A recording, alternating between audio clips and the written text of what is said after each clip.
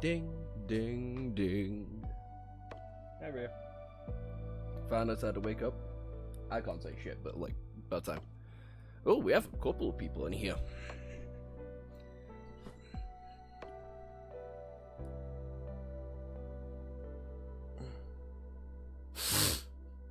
Hello, Irish. Hello, Quips. Hello, Harsh. How all three of us doing? There might be more of you, but I don't know.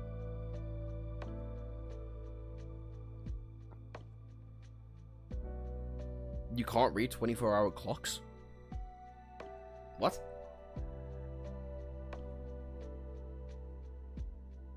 Quibs? Quibs, what do you mean you can't read 24-hour clocks? Anyway, you're British, right? Like, you live in England? It's 6 o'clock.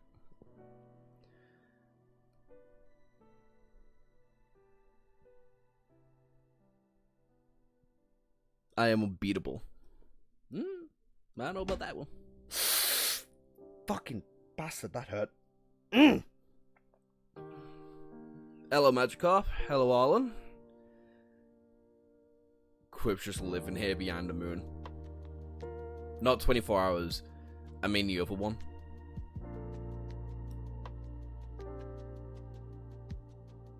What other time is there? There's 12-hour repeating. There's 24 hours. Then I guess there's military, which is just 24-hour clock, but cringe. Cause that's just the military. How's on still in the leaderboard? Fuck knows, brother. I don't know, I only just got here. I only just got here. Anyway, I should probably get the thingy up, shouldn't I? We can hear the music fine, by the way. Am I fine?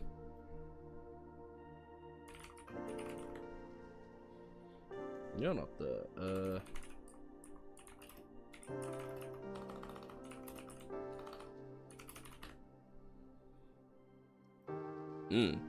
Well, that's a lie.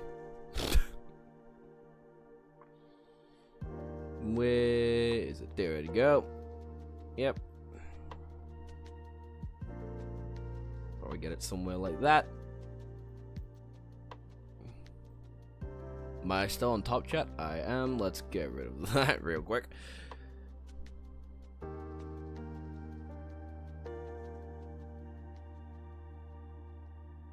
Clocks are hard to learn. Josh, look up your EXP. You're number 1. You're 150 EXP.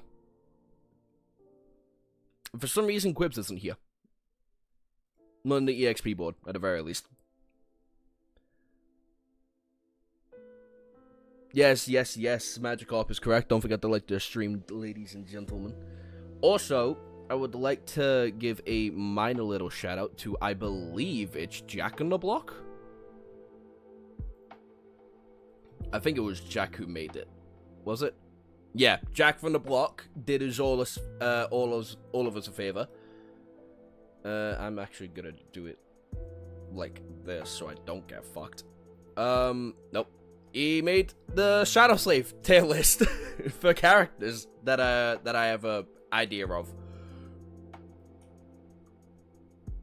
Go from Goat, SABC to Caster. And it has everybody in the main cast that I know of currently. Don't gain EXP, I don't know. Yeah, exactly. Or he will personally show up and stab you with his British stabbing skills. First of all, how dare you? You don't know my British stabbing skills to know that. Second of all, I don't like stabbing. It is not a comfortable feeling. Thirdly, well, I can't imagine it'd be a comfortable feeling. Maybe your account is marked as under 18. If that was the case, no, he'd still be on the stream. It'd just be TikTok, he wouldn't be allowed on. Why is chat so fucking big here, brother? Alright, let's move y'all there. Anyway, since y'all have already had a little quick peep at it, let's move it there. New layout. How are we feeling about it? And it's the exact same for Shadow Slave as well. I don't know why it's the little box is blurred out. But how are we feeling about it? I think I did a decent job while running on effectively fucking free, like, about the crash over stream.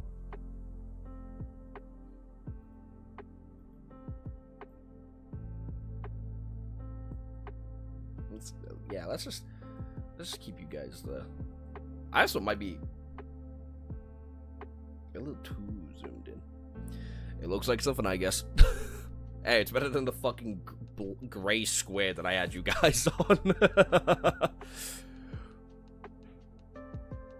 You sound Brit, probably the mid-country, therefore is... No, I am not from the Midlands, lad. Not from the Midlands. Professional. Yeah. I decided to get them both done, because I was tired of just having a fucking odd-ass square that the chat couldn't even fill in. So, I feel like this is just a little bit better.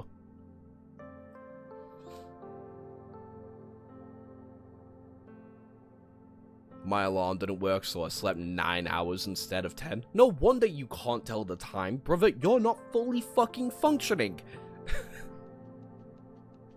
You can't complain about 24-hour clocks if you don't know what fucking time of the day it's in.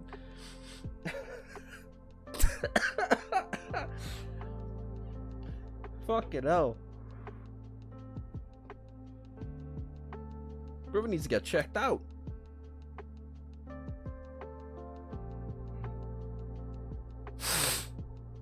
Anyway, it's probably...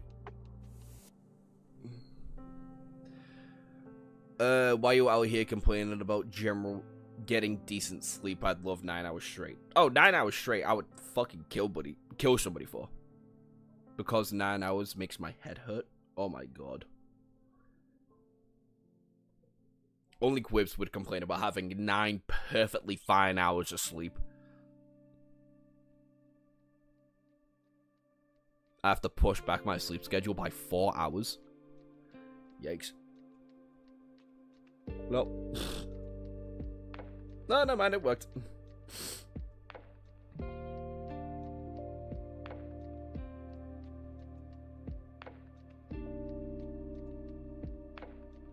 Ding ding.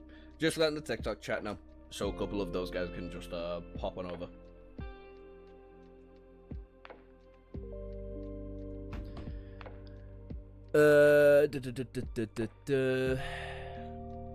How's your day? My day has been fine for the most part. Went gym, made sure the kittens were okay. Ate.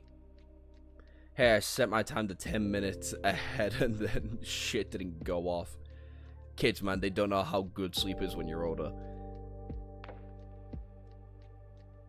Bro, use the stopwatch feature. That's how fucked his sleep was. Oh, that's funny. Anyway. I almost missed the stream by 60 seconds. Brother, I preload the stream by like 2 hours usually. You would have been fine. You should have been fine. Anyway. Since he can't read class, he probably didn't realize it was counting up instead of down. Oh, poor Quips, man.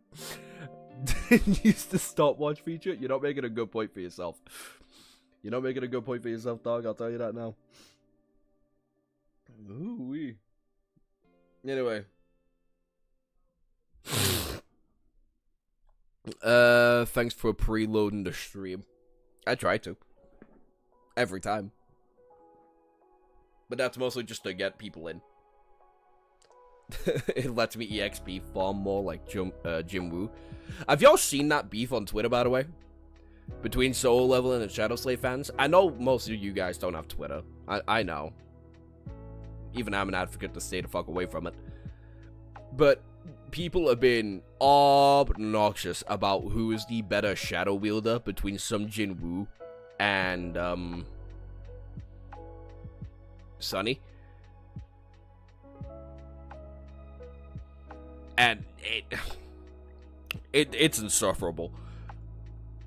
The beginning after the end was my first novel. Lol. Warned you, starts rough and stays rough for a while. Great. Already have to suffer for that with Lord of the Mysteries. What do you know about TBAtE so far? Main character's called Arthur.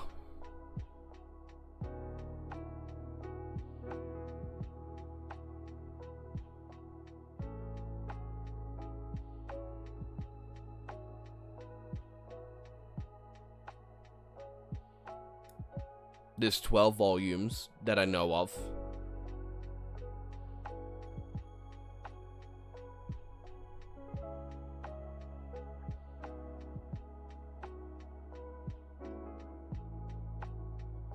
And it's a reincarnation story, and that's pretty much it. I don't want to touch that with a 10-foot pole. Yeah. It's so sunny. Oh yeah, it's sunny every day, but but so Level and fans counterpoint to that is that sunnies are nobody. When the entire community doesn't understand that, no one knows what Soul Leveling's like actually called. So I don't want to hear shit from them. People call Sun Jinwoo an actual Shadow Monarch, but he blatant uses them. It's Sunny, there's no debate. I don't hate myself enough to use social media. I do. Sun Jinwoo doesn't use shadows, he's a necromancer with flavor text. Accurate, yeah. What is the beef that they had? Sunny is using actual shadows, the other is explicitly a necromancer. Magikarp is based. Yep. Man, volume 11, volume 12. Especially 12 was so bad. Yay. Download Twitter is cancerous. Deleting Twitter and become happy, Joshua. Look, I've tried, I've been there, I've done that, but God, I love watching fucking idiots hit their head on the wall so much. It's so entertaining.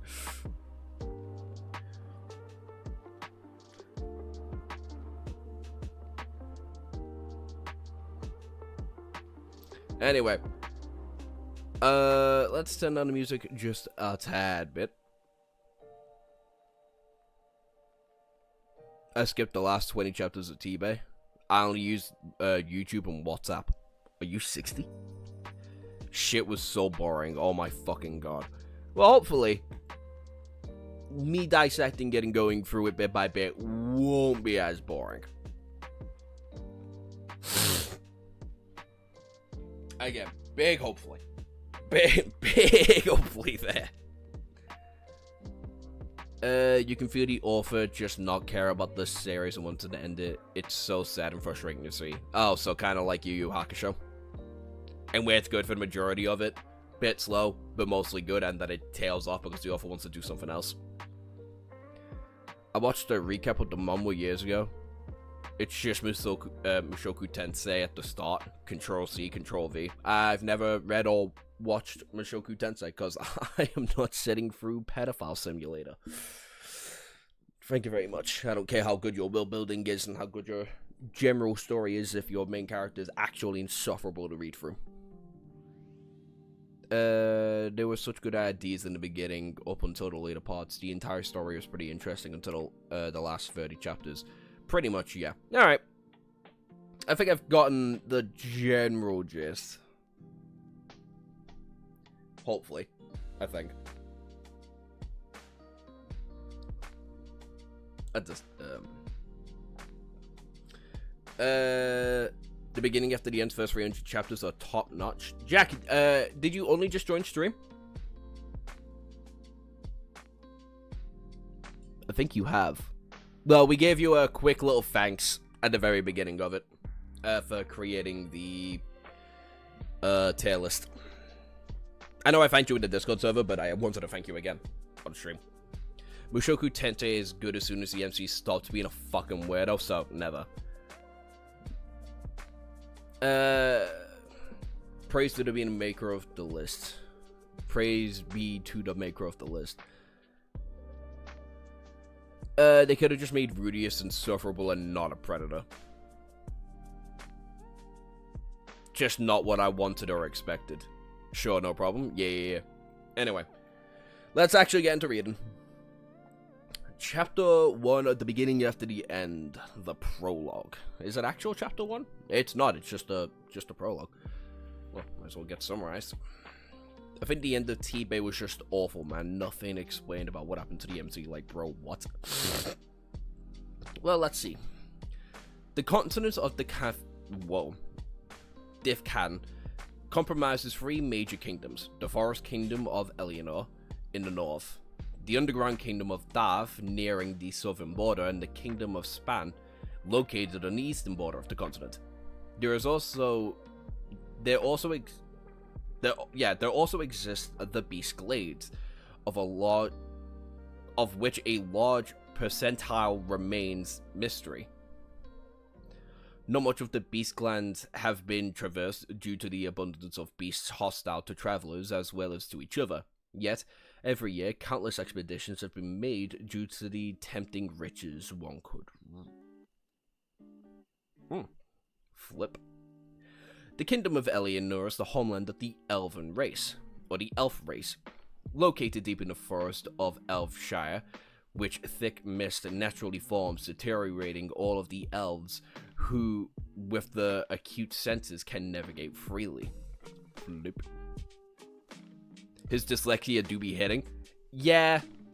The second I saw Span, I was like, yikes. What did I miss? Glazing Jack a little bit for creating a tier list. Names are gonna be fun in this. Oh, fuck my life. I'll just YouTube the names. If it gets to that point, I'll just YouTube the names. I don't give a fuck.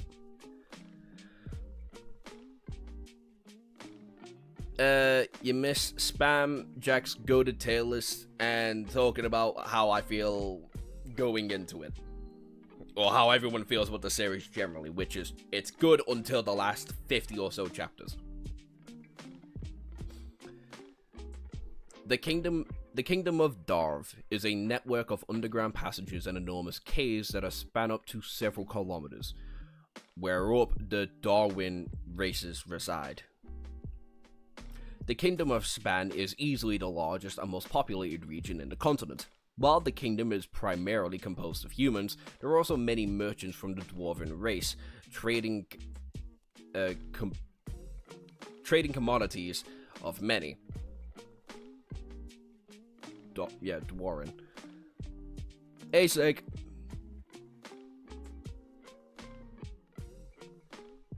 Yeah, your clock's not working. You can't stop me now, Sig. Yeah, that's true. Harsh has a pretty large lead. 125 EXP points on you, actually. The narrator of the audiobook for TBAtE is such a good job, for real.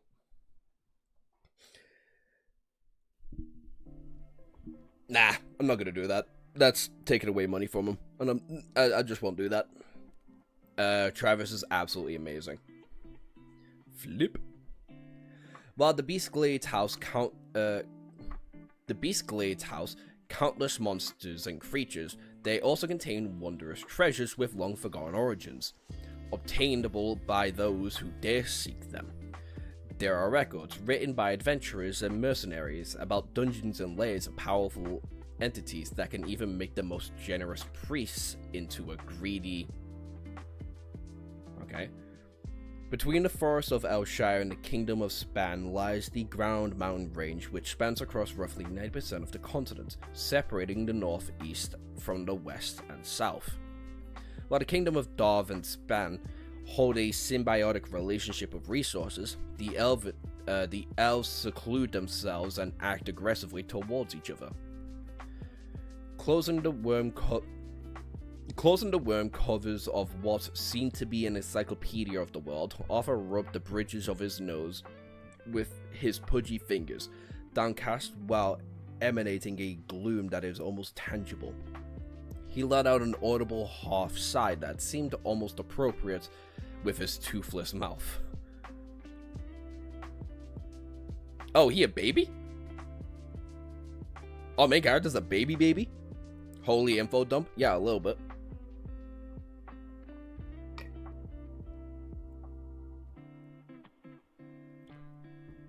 No, but yeah, I know the official audiobook is on Spotify.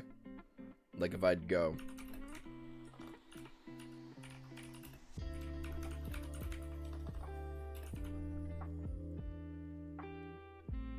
Yeah, the beginning... no. Yeah, it is. The beginning after the end. It's all a big fucking book on here. Which I'm not gonna do because that's taking away money. Where are you reading this? Yes.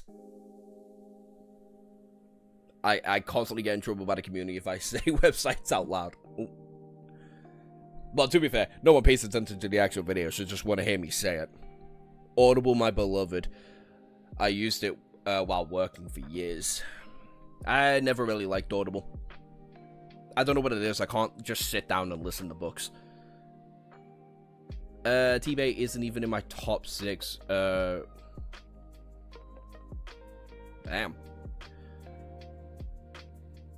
Oh, I have to drive with audio books up to volume 11. I specify it's not mine. Okay, that's fair. Chapter 1, The Light at the End of the Tunnel. I never believed in the whole light at the end of the tunnel folly where people, after experiencing near-death experiences, would startle awake in a cold sweat exclaiming, "I saw the light." But here, I am currently at a so-called tunnel, facing a glaring light, when the last thing I remember was sleeping in my room. Others called it the Royal Chamber. Did I die? If so, how? Was I assassinated? I don't remember wronging anyone, but then again, being a powerful public figure gave all others sorts of reasons to want me dead. Anyway, since it didn't seem like I was going to wake up anytime soon, while I slowly gravitated towards this bright light, I might as well get along with it. The journey seemed to have taken eternity. I half expected a choir of children to be singing an angelic rhythm, beckoning me towards what I had hoped to be heaven. Instead, my vision of everything around me turned into a blur of bright red as sounds assaulted my ears. When I tried to say something, the only sound that came seemed to be a cry. A muffled noise came clearer, and I made it out to a, "Congratulations, sir and madam. He's a healthy boy." What? I guess normally I should be thinking along the lines of, "Shit, am I just born? Am I a baby now?" But strangely, the only thought that seemed to pop in my mind was, "So the bright light at the end of the tunnel is a light coming through a female's vagina." Let's not think about it anymore. Assessing my situation in a rational king-like manner, I noticed, first of all, that whatever this place is, I understood the language. That's a good sign. Next, after slowly and painfully opening my eyes, I retained a bombardment with different colors and figures. It took a bit of time for my infant eyes to get used to the light. The doctor, or so it seemed in front of me, had a not so appealing face with longer grey hair on both his head and chin. I swear his glasses were thick enough to be bulletproof. The strange thing was, he wasn't wearing a doctor's gown, nor were we in a hospital room. It seemed that I have been born in some satanic summoning ritual because of this room. It was lit up only by a couple of candles. Okay. Oh yeah, right. We were on the floor of Oversaw Betterstraws. I started reading my head then, fucking hell. I also can't sit down and listen, but someone who is also dyslexic, the combination of an ebook and audiobook is damn strong. I can't do that. I can't listen and read either. Never been able to. I always sucked at reading in class because of it whenever we had to read out loud, so I just never bothered reading out loud.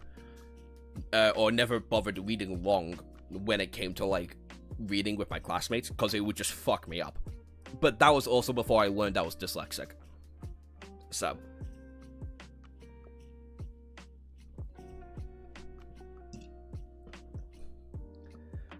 Perhaps because I'm borderline dyslexic and I hate reading. For real, Arthur's acting like he's a king. To the people who can read TBAtE in his past life and any significance later on in the series.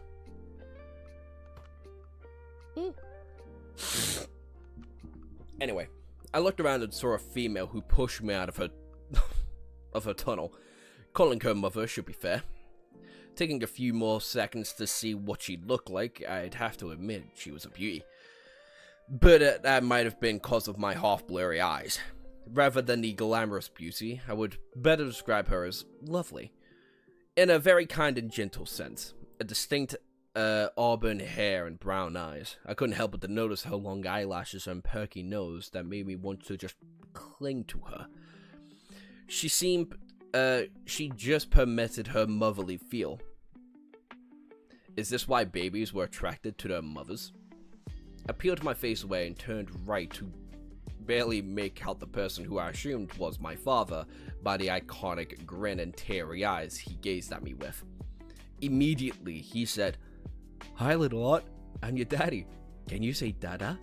I glanced around to see both my mother and the house doctor, all of the certification he seemed to have. Rolling their eyes, my mother managed to scoff, "Honey, he was just born."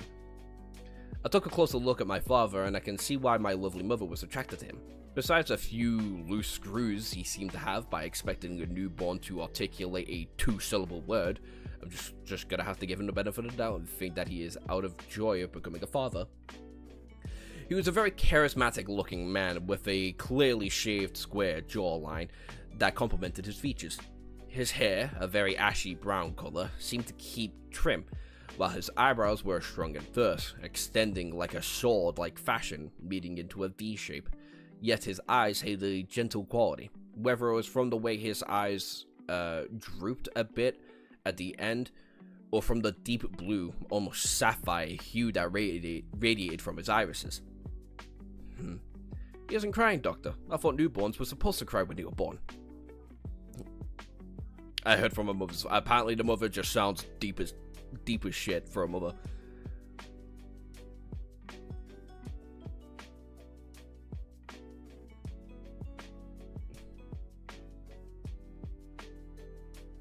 Wait, why are we talking about nightmares? This is already, why don't you share with the class? Did you know you can't remember your dreams and nightmares if you don't move after waking up? I'm pretty sure that's called being dead. Yes, Harsh's past is a big part of the series. Hi, Failure. Or Wagon. I'm gonna just call you Wagon. I don't like calling you Failure. 15-year-old blanket of mine has holes in it, and the nightmare wasn't realistic considering I take care of it quite well. Right.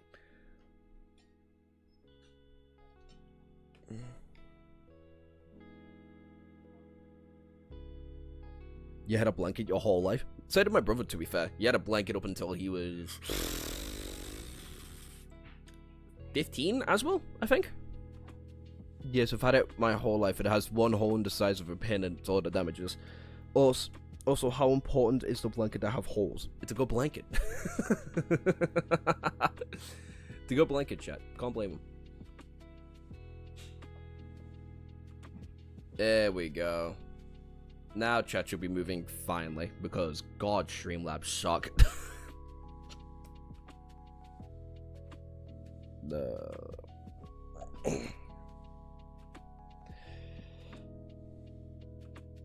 I stole it from my mother as a toddler. Yeah, that is based. Anyway. By the time I finished observing my parents, the wannabe doctor simply excused himself, saying, "There are cases where an infant does not cry. Please continue resting for a couple of days, Miss Lewin, and let me know if anything happens to Arthur." Mr. Lewin. Lewin. The following couple of weeks after my journey out of the tunnel was a new kind of torture for me. I had little to no motor control of my limbs except being able to wave them around, and even that got a bit tiring quickly. I realized all too begrudgingly that babies don't really get to control their fingers all that much. I don't know how to break it to you guys, but when you place your finger on a baby's palm, they don't grab it because they like you. They grab it because hitting the funny bone. It's a reflex. Forget motor control, I can't even excrete my waste.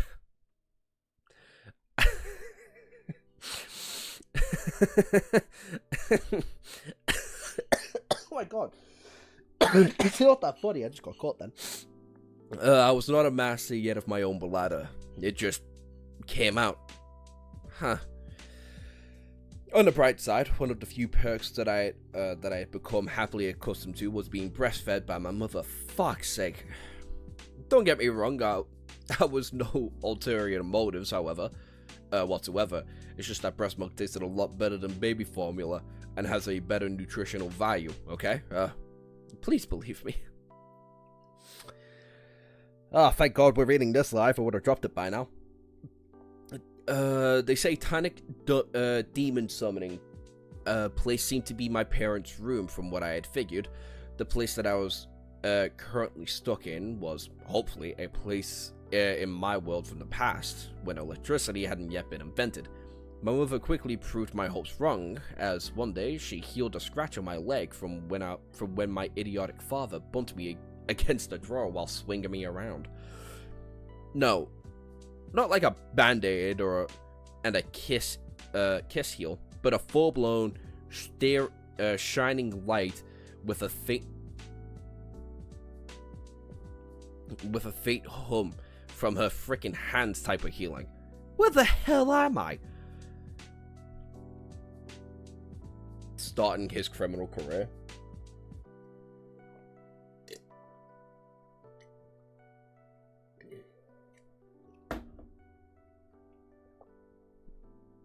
Sig rising back to his natural rank. He's doing a new game plus, so he's simply ahead of the curve. Arthur's inner monologue is really cringe right now. Yeah, it's not even like cringe, it just sucks. Better cringe than predatory. It's basically predatory. Like, fuck off, he's happy that he's drinking breast milk. And for the nutritional value. I don't know why I did it like that's a lie. That's not a lie. But like, for any other reason that wasn't that. This shit's so boring, holy. God, we can tell Kirbs is a child, the attention span of this boy. Maybe the corruption is finally helping me rise. I forgot how weird art is early on. Yeah, no one told me this. No one told me he was a fucking weirdo. My mother was named Alice Lewin, and my father named Reynolds Lewin. At least to be good people. Hell, if not the best, I suspected my mother was a kind of angel because I had never met such a kind-hearted, warm person. While being carried on her back by a baby cradle strap of some sort, I went with her to what she called the town of Ashburn. Was more of a glorified outpost, seeing that there were no roads or buildings. We walked to the main dirt trail where there were tents on both sides with various merchants and salesmen selling all sorts of things, from common everyday necessities to things I couldn't help but to raise an eyebrow at. Like weapons, armor, rocks. Shiny rocks. The fuck?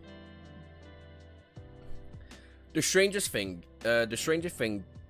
oh my god, the strangest thing that I can't seem to get used to was the people carrying weapons like it was a luxury designer bag. I witnessed a man carried around a 170 centimeter, carrying a gigantic war axe that was larger than him. That's a gigantic war axe. What the fuck? That's almost as big as me. Fucking hell. Anyway, mother kept talking to me. Probably to try and get me to learn the language faster while shopping for the day's groceries, exchanging pleasantries with various people passing by or walking into the booths. Meanwhile, my body turned against me once again. I fell asleep. Damn this useless body. Sitting on the lap of my mother, who was caressing me on her bosom, I was intentionally focused on my dad, who was currently reciting a chant, which sounded like a prayer to the earth for close to a good minute. I leaned in closer and closer, almost falling off my human seat while expecting some magical phenomenon like an earthquake splitting the ground or a giant stone golem emerging. After what seemed like an eternity, trust me, for an infant who has the attention span of a goldfish, it was. Oh, fucking hell, I didn't know Kirbs was near. 3 adult, human-sized boulders emerged from the ground and slammed against a nearby tree. What in the name of... what was it? It's funny because early in the series, he's essentially an emotionless robot, so he really means exactly what he means, lol. All he cares about is the nutrition. I'll take your word for now, Magikarp, but understand I've got a big fucking eye on you now. Teleportation makes you an average Joe. The missionary... a memory transplant, depending on how old the other person is just a secondary personality, or worse, a bundle of knowledge. What did I do?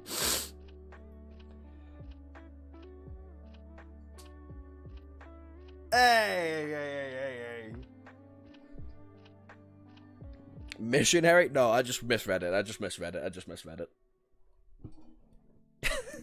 I am very sweaty. This house is fucking killing me. What did I do? Why am I being mentioned? You don't have to worry about it. I filled my arms in anger, but my idiot father interpreted it as a wow and had a big grin on his face saying, "Your daddy's awesome, huh?" No, my father was a much better fighter. When he put his own 2 iron gauntlets, even I felt compelled to drop my underwear.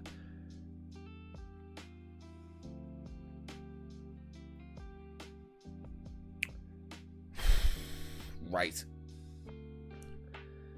With quick and firm movements that were surprising for his build, his fists carried enough force to break the sound barrier, but were fluid enough to not leave an opening. In my world, he would have been classed as a high-tier fighter, leading a squad of soldiers, but to me, he was my idiot father. He doesn't bother me that much. It's usually not that bad for me, it's just... it's the fact I'm sweating so much hurts. From what I had learned, this world seems to be fairly straightforward on filled with magic and warriors, where power and wealth decide one's rank in society. In that sense, it wasn't too different from my old world, except the lacking of technology and the slight difference between magic and ki. In my old world, worlds had become an almost obsolete form of settling disputes between countries. Don't get me wrong, of course there were still a smaller scale battles and armies were still needed for the safety of the citizens. However, disputes concerning the well-being of a country were based on either a duel between the rulers of the country, limited to making use of the ki and close combat weapons, or a mocking battle between platoons, where limited firearms were allowed for smaller disputes. Can we just do this in real life? Get world leaders and make them bash each other's heads in. That'd be so much more convenient.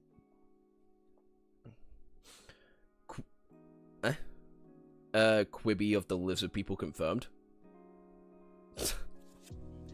This translation seems really off, so yeah, keep that in mind.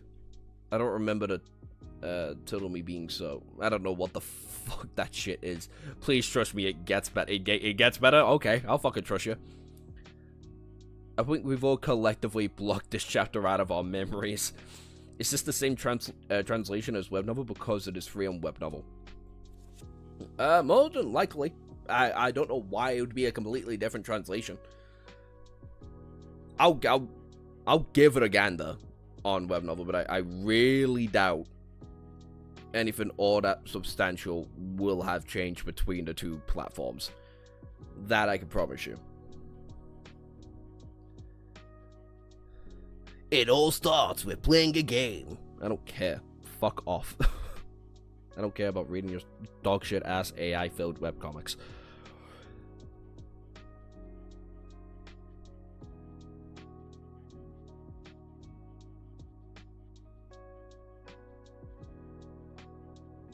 Nope, that's just not the series. Nope. Okay. There we... Wait. That it?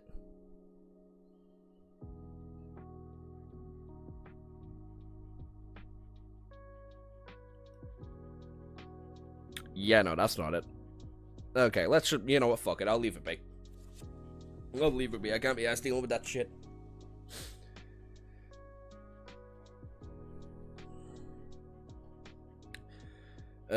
Therefore, kings weren't the typical fat man sitting on the throne ignorantly commanding others, but they had to be the strongest fighters in the strongest fighter to represent his or her country.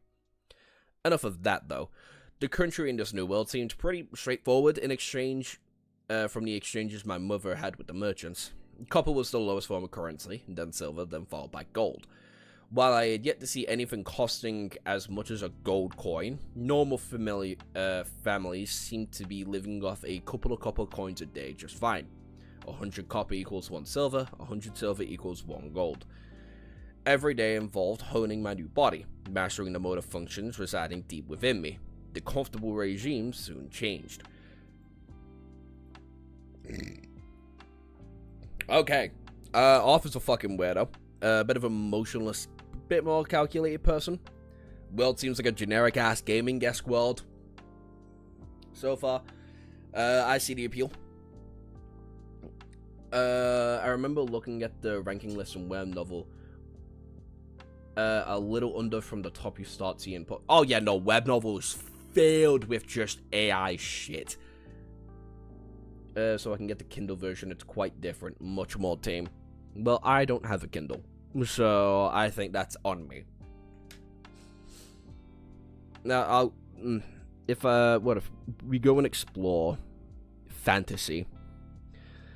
Shadow Slave, other summon dragons. I summoned a legendary knight, the first legendary beastmaster. I've heard that's good, but I don't want to read it. The innkeeper. Oh boy.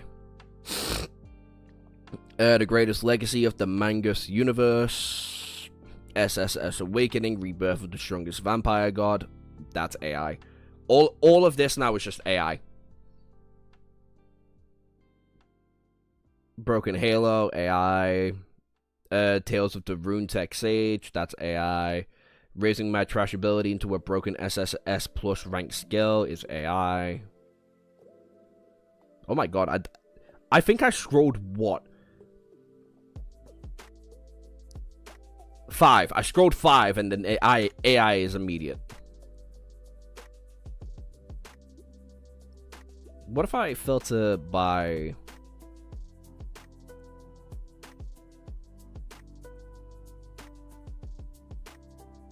Okay, less blatant AI, but still not great. And pawn. There we go. We're at the pawn. That didn't take long. Yeah, no, it's just bad, man. There's a reason I don't try and use the app other than to buy chapters for Shadow Slave. But that's just my own guilty conscience, though. That's not for fucking anything else.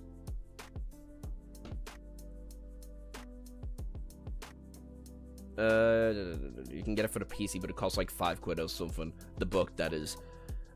Buzzword-ass titles. There really is a lot of AI novels now. It's such a pain. I don't know how... Like, I don't know the process that web novel goes through to allow authors to do that. Especially knowing how long web novels been around for. Like, web novels been around since... I want to say I was a teenager. Like, mid-teenager. Like, 16 almost. Been around for a fucking while.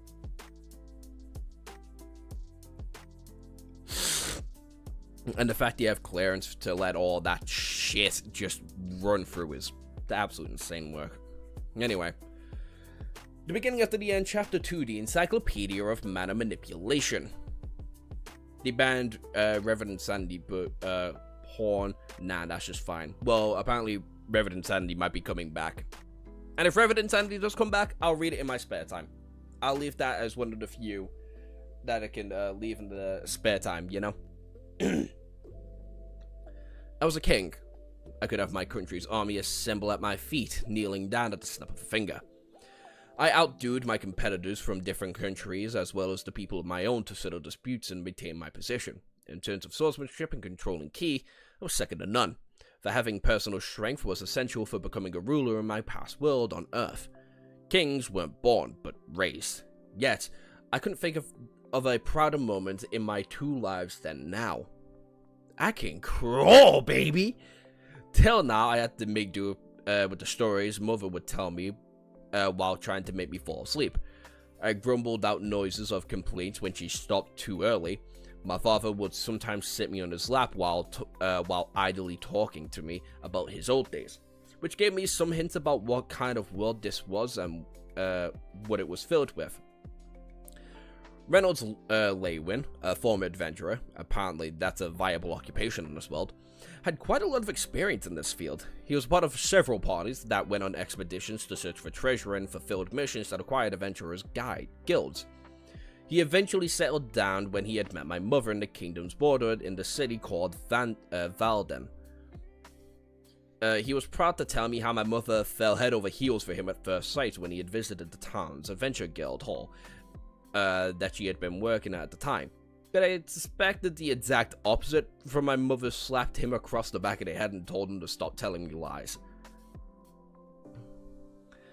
I don't really care, as I don't use web novel besides uploading a chapter every once in a blue moon, because I'm still planning on some abilities. I forgot how boring it starts. Yeah, a little bit. Low-key. My name is Arthur Lewin. Now, by the way, Oz is for short, which, as a former king, sounded a little too cute, but hey, after getting glimpses of myself in the metal sheet that used to be the mirror of the washing room, I looked absolutely adorable. I got my mother's glowing auburn hair while my eyes were as a bright azure color, inherited from my father. I don't know how my facial features were going to turn out as I mature, but as long as I don't turn out to be fat, I'll be okay. Watch out, future ladies. Prepare to be heartbroken. After weeks of attempting to crawl, yet only achieving an all-coordinated scruffle in place, I finally succeeded, even managing to sneak into my family's library study room while my mother was hanging the laundry out to dry. Mother rued the day I started to become mobile, sighing, I swear you're going to become you're going to become as hard to manage as your father. Okay, that's cute. That's funny. That time I got reincarnated as a short-spanning author. Is that real? That sounds real. That sounds eerily real. And I've lost chat. Oh, bollocks. Can I get it back? And I got it back, baby. Oh, do you want to leave?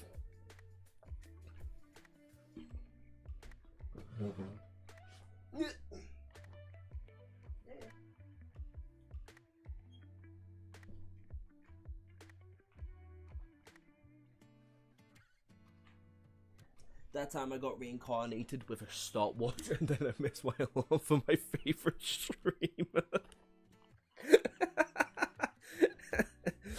Kirbs ain't even done shit. He just confessed about having a nightmare and missing his clock. Anything is possible. Yeah, apparently. That time I got reincarnated in a mic exists. The endless pursuit of freedom.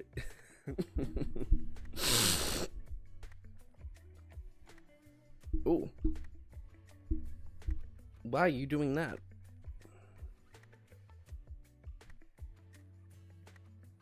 Is the thingy not on? The thingy should be on. Filter. Oh my fucking days. Filter! Thank you. It is on. It's just being cringe. Alright. The mic is owned by a lesbian. I am not a lesbian. How dare you? Anyway, I enclosed the cyclopedia and situated myself more comfortably on the ground. Basically, I just laid on my belly because crawling and sitting upwards was a damn tiring. Pondering over what I had just read, this world seemed pretty underdeveloped. From what I could infer, there didn't seem to be much technological advancements. The only source of transportation appeared to be horse-driven carriages that varied in size for overland use and ships with sails for the rivers. Weapons were freely allowed and not really regulated unless you were visiting the royal family or people that held authority. For God's sake, it continued to baffle me every time I see people carrying weapons while shopping for groceries. Sure, in my previous world, Earth, there were soldiers and guards who were carrying concealed weapons. Despite that, they weren't for the purpose of killing, but to deter crimes from happening. Here, though, I witnessed a thief who stole a couple of items from an armory store, and the other day, and gets slashed in the back by a large, bald mercenary carrying a polearm. Moreover, the bystanders even went as far as to applaud the oversized monk as the thief lay there dying.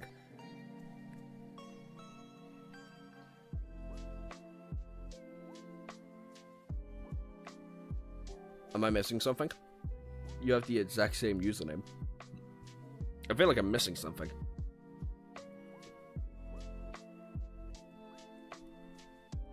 Anyway. Also, why is this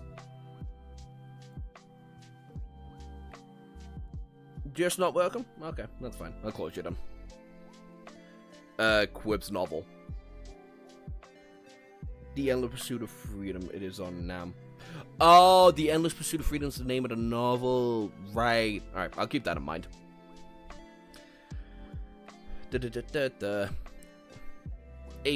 A similarity that both this world and my previous world shared was the system of monarchy.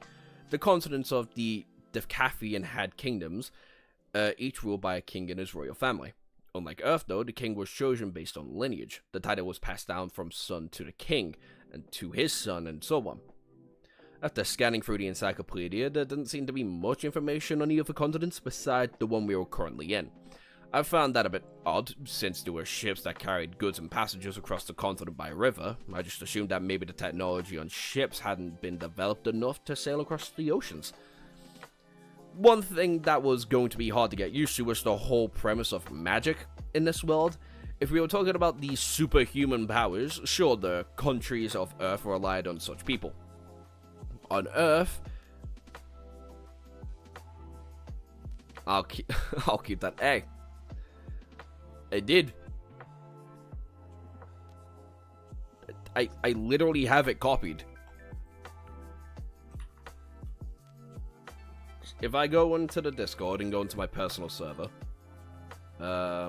manga, yeah, The Endless Pursuit of Freedom. It's there. You can't hide from me, Kirbs. Can't hide your story that you've been gassing up. But you haven't been gassing it up. You've actually been done nothing but complain about it for a good while. On Earth, practitioners learned how to condense and utilize the innate ki that they had in their bodies. I think of it as a muscle, if you will. Repeatedly breaking the ki center down through exhaustion, followed by the rest, would cause the ki center to grow stronger, allowing access to a bigger pool of ki.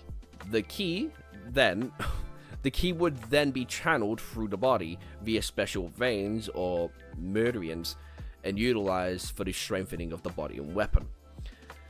This is a whole lot of just fucking. The diabolical is joining the cut. Hell yeah, brother. Welcome in, welcome in, welcome in. I don't know why the noise notification didn't pop up. Well, I do know why, because it also pops up when chat sends a message. Oh my god, you started to read the series? Yes, I absolutely fucking did. What chapter are you on? I'm on chapter 2. We're only a little over halfway through.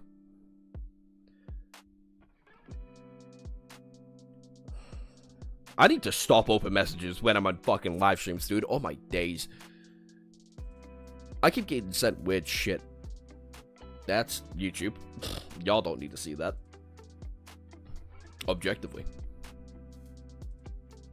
Anyway. In my old world, Ki only existed in the form inside the body. Whenever Ki had never existed on Earth's atmosphere in the first place and ceased to exist because of the pollution caused by humans. We'd never know. The good part is that chapter 9, that's at least 3 TBAtE streams at his pace and at this.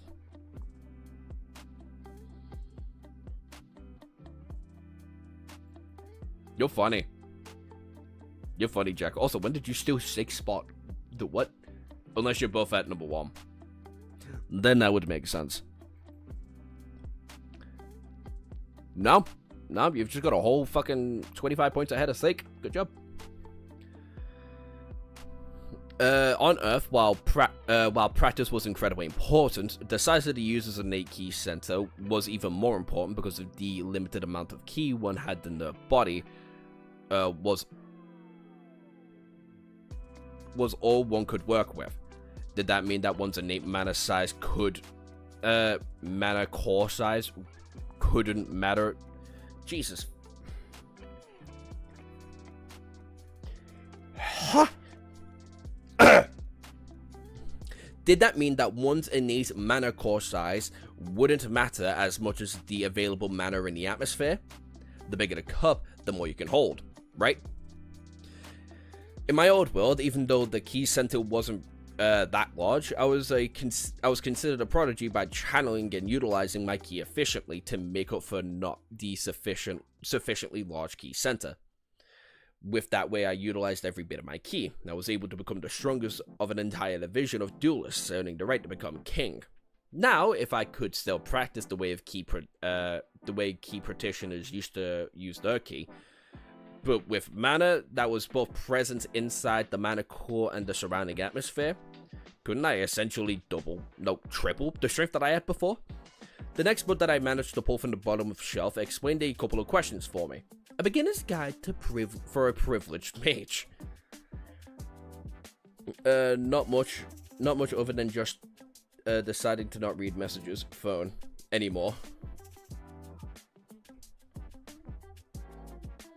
Okay. I had them to moderate chat. Now it's gone.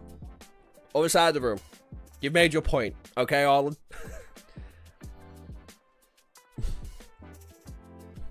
While the power to control mana was largely genetic, there were many cases where children of Magi came out unable to sense the mana around them.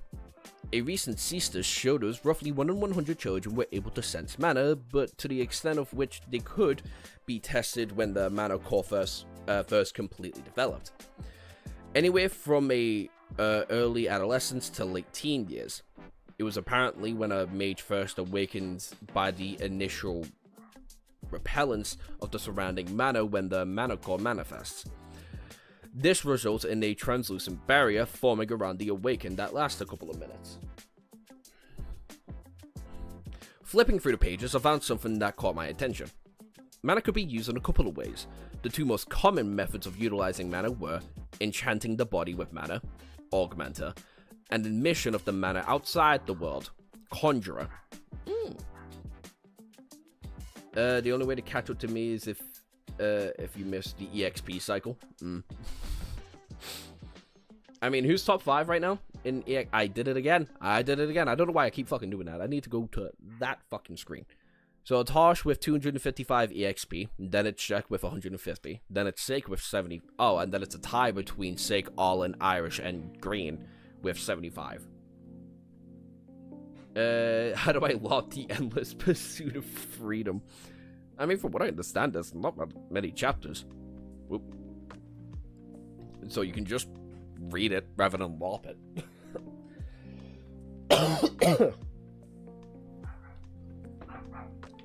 Oh god, dog's barking.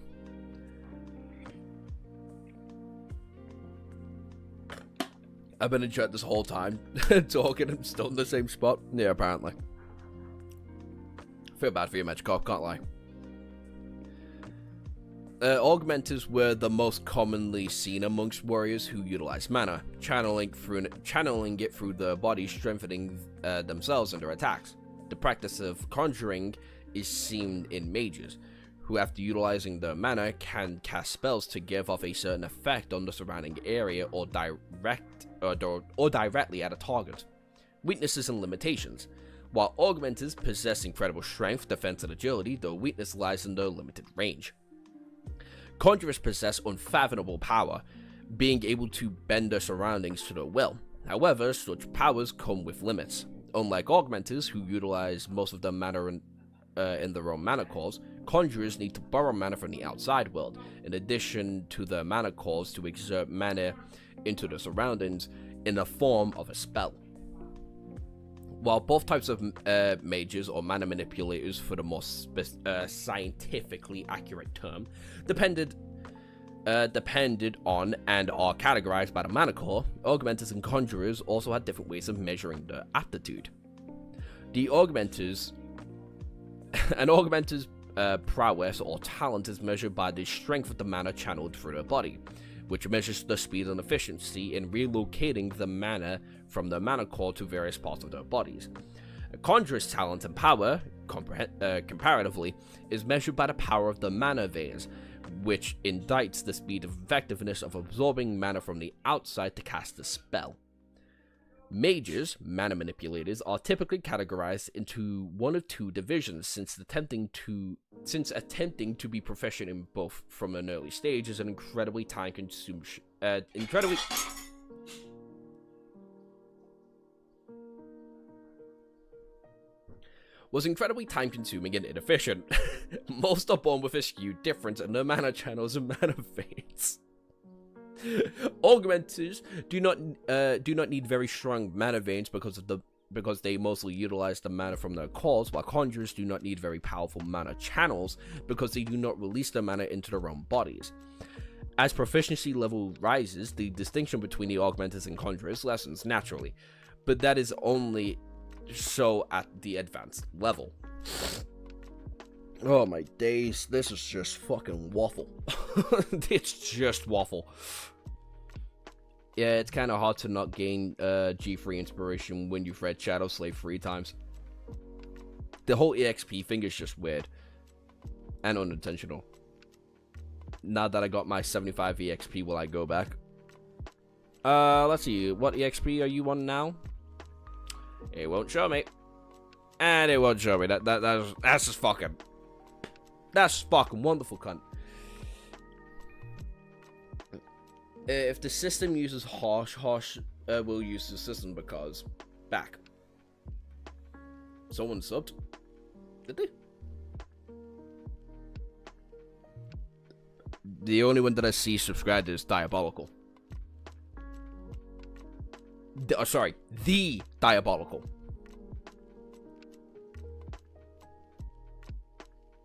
Don't you like other series besides Shadow Slave quips?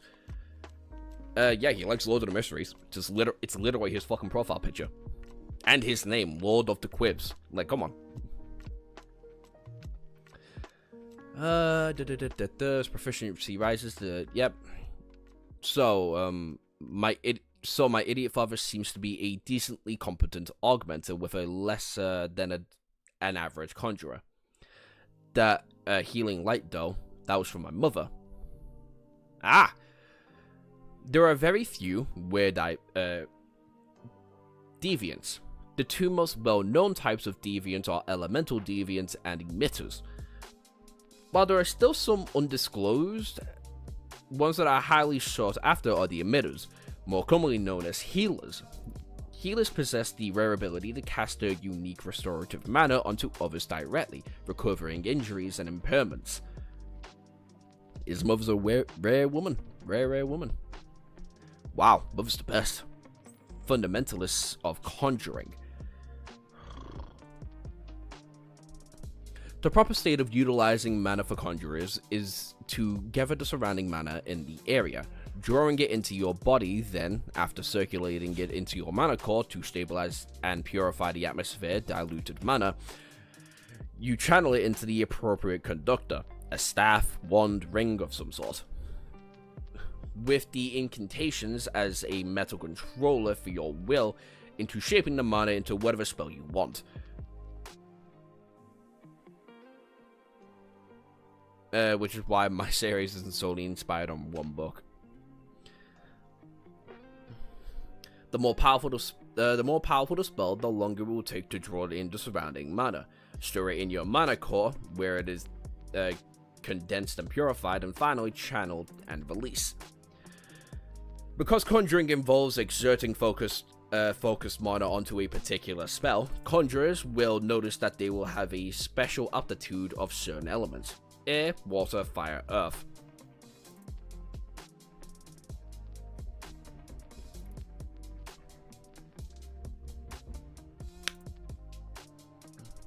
How many chapters of TBAtE until you give up? When it bores me to complete and utter novelty.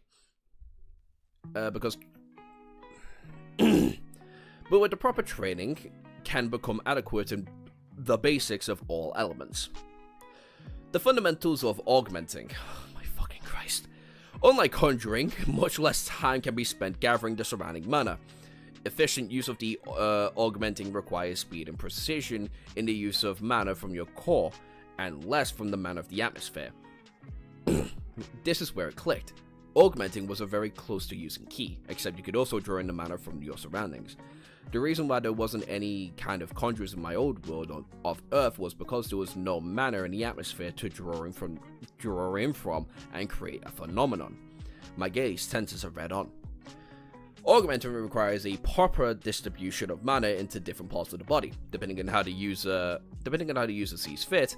While it seems simple at glance, augmenting requires much insight into an individual's own body.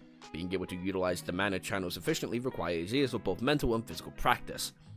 Because augmenting involves extracting mana in its purest form from the user's mana core, there is no highly notable distinction in the elemental sense at an early stage. However, augmenters are able to control their mana more freely, resulting in a vastly different form of fighting through augmentation. I don't know if I want to keep reading this. I don't want the MC to go back home. Are you talking about his story or this one? Because I don't think this guy wants to go home anymore.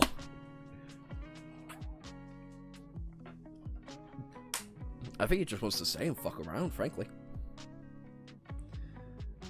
I feel like I attended online class when watching a stream. That's very fair, especially with something that just so heavy-handed on the information like this is. Like, don't get me wrong, it's not nearly as heavy-handed as, like, World of the Mysteries has been so far. But that's mostly in its world building. This is in its power system off the fucking rip. Twin doesn't want a dude wanting to go back to his loving fam. Yeah, why would I ever want that?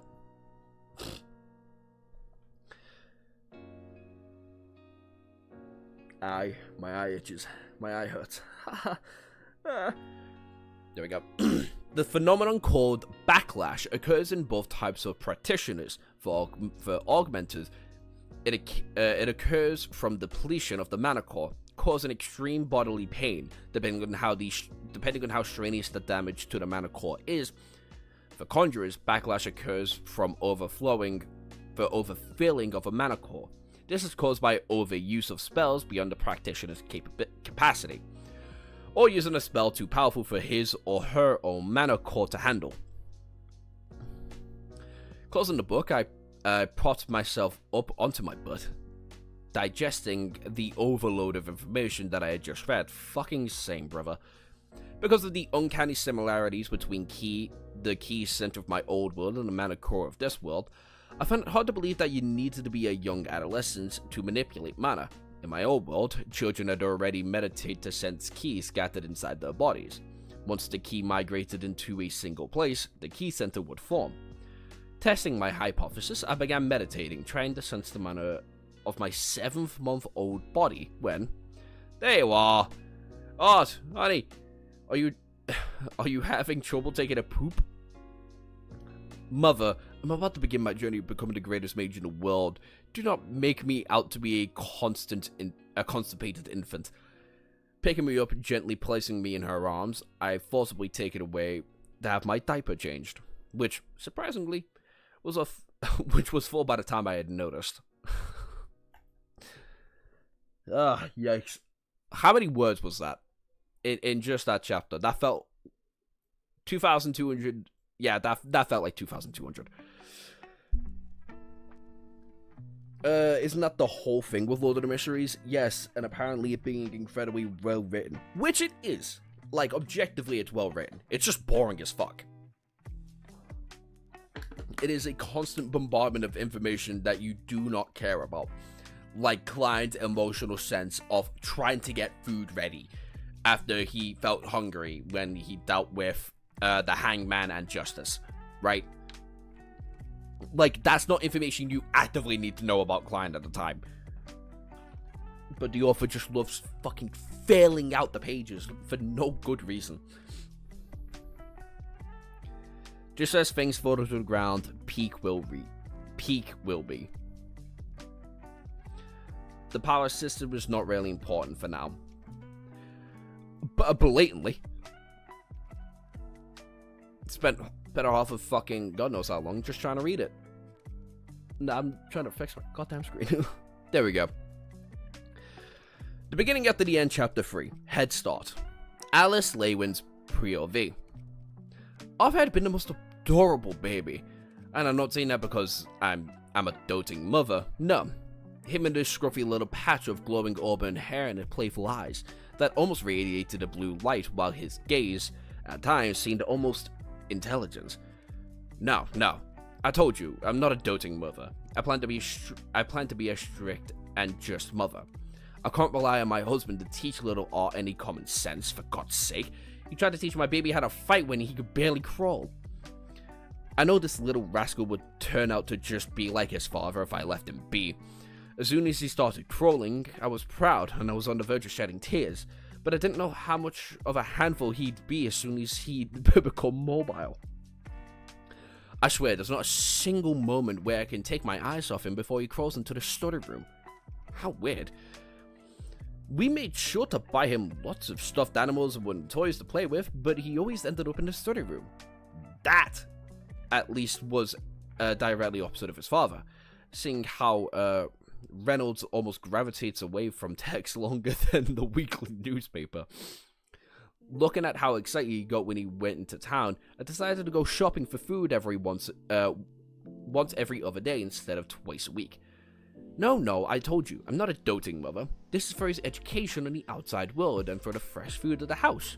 Yeah, that's it. My son seemed to be interested in a lot of things. I can't get enough of seeing his head. That seems so disproportional to his little body, turning left and right while trying to take in everything around him. He seemed practically interrogated by his father's practices. Reynolds was a pretty competent adventurer back in the day. Being a B-class adventurer by the age of 28 was actually a pretty fast climb. Acquiring an E-class rank, the lowest rank, required at least 2 tests to prevent us from sending eager but ignorant adolescents to their death. For the highest rank, I've only ever seen a couple of A-class adventurers in my years. Working there, I've yet to see an F-class adventurer, assuming they actually exist.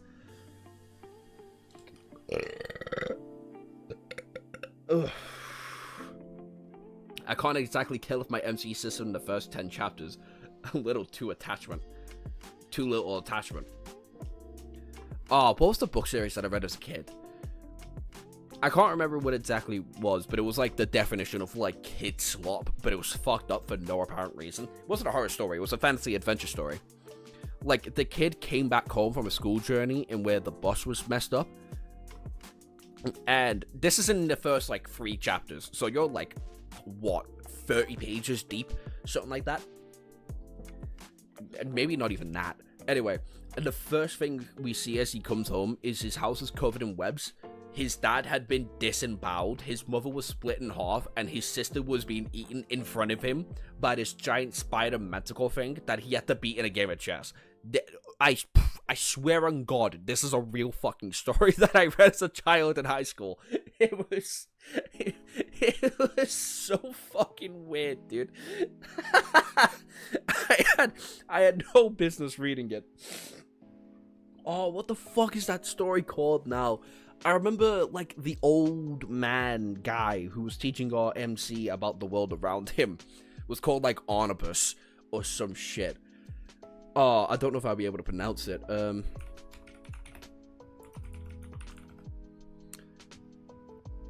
No, that's not even the right fucking thing.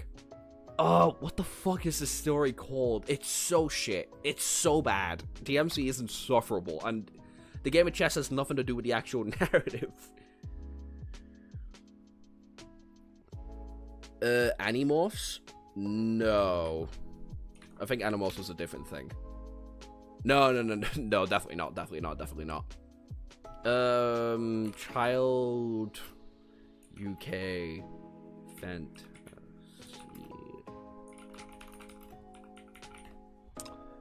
I want to know if I can find the name of it now. Because I read that and Aragon instead of Percy Jackson as a kid. Because we just didn't have Percy Jackson in our school. I remember reading it and just being like, what the fuck am I reading? Sounds like Percy Jackson. I promise it's not Percy Jackson. I was like, damn, that's sick. And then they played chess. What, did he lose his family? Did his family lose the game? I'm assuming so. I think I got like halfway through the book, and then I was just like, this is terrible. I don't want to read this ever again. And then I read something very similar to it. And it wasn't as bad. It was more of a retelling of Dracula's story. I can't find it at all.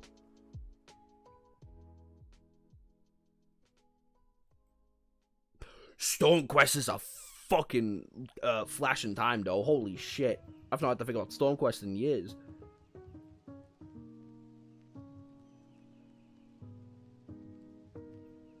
No, it's not this, is it? No, it's not. Okay.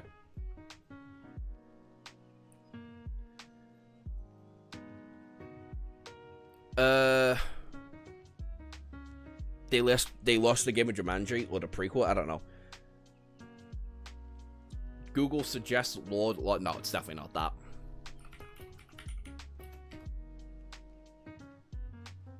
Oh my god! Yes, it is. Yes, it is. Yes, it is. Yes, it is. It's this. It's this pile of dog shit. This exact book. This pile of shit is fucking terrible. Walkthrough's pretty sick. Walkthrough's peak. But wow. Wow. Like, I read this and a couple other Darren Shan books. My school fucking loved Darren Shan books. I don't know why. What was the other one? The other one was even weirder. It was like the origin story of Onibus, or whatever the fuck his name is. Because he wrote so many goddamn books. Was it Lord of the Shadows that I read? Oh, there's Lord of the Shadows. No, not that one.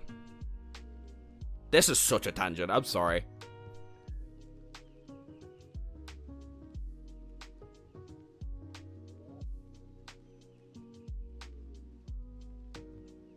Beck! That's what it was. That was the fucking one I read. Beck.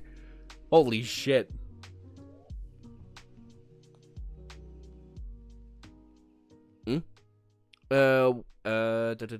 Waku just got season 4, by the way. I've only seen the first 2 seasons because it took forever for season 3 to come out, and I just didn't care anymore. The animation's peak as fuck. Yeah, the fight scenes are sick in Waku. Oh my god.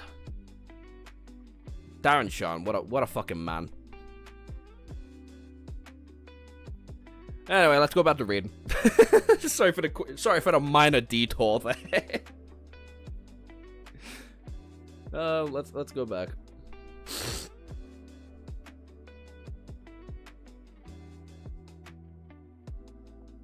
Arlen, by the way, thank you for your contribution. That is also why you're a mod now. You can keep your mod status. Joshua, watch season 3 and 4. The fight scenes are godly. Animation upgrade. I mean, I'd imagine so. How long was season 3 from season 4? Walk. Woman, I can just go on IMDb. They'll have the release dates. 2007 to 2027. Fuck. I know the original series didn't come on. No, the original series came out in 2027, but Netflix remade it. And that's what I'm remembering.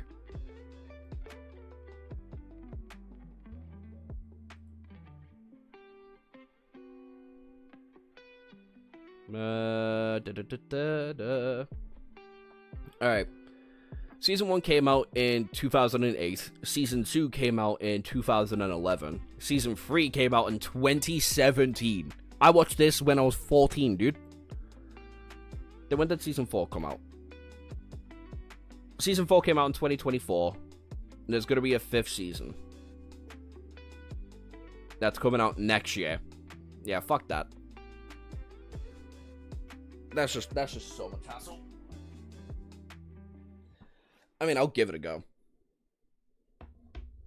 Season 5 won't take nearly as long due to it being funded already. I mean, that's good. I like the idea that the show has already got its money's worth.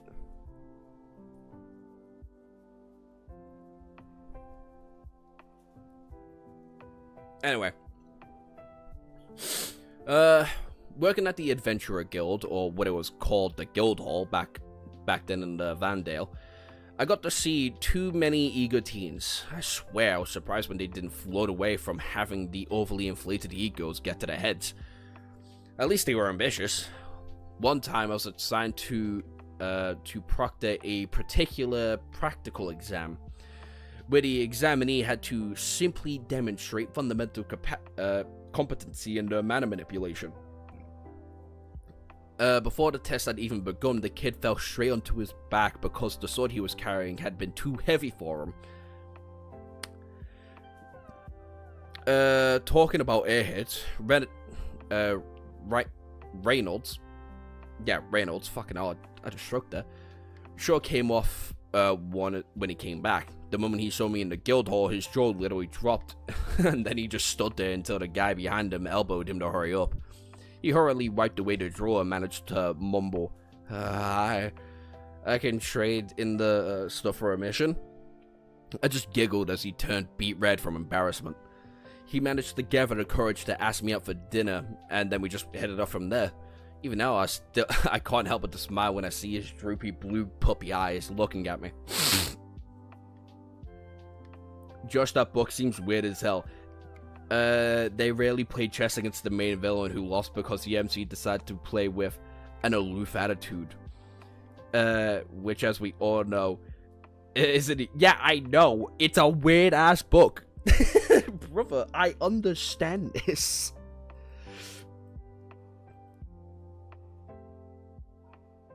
It's easy to see you're enthusiastic about it. There's also a guy called Bill E. who is secretly a werewolf. Oh my god. It's so shit. It was so shit.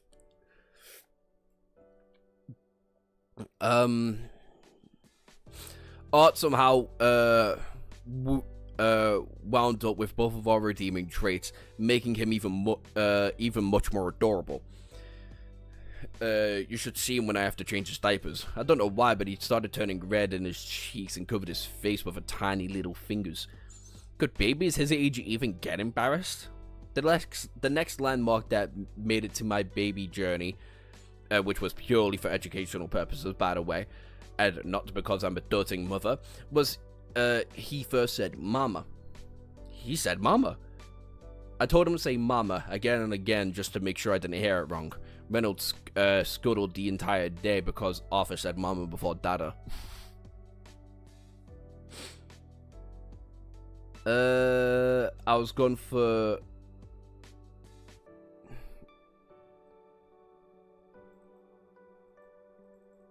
Well, why am I being summoned like Big Raga?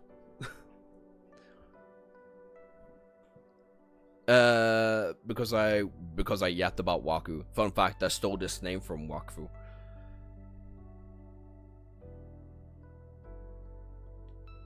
Who Wakfu's called Quibs? Again, not watched it since 2015, but still, I can't think of another game called Quibs. I might just be stupid though.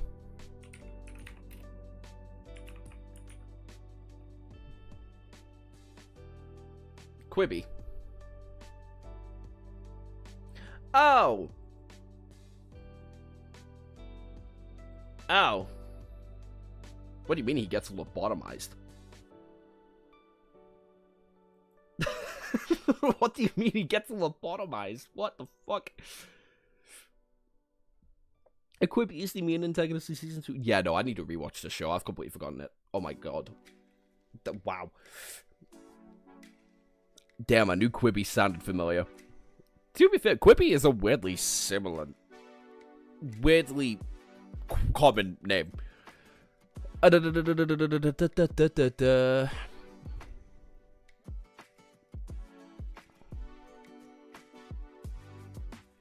Sorry, I had to research this mysterious book. I initially was sure Josh was hallucinating. I was not hallucinating. This book is fucking weird. Lobotomized? What are you reading? The villains are minted. I just read the wiki. I don't know what to tell you. Oh my god, I need to piss so bad. And take off this jacket because I'm sweating like a whore in church. Fuck. Call me a priest in a primary school. Fucking Christ.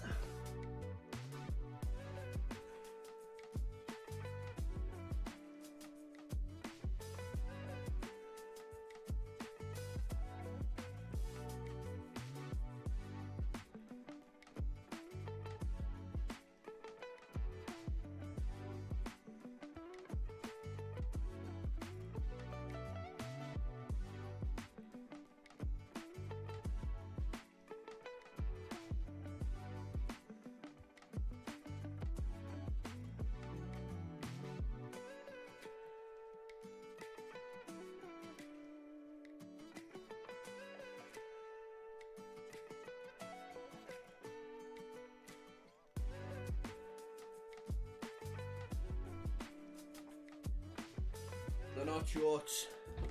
The PJs. Anyway.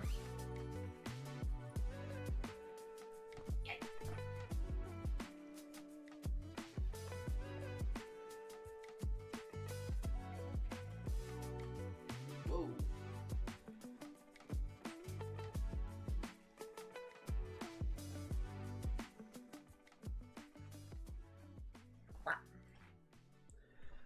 Oh my god, that is so much fucking better. Holy shit.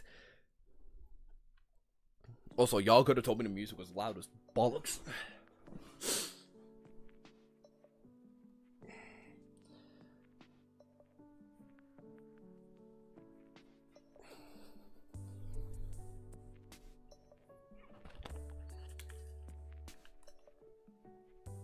Quicks. I was away. No one could see me. You can calm down, Owen. Christ. Wasn't that bad?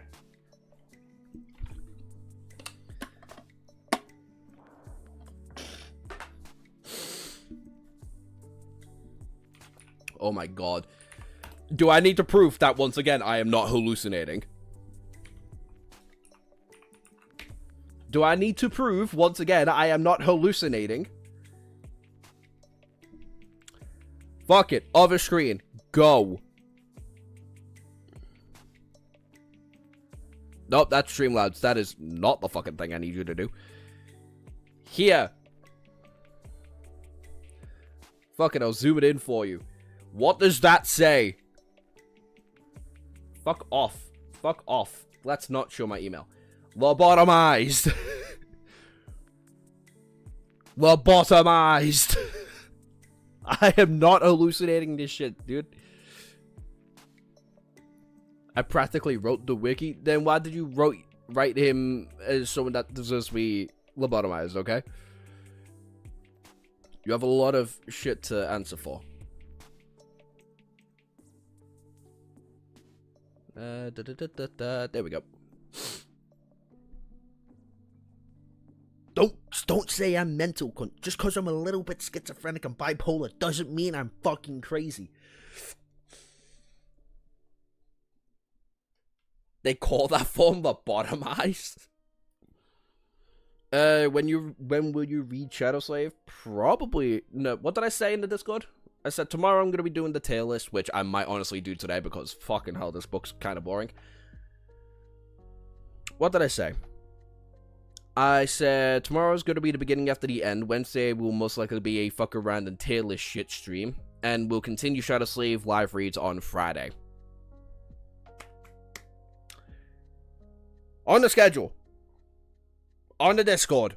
On the YouTube. You can go join it. Links in the description. Actually, I'm going to double check if the Discord's in the description. The Discord is in the description. Also, is it just me or is Joshua's stream always really quiet? I do have a thingy on. But that's just so I don't blow your fucking eardrums out anytime I have to talk. A little bit. Usually I only need to put my speakers. They're a bit more quiet in general. I mean, I could raise it up, but then I'll be getting into the red territory.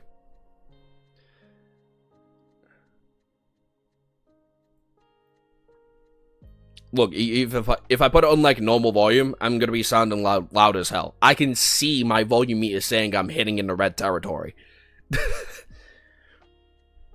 And it's gonna sound crunchy and weird. Can you stream in 2 times speed? God, I wish. My God, I would never sit through my streams normally. I don't sit through streams normally anyway. I usually put everything in 2 times speed. Even when editing a video, I try and throw that shit in 2 times speed. I know how insufferable these fucking things can be. Alright, let's see. What was I doing? Oh, reading. Right. Let's bring myself back down just a tiny bit. Tiny bit. My YouTube is permanently on 2 times speed. Mine's permanently on 1.5 times speed. But that's just because sometimes I do actually want to watch the videos. I told him to say mama again and again. Yep, I read that. Haha! I won! The rest of the year went by pleasantly, with my son sticking by me whenever I went and frequently looking out the window to go see his father practice after dinner. I'm glad Reynolds gave up being an adventurer and instead took up the post of being a guard nearby our town. Being an adventurer may have brought in more money, but not knowing when or if my husband could come home was not worth the amount of extra money. More so after that incident. To our relief, little Arthur never really got sick, but oftentimes I would find him sitting still on his butt while closing his eyes. At first I thought he was having trouble relieving himself, but after checking for the first couple of times, it didn't seem to be the case. That's strange. I didn't know what to make of it. I thought babies his age were supposed to be energetic and flighty, but after his episodes of escaping to the study room, he seemed to spend a lot of time just sitting still, almost meditating. I was worried at first, but although it happened the couple of times a day, it only lasts for a couple of minutes, and Art seemed strangely happy afterwards. The way he holds up his arms to look at me makes me want to gobble him up. Not a doting mother. Now I can turn it down a little. Yeah, I'm not fucking crazy. I always think I'm loud. Well, I don't always think I'm loud. Everyone in my life has always told me, you're loud as shit. Pipe it down a little bit. So I listen. Which is why I don't blast you guys at like full fucking volume. I also just realized something. And that's really annoyed me. And I don't think I can fix it here. I can't fix it here. Fuck! That's fine. That's fine. Alright. I'll worry about that in tomorrow's stream. And where we will most likely just be fucking around. off of Laywin's perspective, I hope that Shadow Slave doesn't receive the same treatment as the TBAtE anime did. If it ever becomes a thing, it will most likely become a thing, and it will probably get the same treatment as Solo Leveling and Omniscient Reader's Viewpoint. Did we just get banished? No. Not for a little bit. Speaking of Omniscient Reader's Viewpoint, by the way, did y'all hear that Season 1 of its Monword just ended? And we're not even halfway through the story? Only 49% of it? Only 49% of the story, and we're done with Season 1? They know what they're doing! They know what they're doing, and it's making me happy. No, it's coming out next summer. Got confirmed with the... Oh, God, it was the Webtoons and Warner Brothers deal.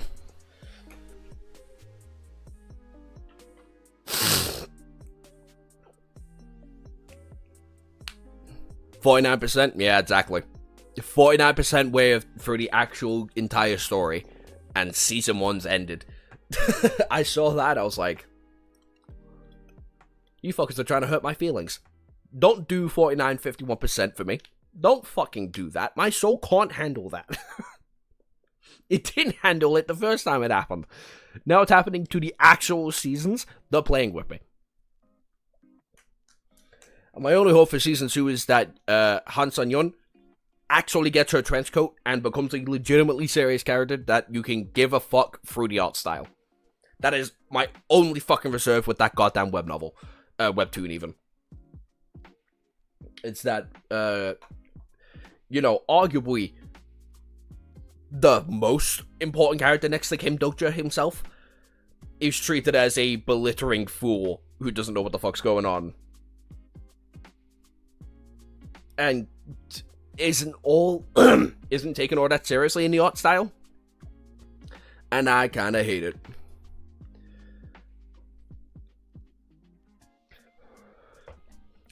Did you hear what the Lord of the Mysteries historian said? He wanted to get the TBAtE treatment.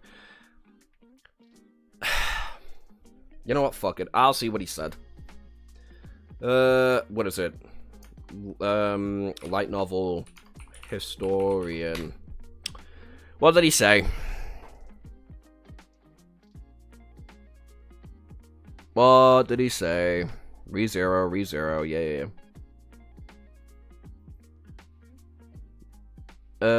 Which one amongst Omniscient Reader's Viewpoint, Lord of the Mysteries, ReZero, and Mushoku Tensei is better overall in category-wise?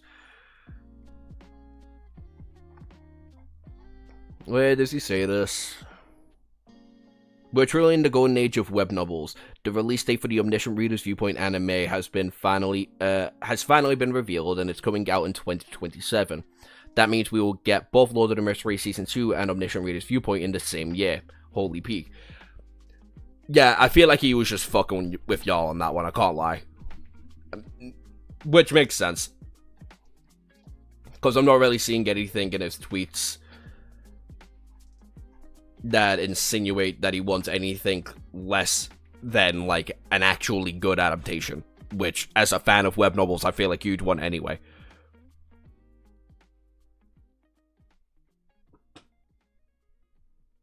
Yeah, I'll mute the stream. I will not get spoiled for Omniscient Reader's Viewpoint. Oh, you saw it on a short?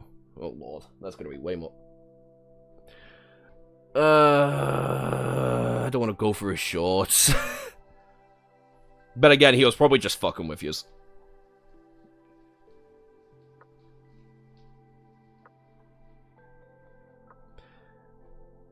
Oh, I know where he will said it. Where's his TikTok? Bollocks. What's his TikTok called? It's Twitch one. Why am I so fucking low down? Light novel historian clips TikTok. I know he must have said it though.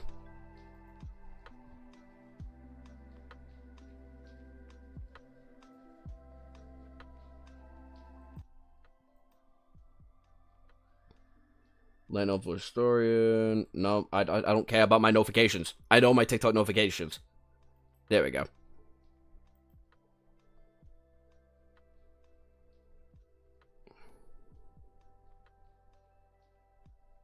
Wisteria is a humble upgrade to Black Clover. That's a bad take. That's a bad take. What the fuck? Wisteria is actual fucking just so mid. It's so fucking mid. So leveling fights clear Lord of the Mysteries. Okay. Reverend Sandy's getting unbanned. Reverend Sandy versus Shadow Slave and the big three web novels. I don't know why they're in the same conversation. That doesn't make any fucking sense. Lord of the Mysteries author calls Koi haters illiterate. That makes sense. The web novel readers. I'm not seeing a clip in where he says he wants it to do bad. He 100% didn't mean it. I'm just trying to instigate. Yeah, that makes sense. I seriously love how the novel grabs so little of Josh's attention. He keeps going on a tangent after tangent. Yeah, no, this is a bad introduction. This is a bad introduction, objectively. Do you read any light novels off stream? Actual light novels? On occasion. I read the first volume of Classroom of the Elite. Holy fuck, is that overrated? Holy actual living shit. Is a novel been so overrated in my goddamn existence on this planet? Holy shit.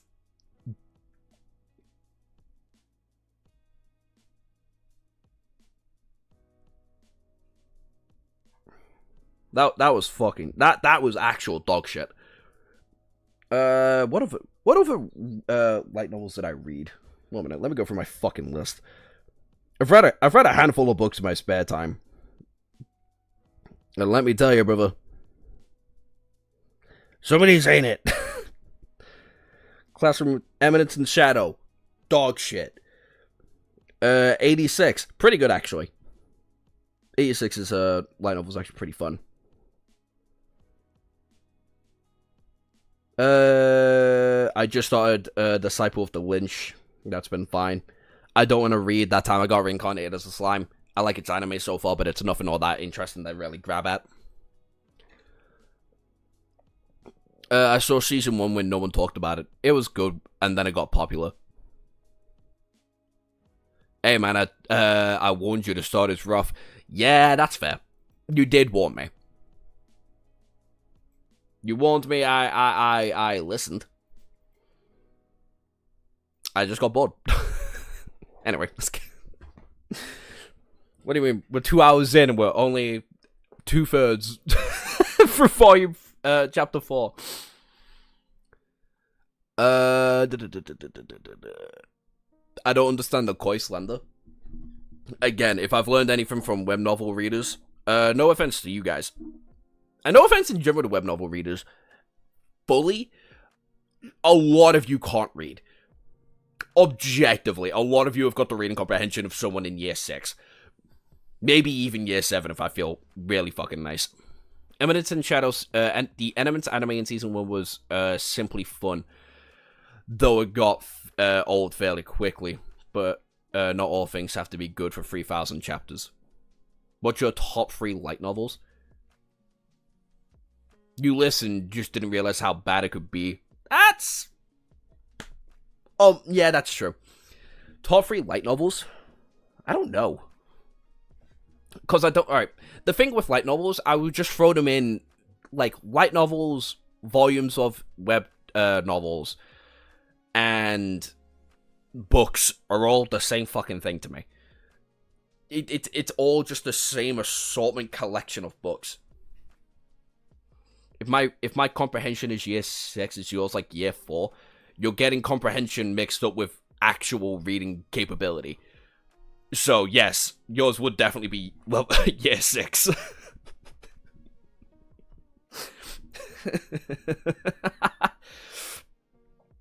I heard people don't understand koi. What's going on with that? I've also heard that. I've heard people don't really fuck with koi because it just gets too convoluted. Which, I guess, for Lord of the Mysteries is kind of standard, but...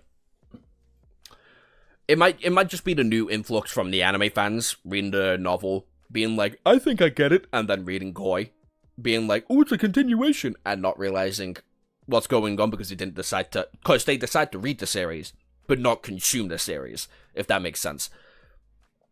Which is a big fucking problem, actually. So many people like to read, but don't consume shit. It's same like binging an anime. You know how you like, as a young teenager, or just as a teenager in general, where you would sit down on a weekend, just binge watch an entire season of anime. You can't tell me what the plot was saying, who the characters were, what was the point of the characters, and like generally just what was going on. You couldn't do it. You might be able to recall a couple of cool things that happened because it caught your attention, but bear in mind that nothing.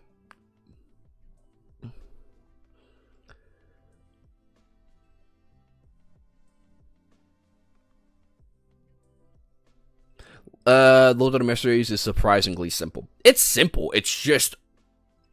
What's the correct word to use for Lord of the Mysteries so far? Again, I'm only on chapter 13. I haven't read any since last night. It's one of those series that over-explains itself.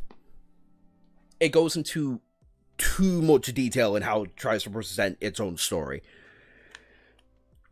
As of where I'm at currently. And that's not a bad thing, it's just boring. Especially when it doesn't need to do it. Bro really doesn't want to... To be fair, I actually am getting distracted at this point. That's on me. Bro, you're getting distracted. Just read. Alright, fine. Arthur Linwood's POV. About 2 years ago, about 2 years have passed since I've made my difficult journey to the study room. From then, I've been constantly trying to gather little bits of mana spread out in my body and focus in an attempt to form a mana core. Let me tell you, it was a slow and arduous task. I would find myself having an easier time trying to learn how to walk on my hands and eat with my feet in this damnable body than trying to will my mana core to condense. What a weird tangent, what the fuck? I could see why the book said it would take a unit to it. It would take until at least adolescence age for someone to awaken. If I had let my mana particles in my body move by themselves, it would have taken at least a decade for them to gravitate towards each other to form anything remotely close to a mana core.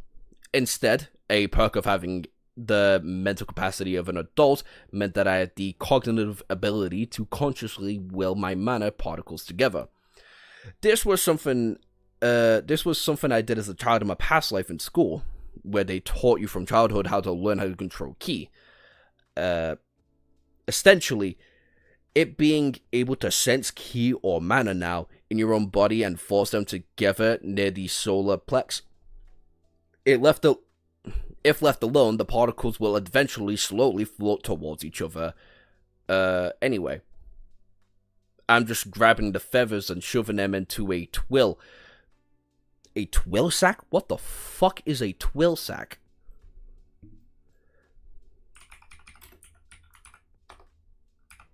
I'll give you that. That's what that's called? I'll be damned. Anyway. Learn something new. Solar plex, a twill sack instead of waiting for them to float down by themselves. Figuratively speaking, of course. Daily rituals consisted of me trying to spend as much of my limited energy as possible on gathering the mana while avoiding suspicion from my mother and father. My father seemed to think that throwing a child into the air would be quite enjoyable. While I understand that there would be some adrenaline effect that may excite some people, when mana was used to reinforce his arms, and then I get thrown into the air in a high-speed projectile, the only thing that I had was nausea and a traumatic fear of heights. This dad is not sane. Who in the righteous fucking mind thought it would be a good idea to throw baby with super strength? Baby with super strength. Are we crazy?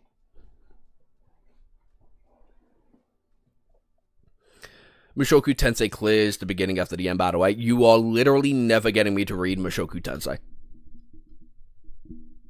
Lie, actually. Channel gets to 10,000 subscribers, I'll read Mushoku Tensei. I'll fucking do it. I'll suffer. If I've got to read Rent a Girlfriend on 10,000 followers on TikTok, I'll read Mushoku Tensei at 10k subscribers. Mushoku Tensei, the beginning after the end, solo leveling. There's not many things that can... There's a lot of things even that can beat out solo leveling, let's be serious.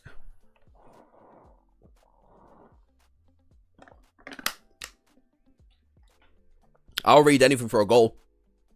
I'll read anything for a goal. And I've probably read worse things, realistically. Let's be honest now.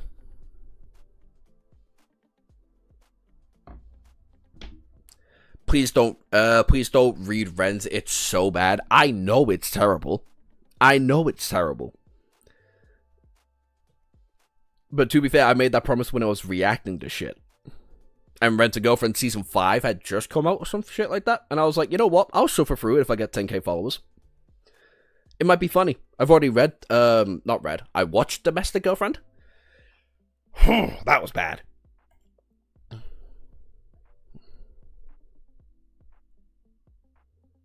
TBA is just a better power system compared to solo leveling. Which is funny because I think solo leveling power system is actually quite fun. Mushoku Tensei and the beginning after the end are literally the same for the first 6 to 7 chapters.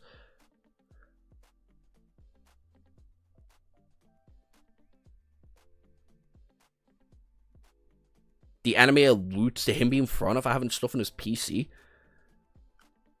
You're so fucked, Joshua. Oh yeah. 100%. 100% fucked. Fortunately, my mother had a pretty firm handle on my father, but my mother scared me sometimes. I'd often caught her staring at me, half drooling, looking at me like I'm some kind of premium meat. I tried to adapt to my body by only taking in very simple sentences. After I first said mama to let her know that I wanted more food, she almost burst into tears of joy.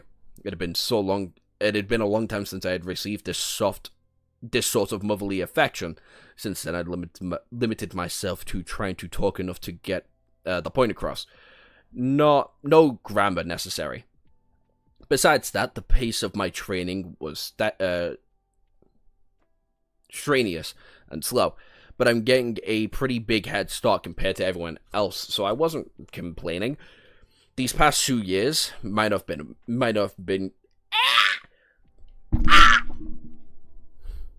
The past 2 years have not been a waste, for I finally gathered all the matter into my solar plex, and I was in the midst of condensing a mana core when, boom! Holy fuck! Fully stroked out, just fully had a heart attack there. I honestly enjoyed the beginning after the end novel so much more than the manhwa. At this pace, make a goal to read. At least it might be enjoyable. That's not the fun of it, though. The fun of it is me being in pain, Quibs. That's the fun. I genuinely had to drop the manhwa. I just couldn't do it. These noises he does sometimes make it sound like level Star Wars death noises.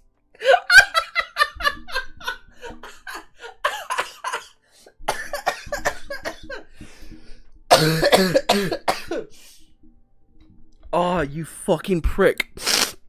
But I hear it. I can hear myself doing the agitated scream. Oh, that's fucking evil, you prick. Oh, Arita's... Oh. Will make you in pain too. Just sad pain. I don't care about... So will Rent a Girlfriend. I'm just sad because I'm forcing myself to read it. Oh, and killed Joshua? Yeah, he did. I fucking died. Oh, Christ. Reynold Lewin's POV. My baby boy. I was so happy we had a son. I wonder when baby can start training. When did I start training again? Man, I can't wait to teach my baby boy all kinds of magic. I hope it turns out to be an augmenter like his old pops. I may know the basics of conjuring, but I can't do anything particular with it, except for the use of to form mental exercises. Alice, on the other hand, is one of the most talented people I'd ever seen. Even as an emitter, she's exceptional. Back then, after she agreed to date me, she joined my party. We went on a mission together, and we went on missions together. Her restorative powers are amazing, and her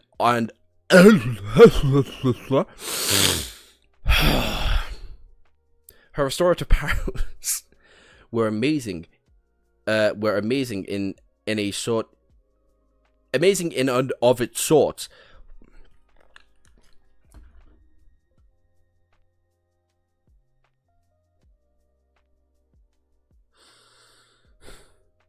I'm getting flustered. I'm getting annoyed. Hi. It would be funny if Josh read Koi first. Absolutely not. No, I'm not burdening myself with that. But what shocked me the most is when she used an area of effector spell, which healed all the allies inside. Talk about one of a kind. And I'm her husband? Fuck, what do you want?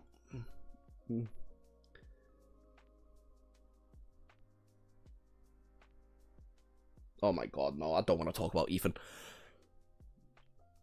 I still don't get tired of saying that. Back in the good days before we had to settle down, we had to go into the beast guilds and hunt for mana beasts. Mana beasts were various unique animals and creatures born with the ability to absorb mana into their bodies and create their own mana cores, which we call beast cores. Beast cores had an unlimited amount of uses, making them very valuable and highly sought after. Of course, the higher the class of beast cores, the more valuable they would become, or they would be. Mana beasts were classified anywhere from an E-class, a domesticated fanged bull used for meat and leather, or your SS class monster. I can't tell you much about those, simply because I've never seen or heard of one, but supposedly they do exist. A rule of thumb, you should always assure that mana beasts are stronger than humans of the same class. Simply because if we take mana out of the equation, the beast's physical body is just much stronger than the average humans. While the beast glades were dangerous, as long as you were courteous and didn't get lost, it was pretty easy to keep yourself out of trouble. The stronger beasts tended to depend on a dungeon-like underground cave or near the cores of the glades. The first few tens of kilometers around the perimeter of the beast glades were pretty much mapped. As long as you were at least a C-class adventurer, you'd be fine. Once in a while, there would be a mission ponted that required a couple of parties of adventurers, those who were usually for trying to clear and map the harder dungeons that weren't fully explored. If a mana beast had the power to create its own lair and have a mana beast serving him, then it would be that the treasure. Then you would have to bet there would be treasure to be gained. I tell my son Art all about this life, telling him this is much more than I can bring. Well, I mean, nudge him to gain at least some experiences as an adventurer when he gets older. I don't know what I'll do if little Art never awakens. Oh God, it doesn't matter how long it takes, or as long as you can train to become any kind of mage. I'll be a proud and happy father. It'll be easy to tell what kind of mage someone will be when they awaken, because the augmenters and conjurers and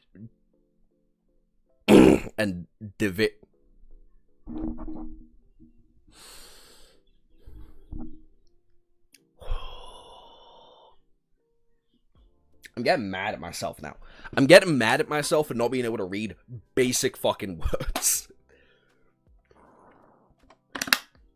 Christ, I'm too fucking hot, man.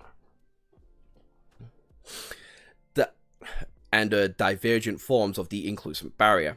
The mana behaves differently around them or during that time. Augmenters, when they first awaken, form a sort of repelling force around the barrier, signifying that they have a dominant mana channels in their body. Conjurers, on the other hand, form a vacuum of mana around them, which means that their mana veins were much more dominant. Of course, the degrees of the pushing forces and vacuum forces depending on the talent of the category. I don't mean to brag, but when I first awakened at the early age of 12, by the way, I was sleeping and the pushing force made me levitate for a good couple of minutes. enough force to lift a human body. If it wasn't for that time, I'm sure we wouldn't have to settle down this fast. Anyway, as soon as he awakens, I'm going to train him. If he ends up becoming a conjurer, I think I can get him a tutor from the main town, since Alice and I aren't adept enough at teaching him. Is what I said, but... Boom! Are you good? No, objectively. 2 hours. 2 hours to get 5 chapters in. Amen. Personally, Koi was way more interesting to me. It does have a different feel. Yeah. No!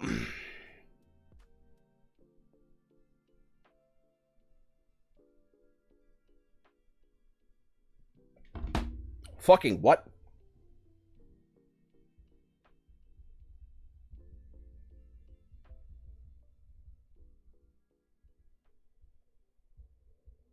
Liv, you better message me back immediately. What the fuck? Oh, never mind. I misread. Oh, my days.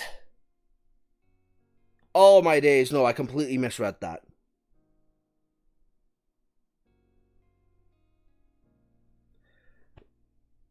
Oh, okay. I can calm down a little bit.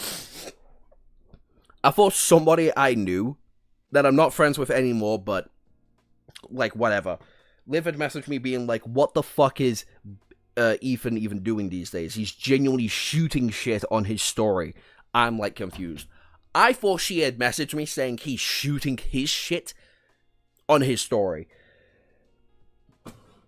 Oh, that would be way more concerning. Jesus fucking Christ.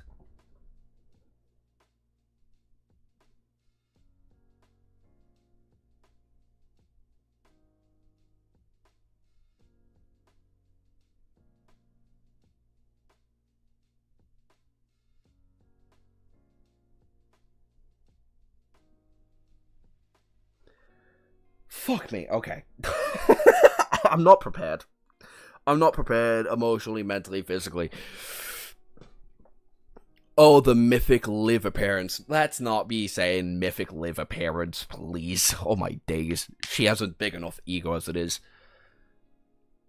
I also think the characters were better written in Koi generally. Yeah. Currently 3/4 of the house is gone. Fucking hell, brother. What happened? Luckily, I was with Alice in the front yard for a bit after dinner, but... Little Art, he's still in the house. Arthur! Alice's face drained of all the blood as I saw her go pale, her eyes widened in disbelief and worry. I nudged my wife down whilst covering her in a temporary shield that would have lasted for a few minutes. I pushed towards the direction of the explosion, shielding my body with a layer of mana over my skin. The debris was constantly thrown towards me as I reached deeper into the source of the explosion. After fighting my way through the scraps of what was left of my house and several pieces of rock, I saw it. My son had all of the notable translucent barrier flicking around him. Better yet, the repulsion of his awakened power was the cause of this explosion. He was floating in the center of the craft and cleared 3/4 of the house, as well as our entire backyard. My legs gave out as I landed on my knees, while my jaw hung loose. My son was almost 3 years old, and he was awakened. Only 3. I didn't know whether to laugh or to cry. Reynolds, honey? I looked back at my wife with my mouth still agape from shock. She managed to slowly make her way towards me after the remains of the explosion settled down, and there was no more damage. Will you two behave? Reynolds, what's happened? What's going on? Where's Art? Still unable to find the strength to speak, I simply pointed towards the direction of our son. While confused, she looked at the direction I was pointing at, and she could manage to whisper was, "Oh my." Arthur Linwin's POV. Wow, I feel great. Oh yes, only blew up my fucking house, but brother, feel good. You're gonna fucking behave.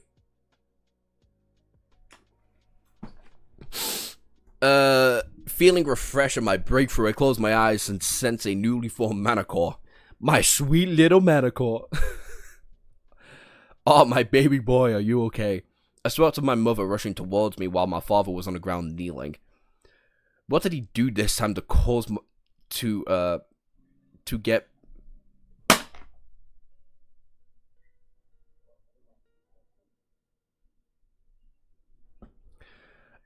punished by my mother? My mother lifted me up and hugged me. Almost to the point where my undeveloped ribs gave out. I managed to squeal at her, "Mom, no cry. What's wrong?" She didn't answer me and continued sobbing while cradling me. My father arrived right next to her, patting her on the back and patting me in the head as well, giving me a weak smile. After a brief moment of confusion, I peeled back my head and looked away from my mother's bosom as I looked around to see where we were standing in the center of a giant crater, with most of our house gone. What the fuck? Who did this? Who has the audacity to destroy the home of a king? The perpetrators will rule the day. I will hunt them down day and night until there's no rest until... Congrats, Art, honey. You're awakened, champ.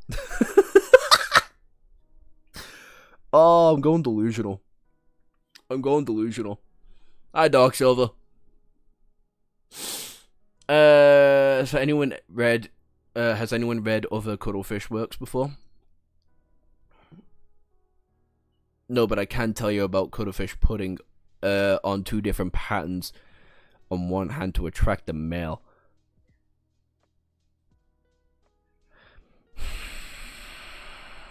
And I'll put you in timeout, brother.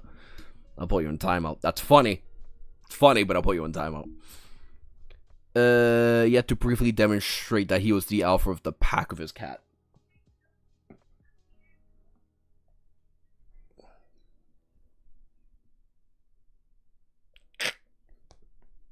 He is annoying his sister. Will you please shut the fuck up, Rhea? My days. Don't annoy your sister. Fuck off. I did this? In my old world and home, a similar phenomenon happened when the youth awakened. A clear barrier appeared around the awakened, and a small pushing force appeared around the... a small pushing force would surround the barrier. I'm guessing, though, that the repelling force in the world was a lot stronger because the matter in the atmosphere, something that wasn't present back on Earth. As once a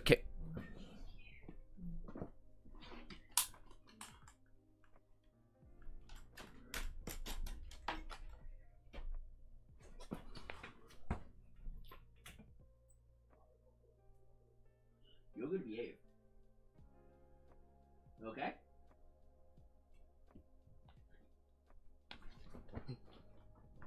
Where's the mama? In the other room with her kittens. As a mama should be.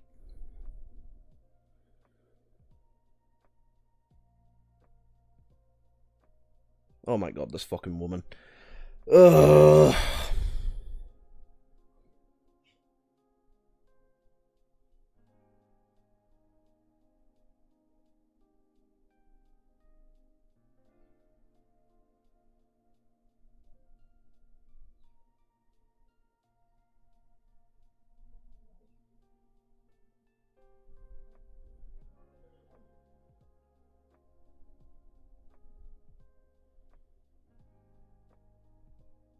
Yeah, I would have figured. Right.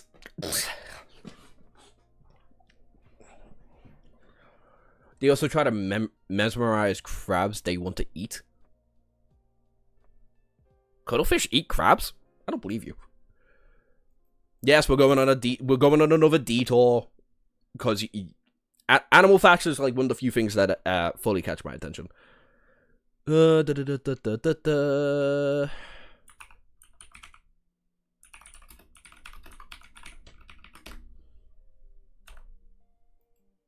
Yes, cuttlefish love to eat crabs. Crabs are one of their favorite and most common prey.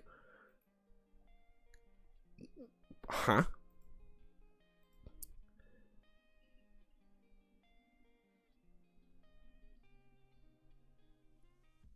Huh? Oh, that's violent. Oh, that's so violent. If you get through the start of Lord of Mysteries, you can get through to this. It took me like 3 days to get through the start of Lord of the Mysteries. I don't know what to tell you, dog. That's a lie, actually. It was the equivalent of me reading 3 days. Because the first day I read through 7 chapters, and I just had to sit there for a minute and go, I'm bored. And then I read 2 chapters in a night. What the hell are you Googling fish and what they eat? I was gone for a second. Oh, because someone in the chat was talking about how cuttlefish like to mesmerize crabs. And I was like, fuck off, that's not a real thing. And it is a real thing. Everything turns into a crab. That is not a true fact. That's a lie. That is an objective lie, and we know that for a fact. Because dolphins exist, we exist, and ants exist. So that's false. That is a false advertisement. It's the same shit as believing bees defy aviation because of how small the wings are. It's like, no. Bees are hollow as fuck. And their wings are strong as shit. Like, they've got incredibly strong back... What would you call the back of a bee? Regardless, like, the back of a bee is incredibly strong, and how fast they flap their wings is, like, insanely fucking quick. What are we considering the start of Lord of the Mysteries? How many chapters?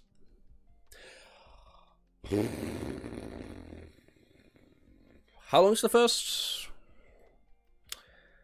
I can't believe I'm doing this over and over and over again. Where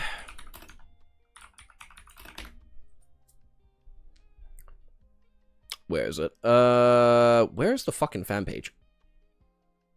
Alright, Lord of the Mysteries Volume 1 is, what is it? It's 200... I just saw how many chapters it was. 213 chapters. So I'd say the official beginning of Lord of the Mysteries would contain about 25 to 35 chapters.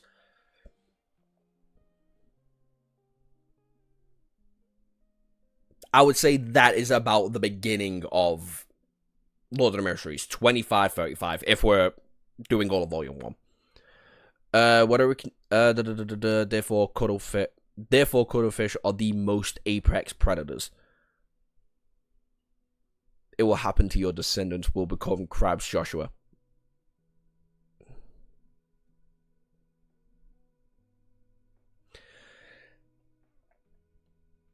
Alright.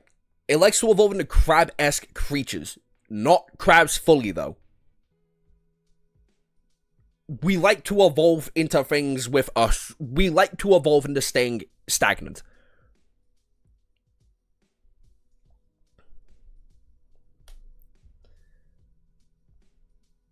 But, like, we won't ever evolve into crabs.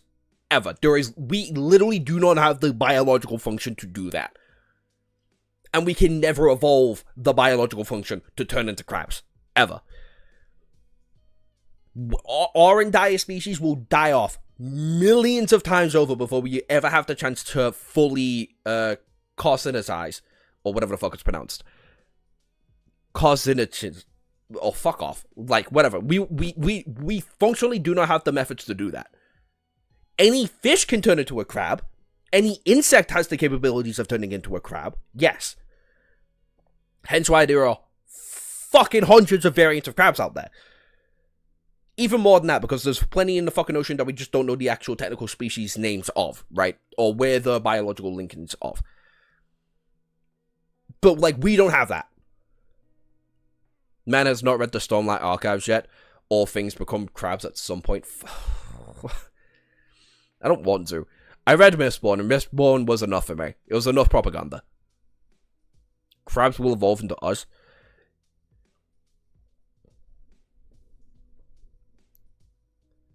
Pretty sure he's messing with you, man. I know he's messing with me. But I know people in my actual real-life circle that will believe this. Crabs will evolve into us. Unironically, that is a higher % chance of turning into us than we do to them.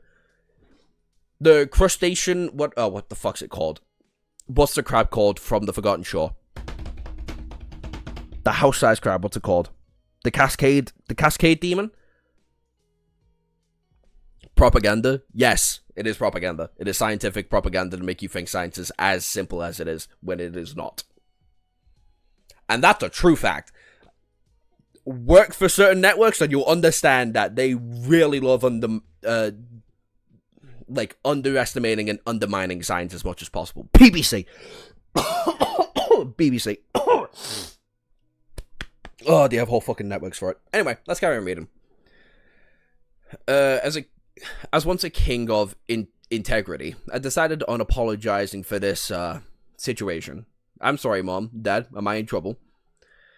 No, Aunt, honey, you're not in trouble. We were just worried about you, and I'm glad you're alright. My mother managed to chuckle through her teary eyes. My idiot father, on the other hand, was more than excited. My boy's a genius, awakened at the age of less than 3. This is unprecedented. And I thought I was fast, but geez. Sick and Josh sharing a brain cell. No. We will become Cascade Scavengers. That's what they're called. Thank you very much. I don't know. Wait. I didn't even know you fucking typed it out. I guess I'm just missing words today. I'm going to bring this in closer. There we go. The Centurion. That's also like the other name for it. Yeah.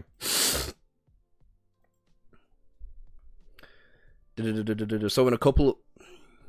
But I love the fact that I rage baited Josh. Yeah, that is true. Science is a really easy way to rage bait me. Same with exercise. Could you hear stupid shit like, my metabolism won't let me get big? Or that, oh, but I've got this one disease that makes me just constantly fat. And it's like, no, that's not how it works, dumb fuck. That's not how it works, you stupid fucking cunt. But I'm easily angry. I'm easy to make angry, okay? Just say something incorrect and it will make me mad. Say something incorrect with confidence and that's how you make me mad. What's your thought on nuclear energy, Josh? The fact we're not properly utilizing it at all is stupid. So a couple of moments of a picture-perfect atmosphere was broken when the neighbor passing by screamed, "What in the world?" We better clean up the mess, my father said as he grinned, rubbing the back of his head. A couple of weeks had passed since then. We decided to keep my awakening a secret for now. My father managed to contact a couple of people of his past adventurer party members to help rebuild the decimated part of our house while we stayed in the nearby inn. With conjurers raising the ground of the foundation and augmenters doing the grunt work, the house doesn't take too long to finish. The beauty of magic. Surprisingly, none of my father's ex-party members seemed to question why our house blew up. They seemed to say a lot about my idiot father. During the... Oh no, that was a bad sound.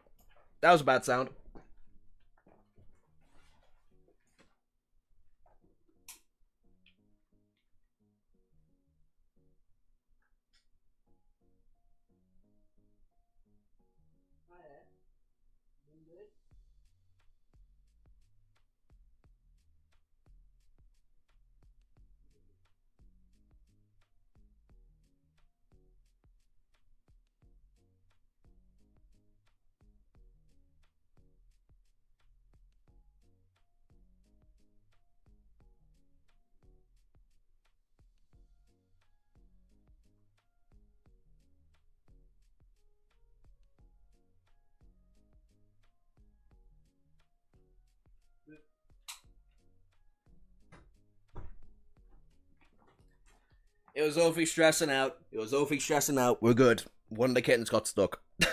And she was panicking. We're all good. Nothing bad's going on. Whew, this stream was truly doomed. Not at all. Curse from the moment we read about the female tunnel. That is correct. TBAtE is so boring at the beginning. Yep. Unfortunately. And now I'm going to get judged heavily.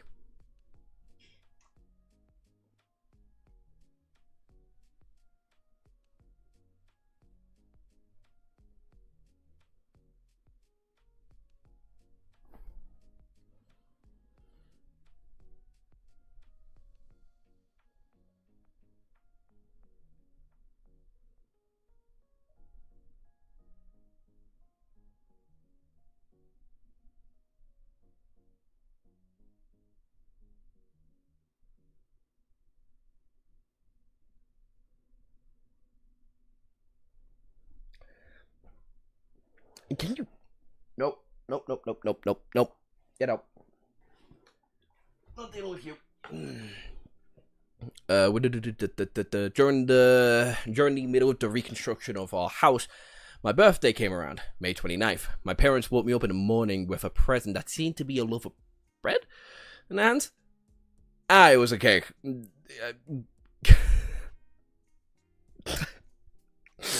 Okay. Would have been easy to tell if it wasn't black. Opening the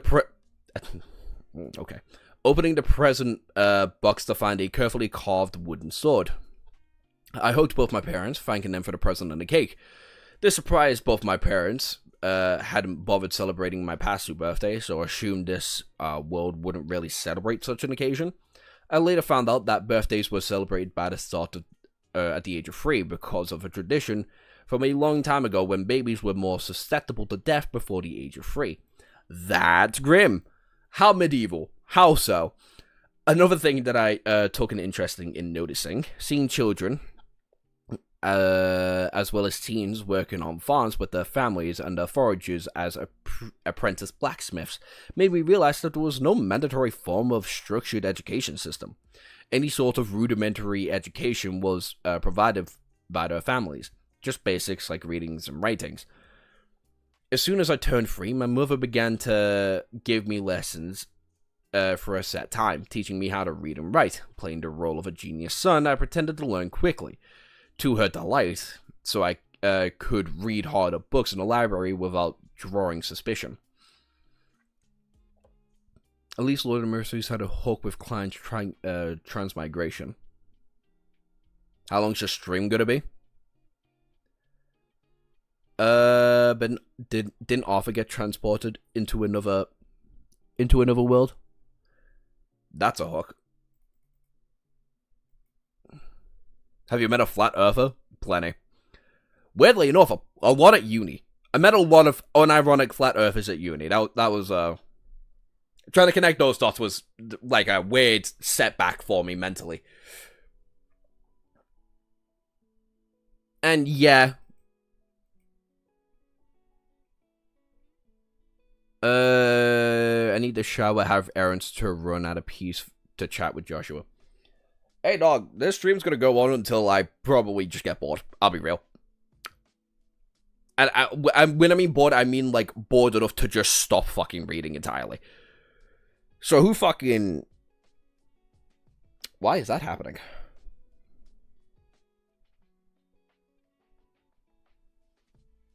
Strange, but we move. But yeah, you'll be fine. Also, it'll be a VOD, so who cares? Over the last couple of weeks, passed in a flash. After awakening, my father taught me the basics of mana manipulation and how to start training it in the best way he could. He tried to simplify it as much as possible so that a toddler could understand, I guess, but if it weren't for my adult-level comprehensive abilities, I don't think I would have retained much. The basics were as followed. Fuck me again. An easy way to measure your strength lies in the color of your mana core. Starting off, the mana core would be black due to the body's blood and other impurities mixing in with the mana particles as they formed into a mana core. As the mana inside the person's body became purer and the purities get filtered out over time, it changes into a dark red color. From there, the color of the mana core would get lighter, from dark red to red and then just a lighter red. From the red mana core until the yellow mana core, the color split into 3 shades: dark orange, a solid orange, a light orange. A rule of thumb: the lighter the mana core's color, the purer one's mana core was, and the more power they had access to. While lessons with my father provided useful, I was getting impatient at the pace that we were moving at. I asked mother a couple days later, "Mom, can I get books on magic?" Since my mother still had some connections to the guild hall, Adventurers Guild, she managed to acquire a pretty wide collection of books on basic mana manipulation as well as fighting with different weapons. Some of them were just books with simple words and mostly pictures. of the basics and how mana was condensed, but I ignored those. My mother gave me a strange look because the book that I was looking, because of the books I was looking at were on a higher level. She assumed that I wouldn't be able to understand most of the words in there and tried to cajole me into reading some of the more simpler books, saying that it would be easy to understand, but eventually she relented. A typical day would involve taking reading and writing lessons from mother and augmenting training with my father. After he covered the basic area of application and augmenting, we started physical training. Seeing how my body was too small to start sparring, we opted with running and body workouts. I think seeing my 3-year-old body trying to do a push-up would have been the funniest thing, but my father did a good job holding in his laughter. The idea of a 3-year-old trying to do an unironic push-up sounds fucking hilarious to me.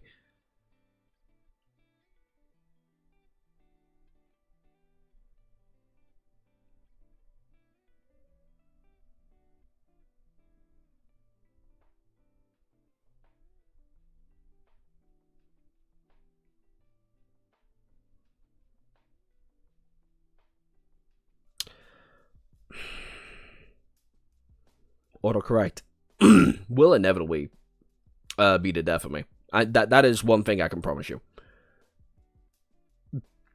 Auto death will kill me. Let's boost up the thingy a little bit.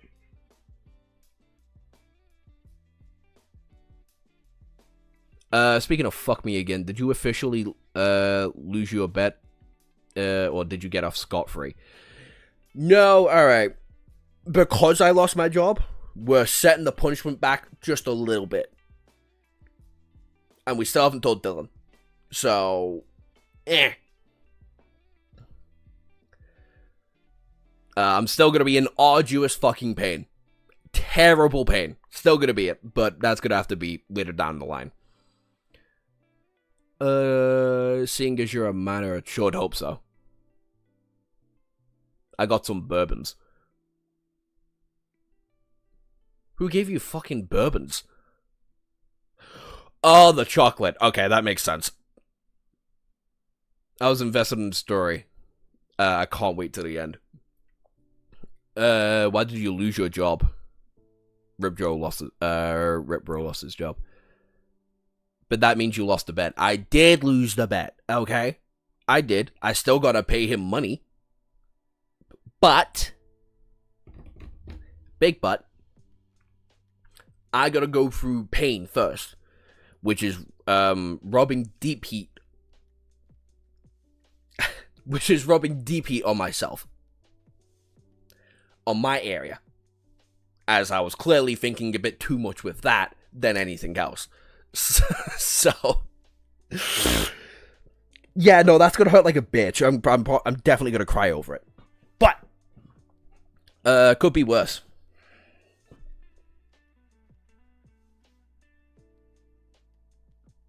Damn, all that for making out drunk as hell. Yeah. All that for actions I'm 100% gonna commit again and go further with. Which is why we're rubbing deep heat on my on my underside. It's gonna be pain. It's gonna be arduous. I'm gonna wanna fucking just... But I should be fine. Should be. Josh jobless like us now. Okay, calm down. I just gotta ask around. God, I hope asking around helps. When I was not taking when I'm not taking either lessons, I'm usually stayed up cooked in a newly improved library, and reading and meditating to further condense and purify my mana core. As the year passed by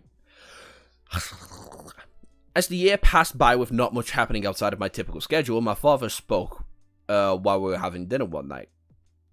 Honey, I think it's time we get Arthur a proper mentor. Chapter 5, Let the Journey Begin. Rhea, there's nothing there. There's actually nothing there.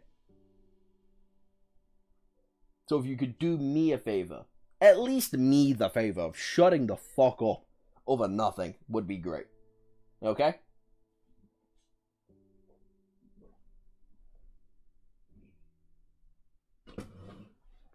Motherfucker. Will you two stop fighting?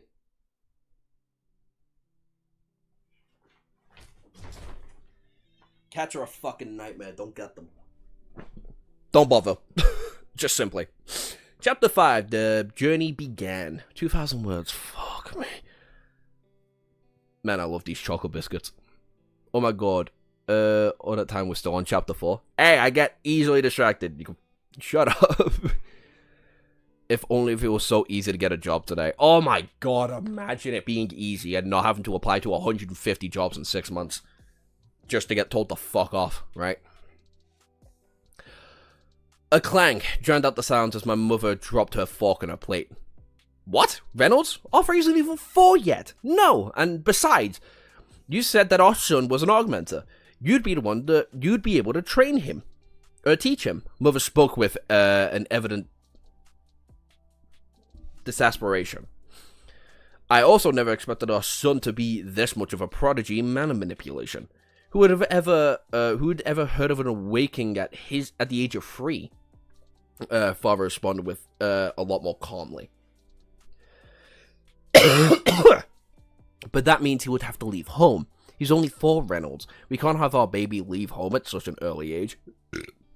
You don't get it. When I've observed his body while when he meditated, I couldn't help but to feel all of it was natural to him. Alice, honey, I'm holding my son back by teaching him something he can do in his sleep. Thus my parents quarrel. They went back and forth, basically repeating their initial points. Mother kept saying that I was too young, father was saying that he couldn't hold me back from reaching my full potential, blah blah. In the meantime, I was playing a game of war with my food. The Peas were attacking the Mother Empire, while the Carrots and the Father Nation desperately defended their land. I love how Arthur's unironically embracing being a child. He's just like, hell yeah. Yo, Uncle, I would recommend reading the webcomic for the first half of the beginning after the end. I find the initial part of the novel subpar at best. He never loses attention. He never loses attention when reading. Well, sometimes he loses attention when reading Shadow Slave. Look, alright. Some days my ADHD is bad. Some days it's good. And that's not a terrible thing to have. Initially. Objectively. Subjectively. I don't know. Whatever kind of epithelies you want to be using here, right? Sometimes the story is just boring. Initially, right? Like, first 5 chapters of this, boring. That objectively, it's just fucking boring. It's a lot of mouthful of nothing. Of information that I can guarantee you is not going to be pivotal until, like, the next 20 chapters. I'll put fucking money on that.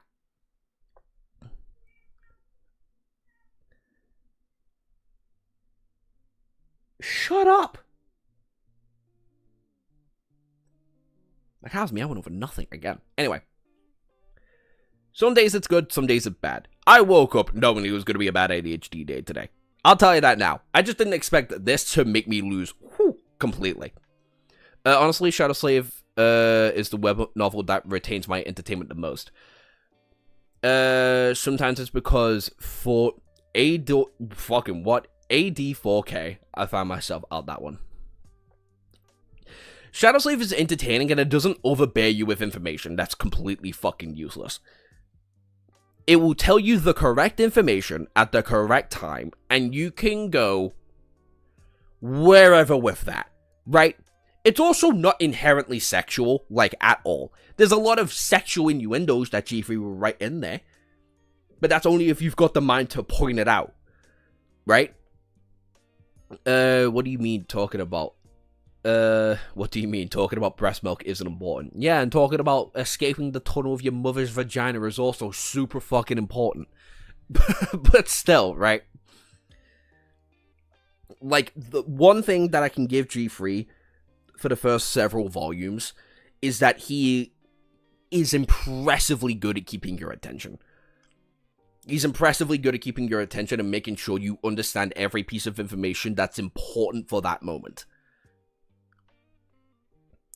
And sometimes he will run back on that. Are you reading the remastered or the original version? I have no fucking idea. G3 is honestly a master at conveying things in a simple but compelling way. There's a remastered version? Yeah, it's the physical copies, isn't it? Something like that. Oh my god, what's my head doing? What the fuck is my head? Oh my god. Half it's fucking pulled back and the other half's just not doing as it's meant to be doing. Whatever. Whatever!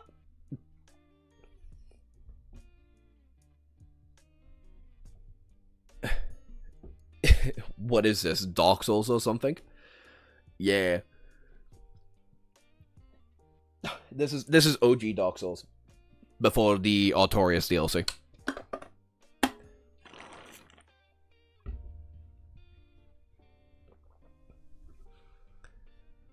With how his attention dies, it must be. You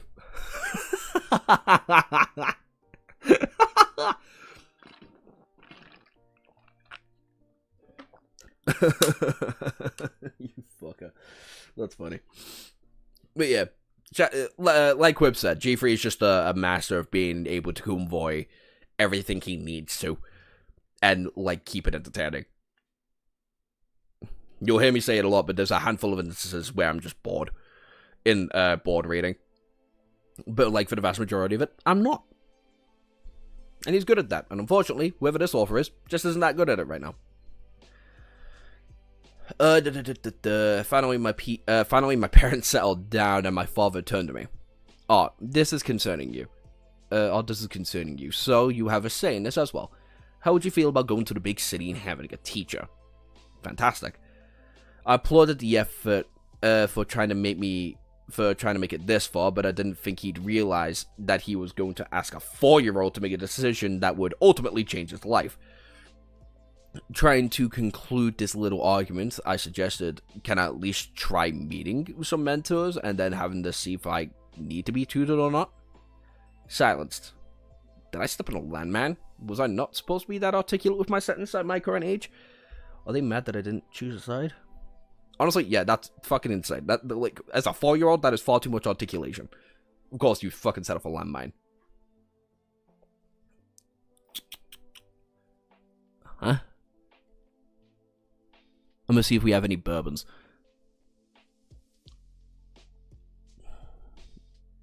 The book and audio drop together. I love these biscuits. The hard yet soft enough to eat without discomfort.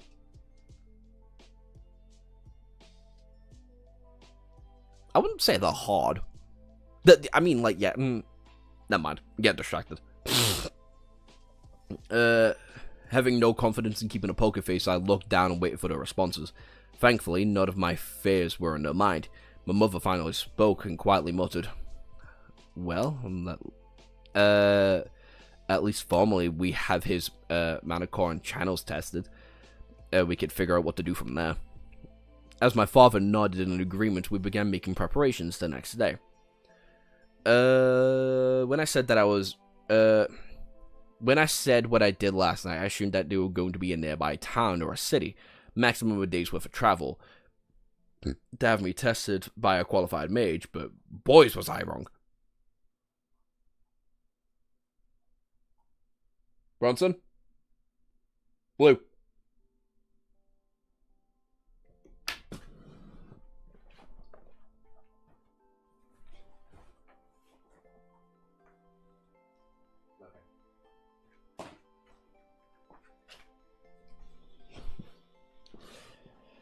We were making preparations for a 3-week-long journey. A journey via horse ride carriage through the Grand Mountains to something called a teleportation gate, which would lead us into the city called Xyrix. A book that I had read popped into my mind. I recalled reading about a floating piece of land built on an ancient organization of conjurers for the sole purpose of housing the most prestigious mage academy. A city was later built around the academy. Both the city and the academy were named after the leader of the organization, Xyrus. How is it possible to keep a piece of land hundreds of kilometers along afloat? Magnetism? Did the land beneath the city would be affected by it? Did the city have its own gravitational field? Anyway, the journey was going to be long. It's times like these where I wish I had a modern transportation existed. In order to get to the city, we would have entered through the gate, designated transport gates in the ground mountains.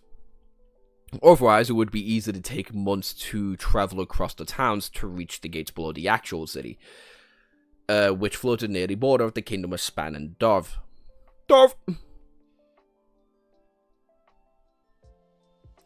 Should convey the bar under the cam.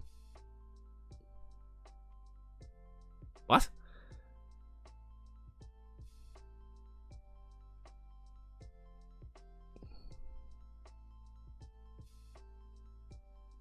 Kirbs would have surely bested the demon from Josh's childhood book with ease.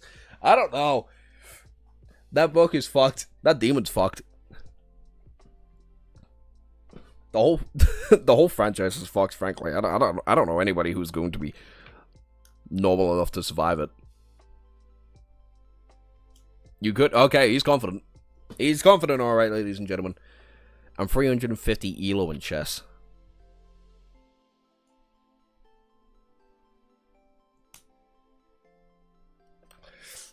Unfortunately, I don't know shit and dick about chess, so that just means nothing to me. My apologies. One reason why my father pushed for us to go on this journey now was because of his ex-party members had recently stopped by and were on their way to the city in Zyros.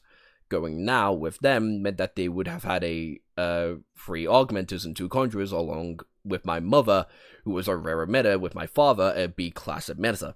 While the mountain range didn't have any mana beasts, there were still potential dangers of bandits and wild animals. While my mother and father took care of packing all the necessities, I packed my wooden sword and 2 books, the Encyclopedia of the Decathian and the Foundations of Mana Manipulation, for the journey. By mid-morning, we were ready to head out. After trying my knapsack, containing my book and a couple of snacks in the back, strapped my wooden sword by the waist, I grasped my mother's hand and followed my parents to their ex-party members. Although I heard about them on occasion from father, I never visited home while they were rebuilding it, so it would have been the first time meeting them. The information I had learned from my father about the members of the Twin Horns consisted of following: Helen Shard, female augmenter, specialized in magic archery. Adam Kraish, male augmenter. The main weapon was a spear. Jasmine Flamesworth, female augmenter who specialized in speed with dual daggers. Angela Rose, female conjurer, specialized in wind magic. Duran Walker, male conjurer, specialized in earth magic. They've got a well-rounded ass team here, brother. They got a well-rounded ass team. Who the fuck is? Oh, it's Kim. Never mind. You know, I feel bad sometimes for not being able to respond to certain people, but then I'm like, you know what? Don't care, mate. Love Keen the best. Sometimes I just don't give a fuck. Fuck off.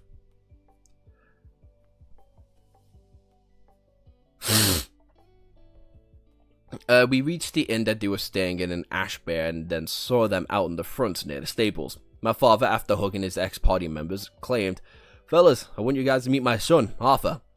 Go on, Art, introduce yourself." Giving a slight half bow, looking up at them, I introduced myself. "Hello, my father told me great things about you, about the fellow Twin Horn members. Thank you for traveling with us to Xavier's. We'll be in your hands." What is this? Such manners. Are you sure he's your son, Ray? The one who responded was the spear wielder, Adam. Taking a closer look at him, he seemed like an energetic, talkative type. While fairly good-looking, he had a bright red hair tied in a messy proof at the end, almost like a flame, and a couple of the bangs escaping from the hair tie. He reminded me of some sort of vagabond. His eyes were bright and seemed almost like they were laughing. The first time I noticed, though, was the scar across his nose, reaching both cheeks. I felt myself getting picked up. Aw, isn't he just too precious? You should be glad that he doesn't look like you, Reynolds. Peeling my face away from what it felt like a memory aloof death trap before she suffocated me in those gigantic breasts. I took a good look at the woman who was trying to kill me. Boy, was she pretty. I mean, not as pretty as my mother. She gave off the whole royal princess vibe with her long blonde hair and that came in curls at the end, radiant green eyes, and drooped silently. Just as my hands were about to give out and my face was about to enter the twin abyssal halls, a strong pair of hands grabbed me by the knapsack strapped on my back, whistled me away by a well-renowned woman. Angela, you're hurting him, and a deep grunt. I never ever want to see breasts described like this ever again. Ever again. That was terrible. Arthur's so cringe in his arc, incredibly.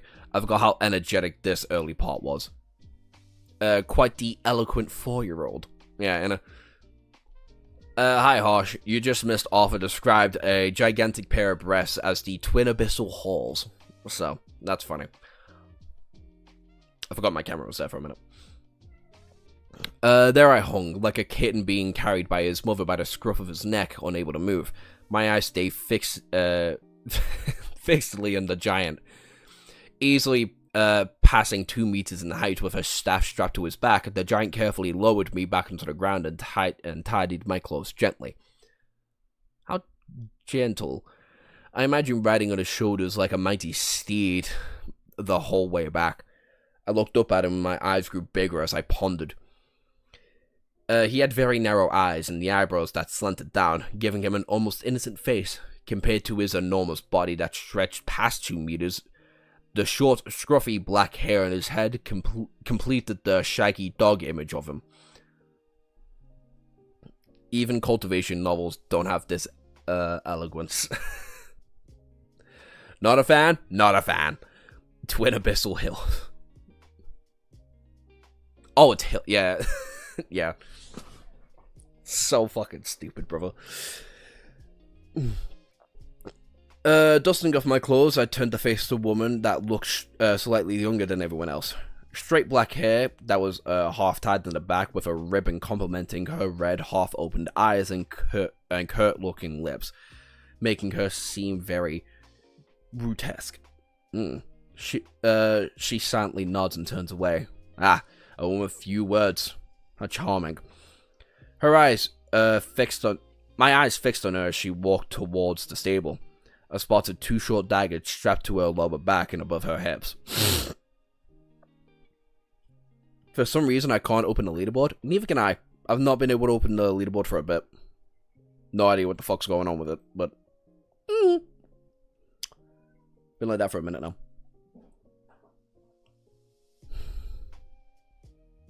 What are you doing?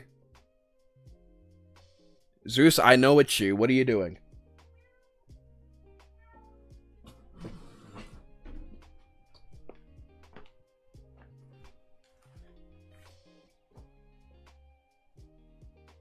Yeah, can we stop? 5 fucking minutes? Thank you. Zeus is being a prick again. Why would you need to? This shit is traumatizing. Can the author never touch a pen again? Look, just because it's boring doesn't mean it's traumatizing.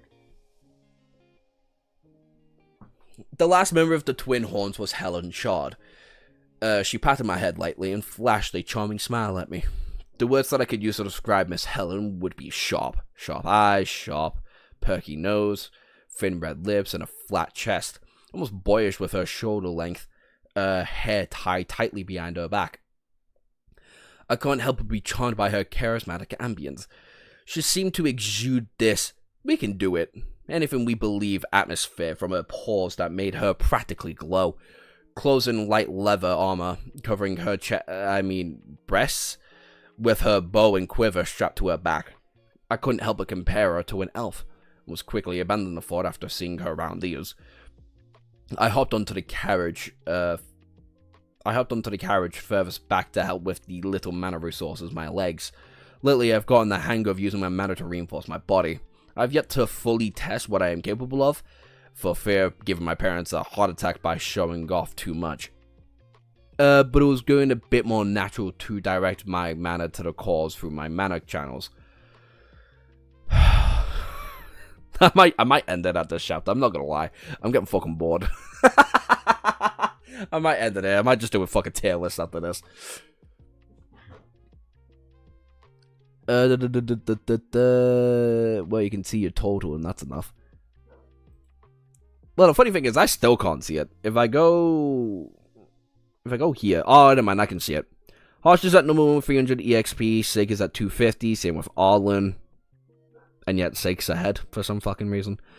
Irish is at 200. I don't know how Irish is at 200 EXP above Jack Van the Block and Green, but okay. Jack Van the Block is at 175. Just Green's at 150. A lot of people are at weird places, I can't lie to you. Harsh has 300. Everyone has 250. I threw all of this out of my head, to be honest. I feel like this is a completely different book. To watch the stream, I have to read.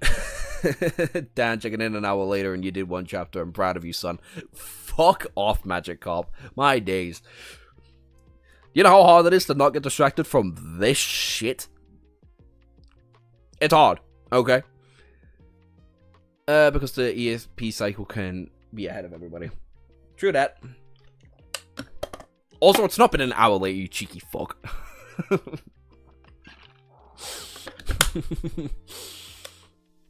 How does the EXP thing even work? I think it's a collective of how many messages you sent and how big those message blocks are.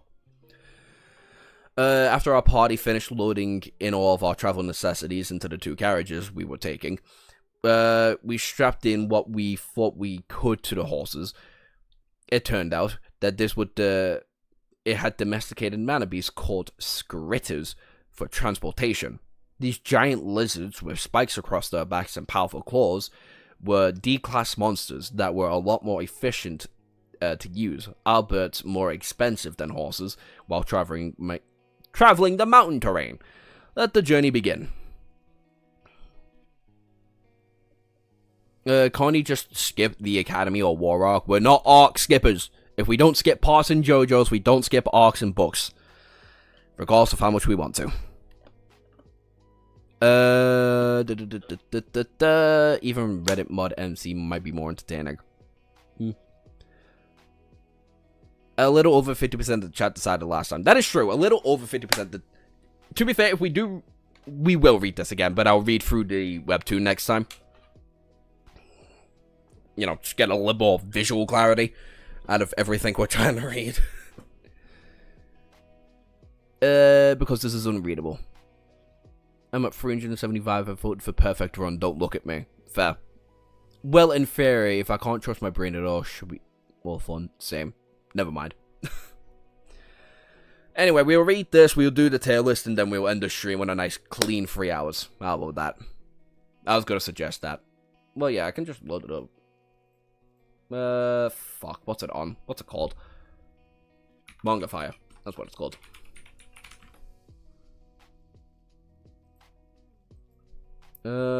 Actually, I think it's on the thingy, no? If I do this? Or is it... Is that more porn? Yeah, that's porn. Fucking Christ. That's another website that's bad for porn right now.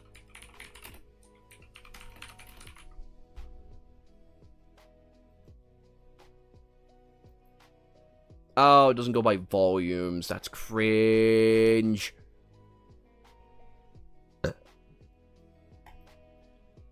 I'm assuming it would be this, right? It doesn't matter. By nightfall, once the distant mountain range seemed to have doubled in size, I wondered how big the Grand Mountain Range would have been if we reached on foot. Needless to say, I was more excited to get out of the tiny outpot that was my home, Ashen Bay. We eventually stopped to set up camp near the small cluster of boulders. It was a good spot with the rocks blocking off nearly all the wind, and a lot of the scrap wood would fall in front of branches as a campfire. Can we do a vote for... No, I'm not reading a fucking cultivation story. I don't care how fun it is, I'm not reading a cultivation story. I never want to hear... I never want to hear being born described ever again. Let alone fucking Glimmersails. Are you going to read Perfect Run? I'll probably read Perfect Run. I've heard a lot of good things about it. Can we have a vote on it? We'll give this 50 chapters. A healthy 50 chapters. At least from the web comic side of things. And we'll see how it goes from there. For now, we'll stop at chapter 7.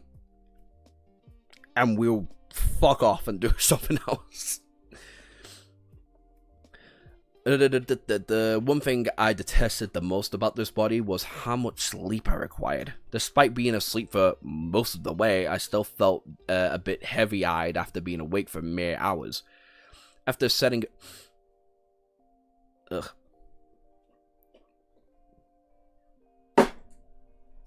Rhea. Not Rhea. Helios.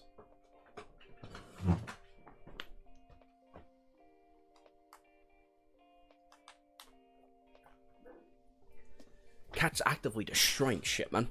After setting up a couple of tents around the fire, my father and mother had begun conversing with the twin horns about old times when Helen had sat down next to me and said nonchalantly, "I heard your pops say that you're some kind of genius mage. Is it true that you're already awakened?" Not knowing how to respond, I just replied with the truth. She began to ask me how I felt when I had awoken and what color my mana core currently was. By this time, a couple of curious ears perked up as Adam asked, "Hey Reynolds, do you mind if I do a little test with art?" If I could interject, I could have said something along the lines of, maybe mock fighting with someone my age isn't a great idea, since a normal 3-year-old's great accomplishments at this point would have been successful going up and down the stairs with altering feet, walking in a circle as if he could really coordinate, balancing on one foot for several seconds. But I guess thoughts have never occurred to anyone else here. God, these people are insufferable. God, he's insufferable. Oh, once again, chat is fucking hidden from me because of Streamlabs being dog shit.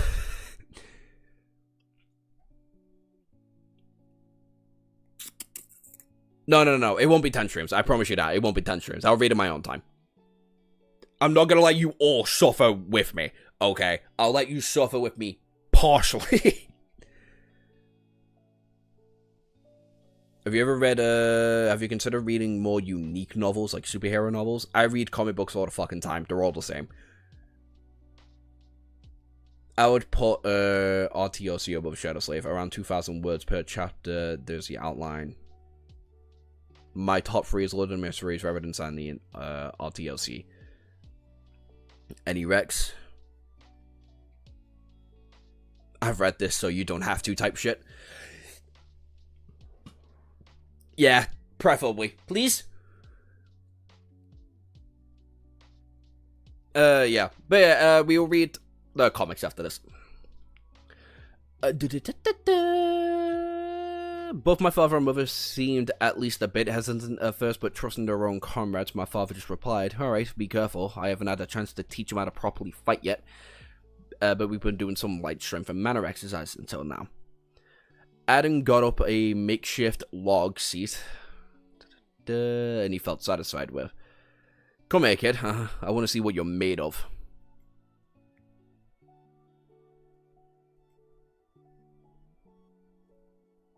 Oh my fucking god, I just realized. We're on thing 7, but it's only chapter 6. Oh my god, we've not even gotten the fucking half the recommended amount. Oh my days. Oh no. I said unique. You know what? How about we do this? We put that aside. Because that was torture. That was pain. That was fucking painful. It wasn't bad. It was just not fun. Green, Steve is adorable. Where is it? Shadow Slave? Yeah, it is, baby.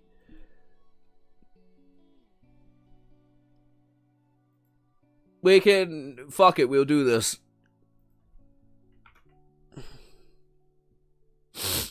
Let's make me a little bit shorter. Let's make chat a little bit shorter as well. Let's, I think I need to turn chat back to white.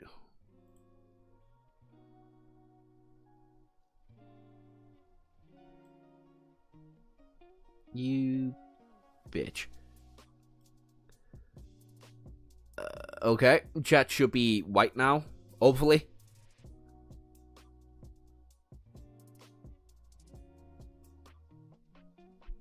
Shouldn't the sovereigns be in the list? I would say no, simply on the idea that I actually have fuck all and no idea who, what, where, and what they are.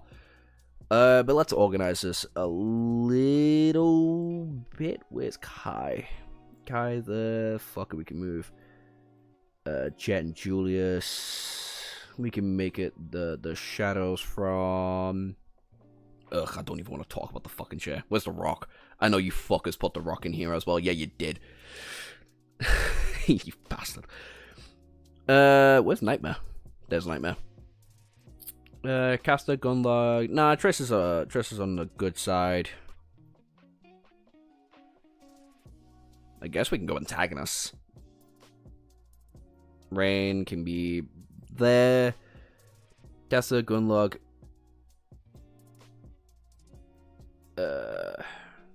Fuck off. Mountain King.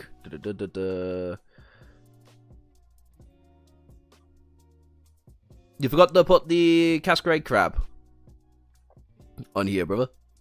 What is going on? Marvel's Mimic. Morgan. Noctis can be right next to Rain there. And Sylvain. Yep. Alright, everything should be in order. Alright, so we've got the GOAT, we've got S, A, B, C, and Caster. I don't know if it should be C and then Caster. No, not the crab. Yeah, that's what I'm saying. You forgot the fucking crab. You forgot both crabs. You forgot the one that killed our crab, and you forgot our crab.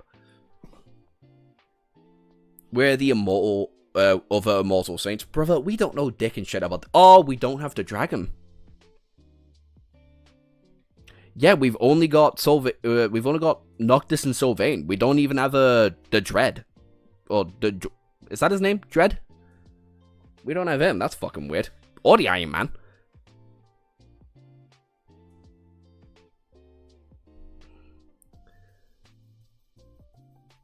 We also forgot the Skull Creature. Oh yeah, I guess that would have been the antagonist before the Sword Devouring Tree. That makes sense. But fuck it, we'll work with this for now. And if we need to, I would just throw in... I'll throw in the other saints. Like, just give me character names and I'll throw them in the list. But for now, I'd feel like I'd be fucking stupid and silly to not put Sonny and Nephis in the GOAT tier, frankly. These two are the catalyst of the story. These two are the main appeal of the fucking story. Every kind of arc and interaction they have with other characters is incredibly entertaining, for goddammit.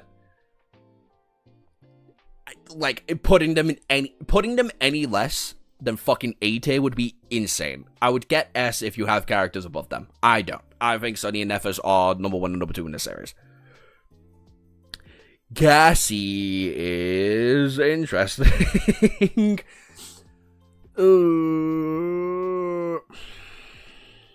Where would I put Cassie?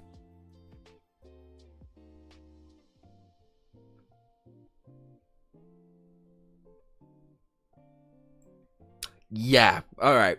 I might get executed for that one. But hear me out. Hear me out.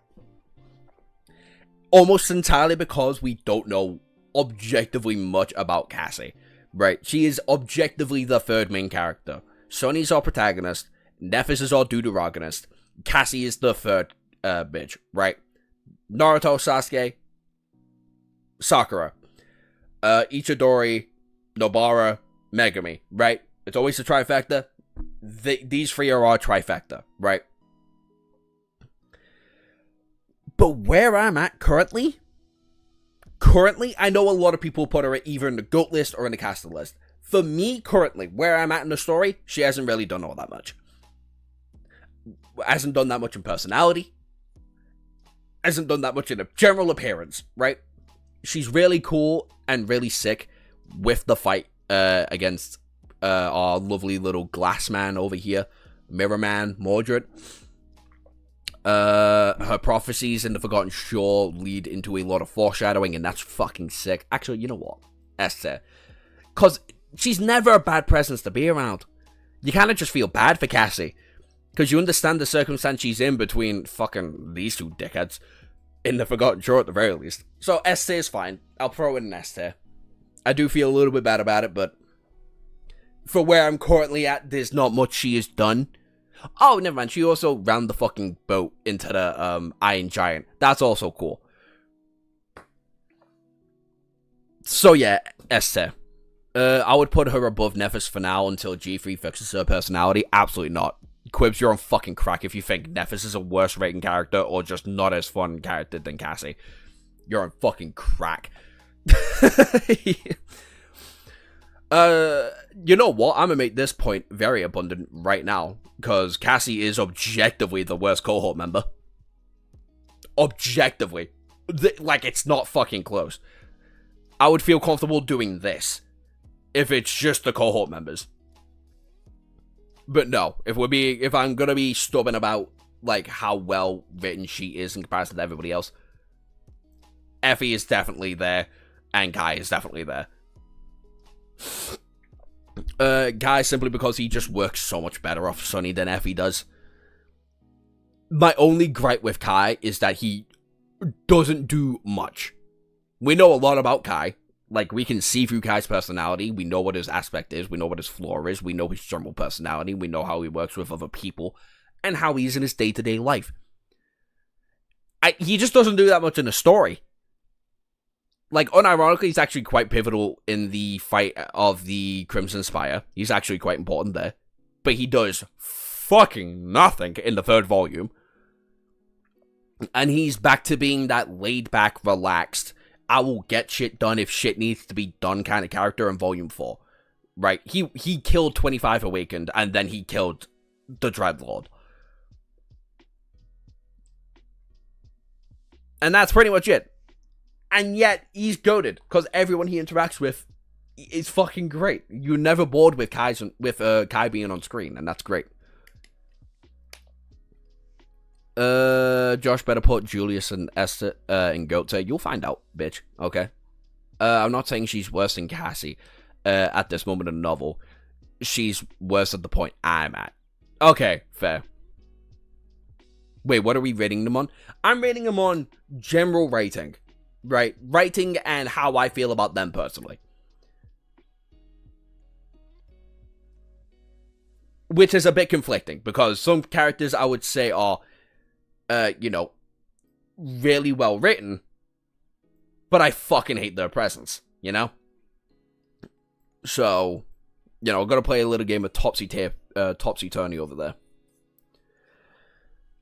there. Cassie is Loki not even A at your point. What did she do except for ruining Sunny and ruining Sunny again with Mordred? She doesn't ruin Sunny again with Mordred, the fuck? Cassie unironically, Cassie saves Kai's life, gives us snarly-ass prophecies, is the entire reason why how we got to the Hollow Mountains safely. She's pretty fucking instrumental in the survival of Sunny during the, Night Temple of the third nightmare. Nope. Third volume. There we go. Third volume. Then in the second nightmare, she tells us the presence of what Mordred has been doing, then she helps us, you know, kind of deal with fucking, what's-his-face? The Sun Prince. Like, she does her fair bit to be an S tier. Also, her dynamic with the rest of the cohort is interesting enough to keep her out of A. Like, I feel like she does enough to cement herself as a main character within the narrative. It's just that where I'm at currently, she isn't that important nor well written yet. Also, her dynamic with Sonny is hilariously tragic, and it makes his interactions with Rain a lot more understandable, knowing how Cassie treated him. We can agree that Nephis is better written than Sonny at this point. Can we argue that Nephis is better written than Sonny at this point? No. And I would say no, because where I'm at currently at 8:30, we've only gotten real glimpses at Nephis, right? And we see the importance that she holds in the greater narrative. But if it wasn't for her relationship with Sonny and how we see Sonny develop in the story, Nephis wouldn't be treated as highly written narratively in the actual story, right? 90% of all of these guys rely on our main character.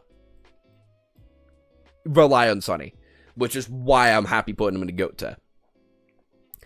Jet, however, I don't feel comfortable putting Jet in S tier.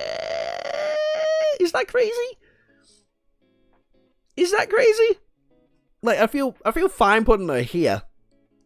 Right now, at the very least. Where I'm currently at 8:30. I would definitely not put her above Effie. Effie's at least very, very fucking funny. And at least does shit in the narrative. Like, Effie is the fucking muscle, the human muscle of the Forgotten Shore. She's the comic relief, the well-needed comic relief after the Forgotten Shore and during the Forgotten Shore. Especially in Volume 3 with her living with Sonny and then being a little bit of a teacher towards Sonny when he's learning a bit more about martial arts and shit. And then in the second Nightmare, she's kind of ass. She kind of really doesn't do shit. She hangs the Sun Prince. She kills 25 Awakened. But her narrative is kind of teetering off into being a side character a little bit, unfortunately. But she's definitely more important and better written than Jet so far.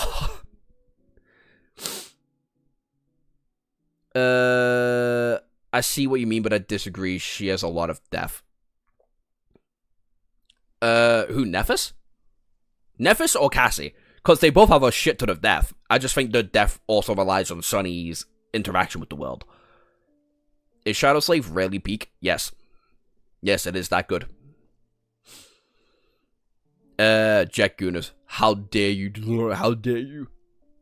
It's fine to put, I feel like the more I'm gonna read, the more I'm gonna put Jet, like, this, unironically. Because I don't see Effie moving at all. I see Cassie going like this inevitably. I might even see Kai do this, because he really does do fucking nothing. But Jet right now hasn't really displayed all that much. Her mission with Sonny was really fucking cool. With, what's his name? Kurt? I think his name was. Like, that was a pretty cool mission. Learning a lot more about the government insight, a bit more about the Sovereigns and their interaction with the world, and how the current Antarctica arc is going to be coming along. It's great. Julius is the greatest character in fiction, right? He stuck by his word by making Sonny immortal. He stuck by his fucking word. Like, he stuck by it. Sonny's basically unkillable at this point, right? This fucker is hard to kill. It's hard to touch him. And it's all because of this goat right here. You know what? No. This doesn't do...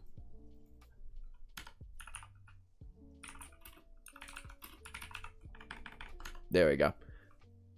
That's more accurate, okay? We can make it blue. Because Julius is special.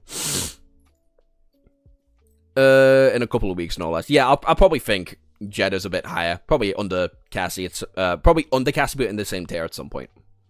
But not right now. Julius closed the verse easily. Nothing justifies Jet being an S for now, I'd say. Yeah. But everything we do see Jet do has been very, very fun. That's another thing I'd put on top of that, right? Is that pretty much everything that Jet does in the story has some sort of importance later on, whether it be conversations she has with Sunny at the cafe right next to where Rain is.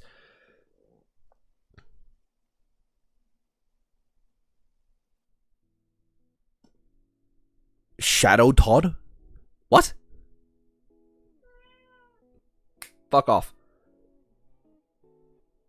By the way, I just realized something. Where's Mongrel? You know what? I'm going to use these two as substitutes for certain characters that I want on this list.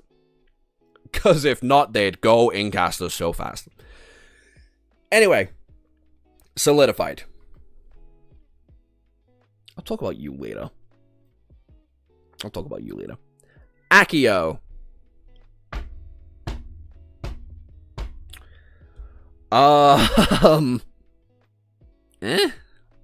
She's good. Like, I like her. She's funny. Zeus. No! Fuck off. You're not allowed outside. You fucking big bastard. Yeah, but, like, we do fuck all for Akio, right? And that's kind of the thing.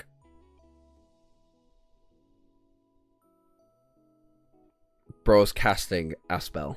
What? Oh. Fucking Harry Potter. I don't care. Akio, Akko, Ikeo, Ikea. I don't give a fuck. I'll just call it Akio. Yeah, you could have put some random character in there, but didn't expect them to be important. Honestly, yeah. You don't know her true funniness. She has a quote I love. She's making Sunny rich, though. She is, which is why she's not in caster. Because I don't care for Akio at all. Not even a little bit. I didn't care for her in The Forgotten Shore. I didn't care for her helping Sunny's business out. I didn't care about her importance in the movie. I don't care. Kirbs, I don't care. She's a fucking nothing character. You know what, Kirbs? Because you're pissing me off, she's going in caster. Because you're pissing me off. Rain, I put above Jet. I put Rain above Jet so far. And that's simply because I find Rain way more entertaining than Jet. And everything Rain does is just fucking adorable. Okay? Her interactions with Sunny, great. Her interaction with the rest of the cast after finding out how OP her brother is, great. Her not realizing that Sunny's her brother, also great.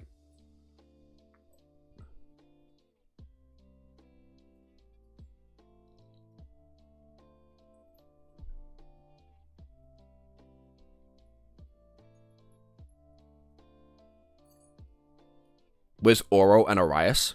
And Urias? That's true. Where are they? Where are our two little 9 members? Nowhere. Nowhere. I'll throw them in or try early. I don't care. But yeah, no. Rain. I just like Rain. I fucking love Rain. If it's off personal enjoyment. Like if Rain's in a chapter, I'm loving the chapter. I know that for a fact. I know I haven't gotten to the infamous Rain chapters yet.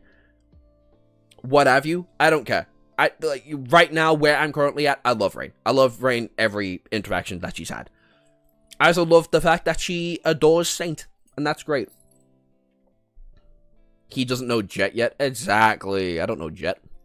That's what I'm going to use these two for. I'm going to use these two as like substitutes for the 9 members. Saint Triss.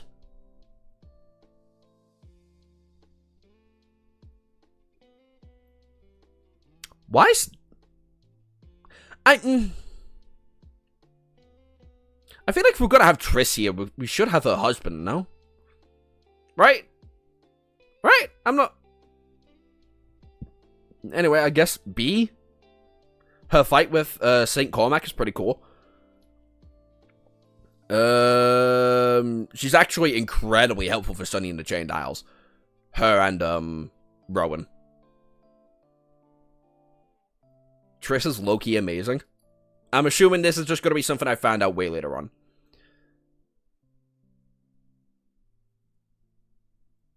Rowan and Triss go into tough category.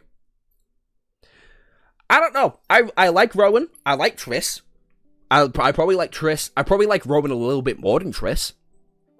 But I don't think they're that important. Like, they're important for one volume so far. In comparison to Rain and Jet, in where Rain is like one of those steady forward characters in Sunny's life, and Jet is literally like the ground speaker for Sunny. And then everyone else is part of his cohort. Bayman Julius is making him a mole. So, yeah, I don't know. She and her family are reoccurring characters. Okay, that's great. For now, I'll keep them in B, though. Simply because we haven't done anything. Noctis. Noctis. Where do I put you, bud? Where do I put you?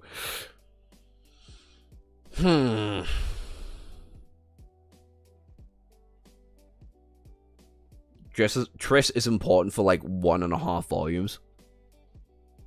They just kind of pop up. That's funny.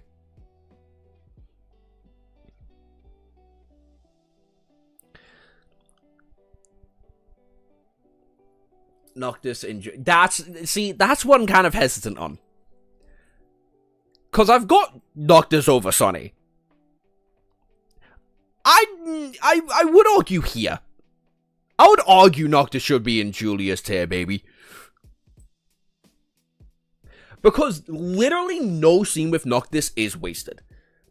Not one. Noctis is the most important character in Volume 4. That is not an and therefore but situation. You cannot argue with that, right? You could argue Noctis to be more important than Hope, than Sylvain, than Sunny himself. Everything Noctis does is important. And is definitely going to lead Sunny down a path that is going to be even more integral later on. That and Noctis is fucking hilarious. I love everything Noctis does. He always aura farms, drops lore, and then drops hands. And a fuck quote. Volume 4 is Noctis' fault. Yeah, which is what... And he does so much in that volume as well. He does so fucking... He 1v1 Sylvain. He 1v1s the Dreadlord. He helps teach Cassie how to fly a ship, making her a goated-ass driver. Like, Noctis does so much. He does so much. He deserves his title as Saint Noctis, okay? Out of the 2 saints that we know of, Noctis is OP as fuck, and great. He is a diabolically funny, as well, and quite a force of nature. She went up and died. How pedestrian. Yeah! He also taught rune magic! And he also has an important conversation with Weaver. He might be a part of the spell for all I fucking know, right? Like, fuck it, yeah, no, he's staying in Julius there. And he will not be moving anytime soon. 2 saints? You know 4 plus saints. No, alright, look, I know a lot of saints so far. But I don't know a lot of saints at the same time. I know Sylvain. I know Dreadlord. I know the Sun Prince. I know Saint Triss. I know Saint Cormac.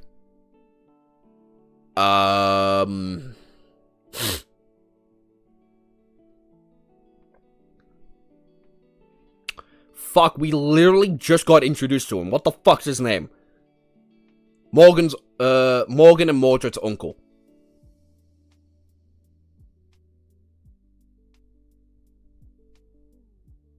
The head of Clan Valor that isn't fucking Valor. What the fuck's his name? Isn't that the fucking dragon? Serverax, yeah. Isn't he also called the Dreadlord?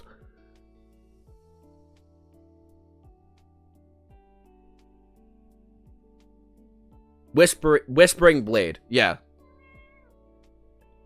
Maddock, the Whispering Blade, yes. So, 6 saints so far. He's thinking of Serverax, I think. The Nightwalkers. Serverax is not the Dreadlord. Okay. I think I'm just getting mixed up with something. What are you on about? No. No. No. Fuck off. I don't care.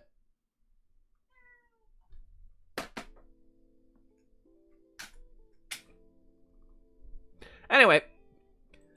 I know 6 Saints. That's all I fucking know. I swear he was called the Dreadlord. Who the fuck was called the Dreadlord? Anyway, doesn't matter. Speaking of Saint. Saint! Goater. How do you even know the Dreadlord? You know you got spoiled hard.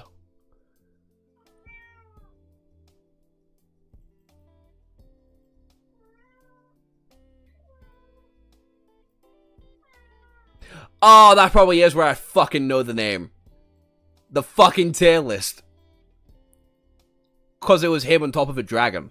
Well, the Dreadlord on top of the dragon.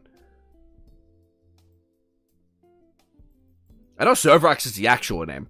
But I thought his name was Dreadlord. Dreadlord is someone you won't meet for a while. Got it. Alright.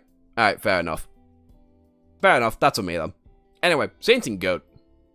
Ooh, is she above Kai? She above Kai. Ooh, is she an S?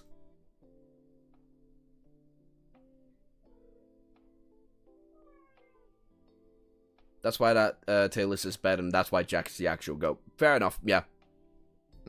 Jack is indeed the GOAT. We can give him that. What the fuckaroos?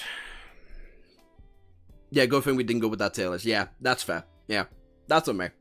that's my ignorance now. Thankfully, that's the only name I actually paid attention to. Because I thought that was the Dreadlord. The fucking Serverax's public name. Is that what you'd call it? Public name? Jack did miss him, though. He did, and that's kind of sucky, but we can substitute that for some of these guys, because I don't give a fuck. I don't care about some of these. Better too little than too much. Fair dues.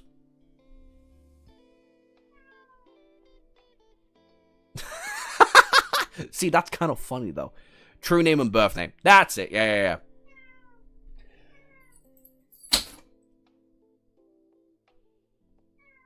Oh my god. You. No. Come here. Fuck off.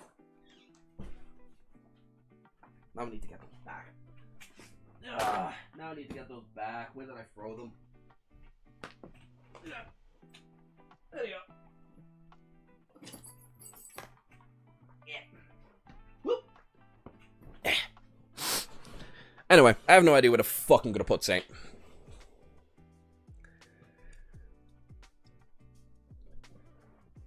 Yeah, like how some people call Cassie Song of the Fallen. And then her actual name is like Cassie. I thought it was like that.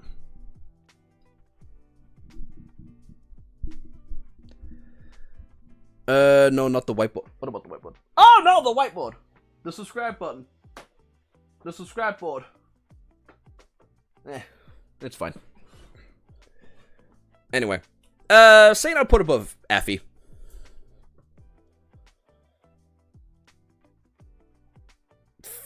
Yeah. I put Saint above Effie, but not in the same tier as Kai, Nephis, and Sunny. I don't feel that yet. Honestly, I kind of feel that with all 3 of them. No, I don't, because I don't like Nightmare more than Cassie, but I do like Serpent more than Saint.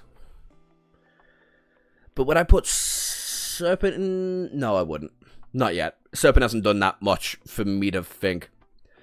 That's a fucking subscribe button. Well, yeah, it says subscribe. See? I even wrote it backwards. Subscribe. Please?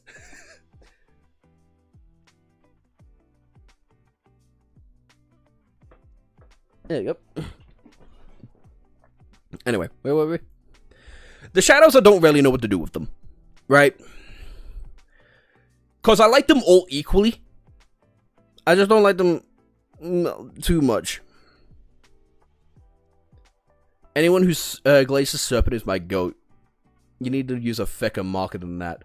I need to get something that could push it forward so the ring light doesn't get in the way. See? Because it says subscribe there. I'll color it in next time.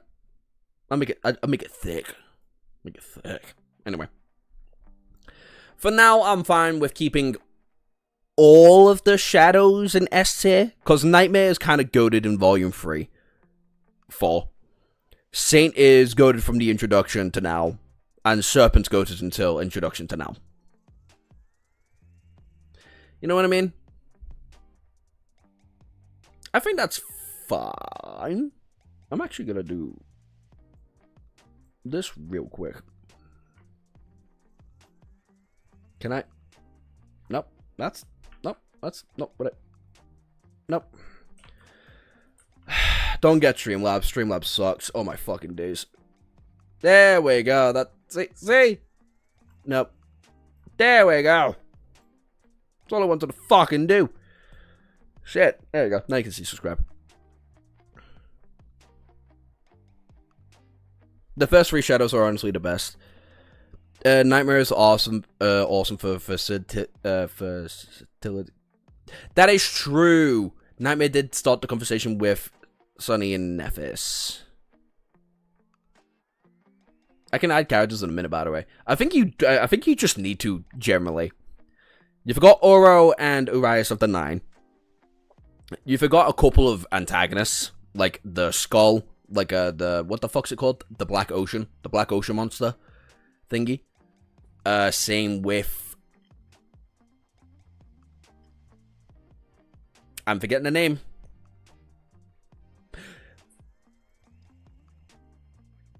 I mean, you can add Horus. You're not gonna like my rating of him. The Capscade Scavenger.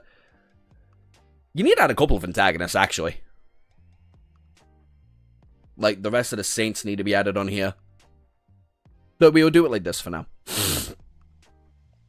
And then tomorrow's stream, which is going to be a random assortment of tier lists that I feel like is going to make everybody fucking confused. Then we'll proceed to finish off that list. But for now, we will just carry on with these.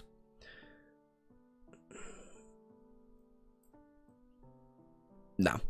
Let's keep Nightmare there below Cassie and Effie, but Effie below Satan Serpent. Mountain King. Honestly, Mountain King's kind of a sick ass antagonist. Like, you feel fucking dread anytime the Mountain King appears in the first Nightmare. Like, he's honestly kind of sick. Go low, goat, high S. I don't feel putting him good in high. I don't feel good putting him in goat or S. Because we don't see enough of him. But he's fucking good. He's a good antagonist. Mountain King got robbed. Objectively correct. Yes, the gods literally had to intervene to go deal with him. Someone I do feel kind of good putting goated, though, would be Soul Devouring Tree. Who's not goated in your list? That is true. I would love to see a Kirbs list. That'd be funny. You don't know why he's SO goated? Yeah, I don't. But I'm judging him on him being the antagonist, the opening antagonist of the story, and he's really fucking good. The gods intervened. What do you mean? The fuck you mean? What do I mean? What do I mean? Sonny literally sacrificed himself for the gods to go kill him off.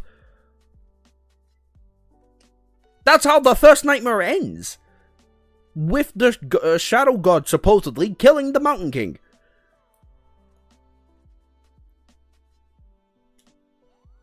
Either way, the Soul Devouring Tree is definitely goated. The Soul Devouring Tree is fucking terrifying. From being used as a hideout to introducing the fucking mist creature, to then it being the inevitable downfall for the Capscade creature.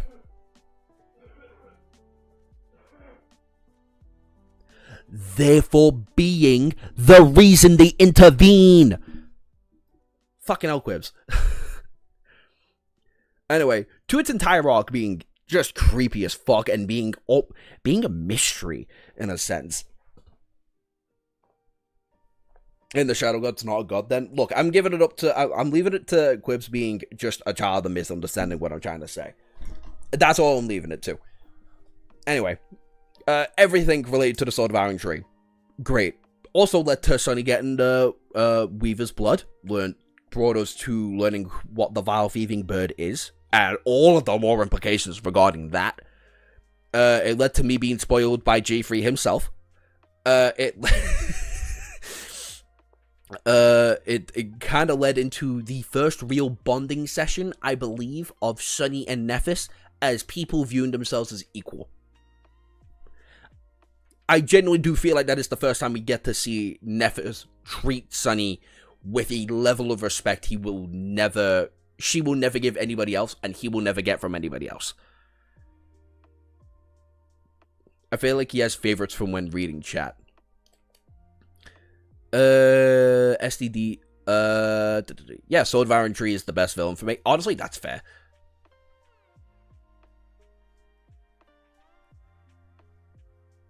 I feel like, who am I favoriting? Yes, I'm his favorite, clearly. The Mountain King died because of Sunny, but the gods didn't intervene because of the Mountain King. I feel like I may have misunderstood. Jack did forget the shadows! Oh my god! Jack did forget the shadows. That's tragic. Also, the Mountain King didn't die via Sunny. Sunny didn't kill the Mountain King outright.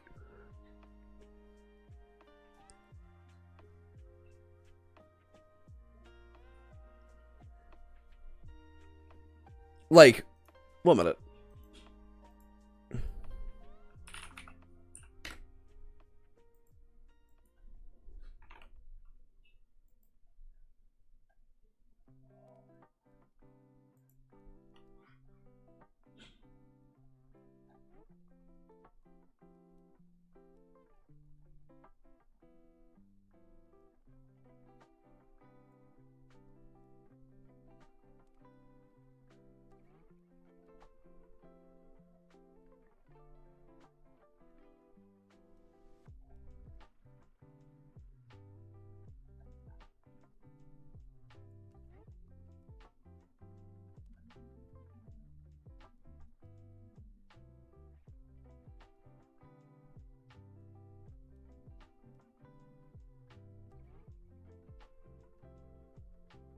Yeah.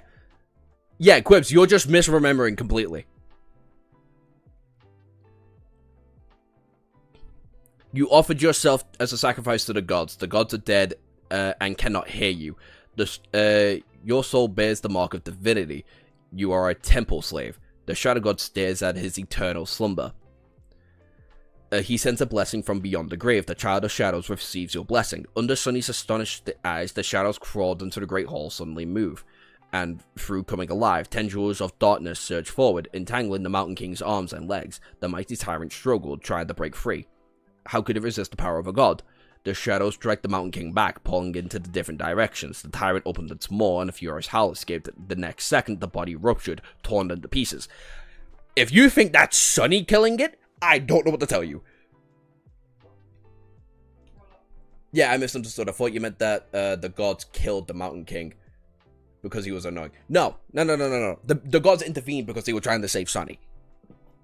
But that is the gods intervening regardless of how you look at it.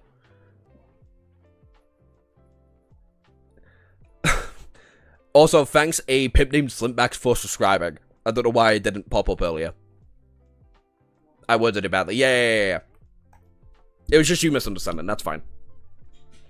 Anyway, back here. Sword of Iron Tree deserves go tier and nothing else. I can't wait to see how Sunny burns that tree down because I refuse to believe it's going to stay alive. Or if Nephis burned it down. No, Nephis is not strong enough. Never mind, I'm fucking delusional. Gun lag. Ooh, boy. What a slipback doing here? I don't know, but I fuck with it.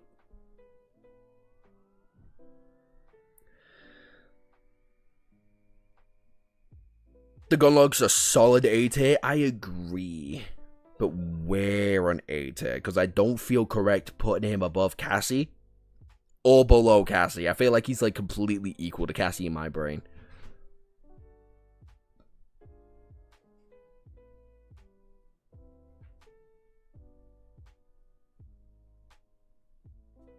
I'll put him there. I'll put him below Cassie because we've had more time to actually marinate with Cassie as a character in comparison to the Gunlog as a character. The Gunlog did everything that he needed to when it comes to Sunny, Nephis, and Cassie's arcs. And leading up into the Battle of the Crimson Spire. And really embodying the idea of gloom and doom from a powerful foe that just lost all hope. Like, everything the Gunlog did, he did excellently well. Even his fight was incredibly fucking cool. I just kind of wish we had a little bit more time with him. Nah, man. You're right. I'll put Gunlog below Nightmare. That also feels wrong. But I like it more than Cassie. I like him more than Effie. But I don't like his writing more than Cassie and Effie's.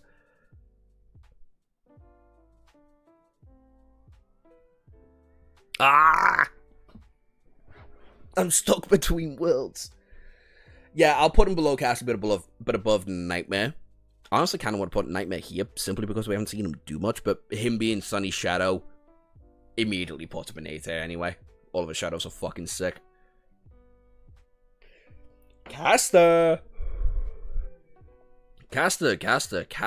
buddy. Aren't you such an interesting character that does fuck all? Look. Caster is the establishment. That's his entire purpose. He is nothing more than to make you establish that the greater world is far more evil and cynical than led to believe, thanks to the little time we've had in the academy.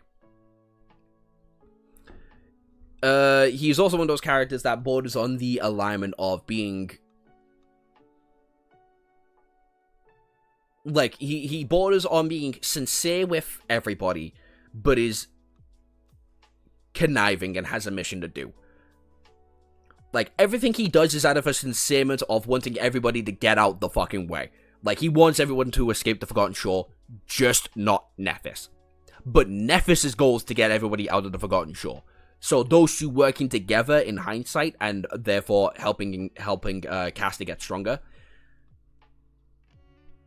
helps with all of that, right? You just don't give a fuck about Caster, like, ever. You don't care about his death. You don't care about his, like, attempted assassination. Like, you don't care about his assassination attempt on Nephis. You never care about him, like, ever. What did our money-grubbing Akio do? Just be a fucking nothing character, Harsh. I'll be real. Caster not in Caster tier? Yeah, because I don't hate Caster. People hate Caster. I don't. I just think I think he's well written enough to stay out of that. She got done dirty by Kirbs advocating for the correct pronunciation of her name. There's that, yeah. Kirbs was annoying the fuck out of me with how I was pronouncing her name. When I simply and objectively don't care enough. But Caster, I like less than pretty much everybody else here. I even like Caster less than Akio. So I feel like being in B, maybe even C, simply because of how little emotion he gets out of you, does. But I guess his setup was quite nice. His introduction in Volume 1 and his introduction in Volume 2 is actually like pretty cool in hindsight. But it does effectively nothing, which is kind of sad.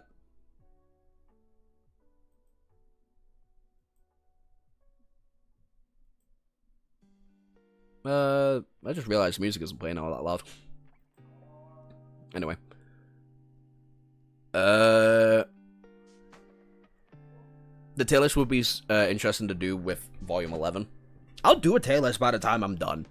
By the time I get to, like, Volume 10, I'll happily do a tier list. Or Volume 11, because that's when certain characters get involved, and I know that. The Marvelous Mimic. Morgan. I like Morgan. Morgan's cool. I don't like her more than Triss, but she's an interesting character.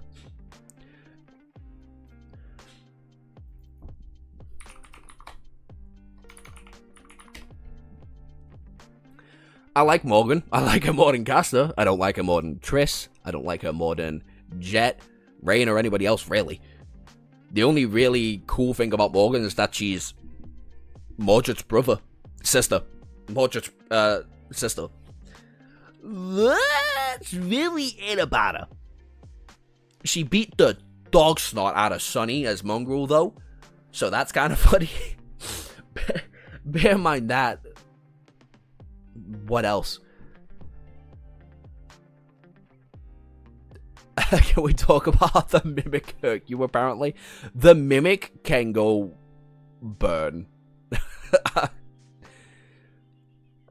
She stole Mongrel's heart. Mimic killed his entire family. Amen. Mimic kicked me out of uni. Mimic got me fired. The Mimic got me fired from my job. That's why he's a Mimic too. Mordred. I feel comfortable putting you here. I fucking love Mordred, dude. I think Mordred's one of the most fascinating characters in this story so far. And I feel like I am almost entirely alone at that point. At this point. Everyone I've ever talked to about Mordred, whether it be on stream or on videos, fucking hates him. Hates him with a passion. Or they either don't hate him, they just love to take the piss out of him. I don't understand the appeal of dogging on Mordred as much as everybody else does. I love every conversation we have with Sunny. I like the oral up he gave Sunny. Both times, technically. I should stop slandering him, huh? Yeah, a little bit. Prince of Goatness. I like Mordred for everything he does. I love the narrative implications and, like, point of view that we kind of get.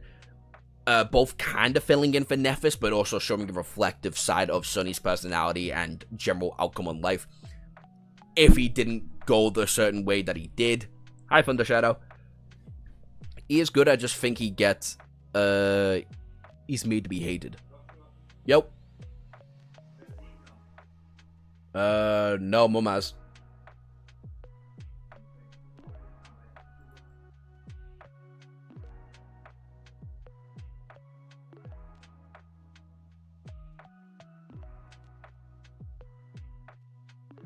Whatever.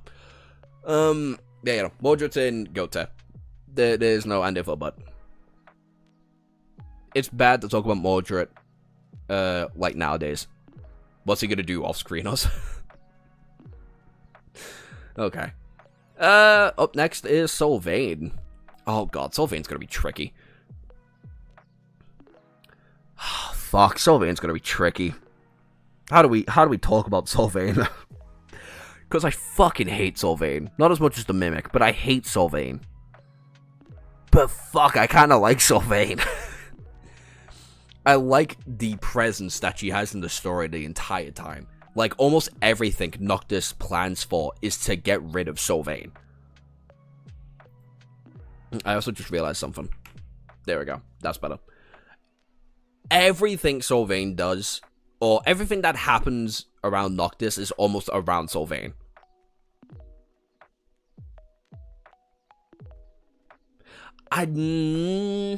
Yeah, honestly, yeah, no, I feel kind of... No, I don't. Now I feel better. Because I really do hate Sylvain. But I feel deeply tragic for her.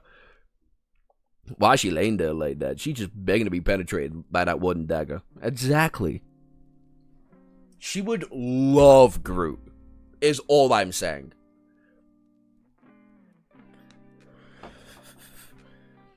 It's not very family friendly. 1 minute, should we open up the Discord real quick? Should we open up the Discord real quick and talk about family friendly?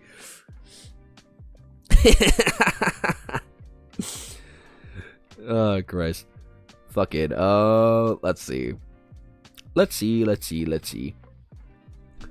We've got Weaver. How the fuck do we talk about Weaver? What happened to the Discord? That picture of Jet that's in the Discord. Just there.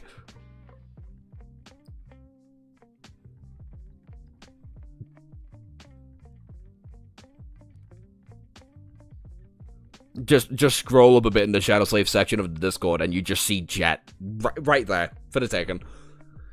The Discord must be really bad. I've never even entered it. It's not. It's a very calm Discord, but there's the image of Jet that I posted in there. How do we talk about Weaver?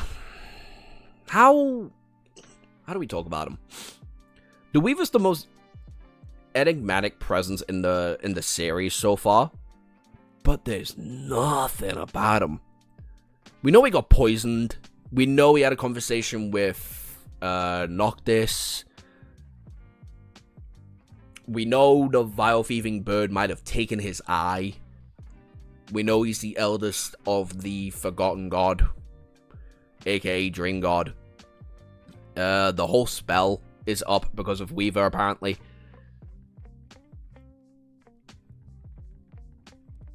It's not even someone else, it was Josh. Yeah, it was me. That's what I'm saying.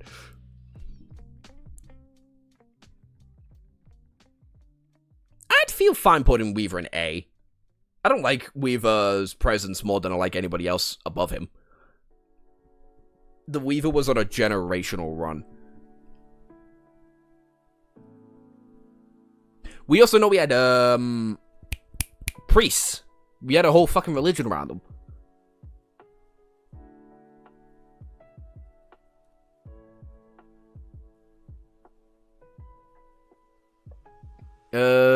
He might have been the reason why the saints were immortal as well, which is kind of fucked. So yeah, I feel comfortable putting Weaver in A. These guys, however, are going no higher than C.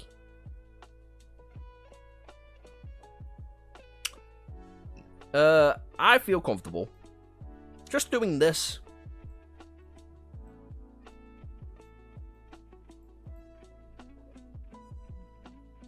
Weaver's not the reason Saints are immortal. Okay. Okay, fair. Because before someone questions me, I say that because all of the daggers have a string of fate. All of those strings of fate in there.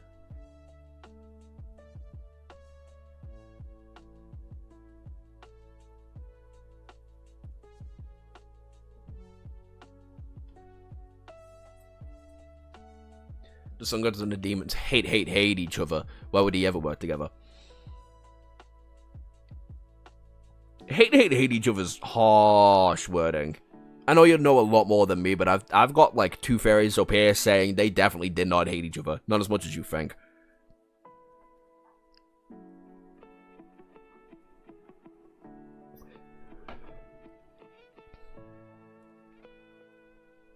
Anyway. What about all the personalities? Lost I definitely know what's going in last. I like Dorm. I like Samira.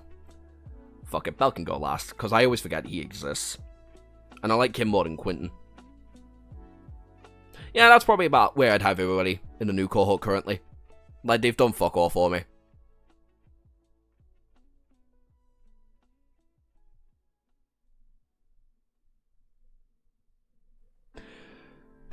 Can we get a rating on the chair and the rock? Can I just exchange these 2 as the 9 members? Please.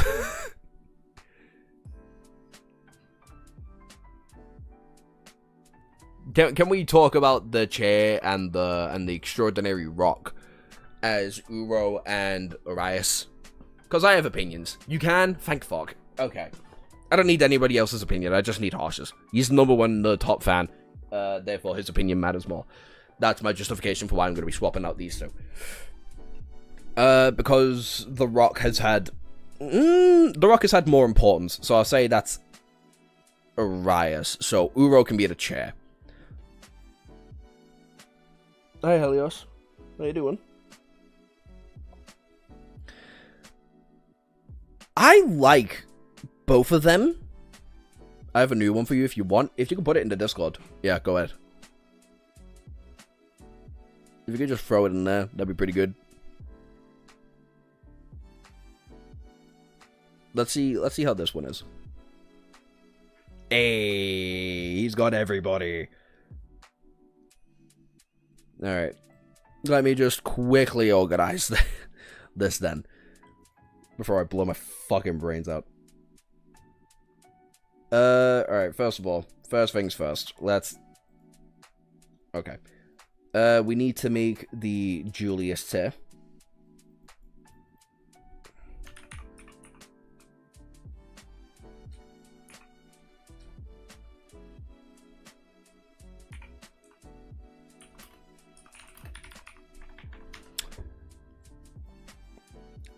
Ding. There we go. Where's our goat? Where's our goat? There we go. Julius, where's Noctis? Noctis can go. Fuck you. Accio can stay in C. Mimic can stay in his own tier. Now, oh god. Effie, what did I put Caster in? Oh, right, 1 minute. Add row below.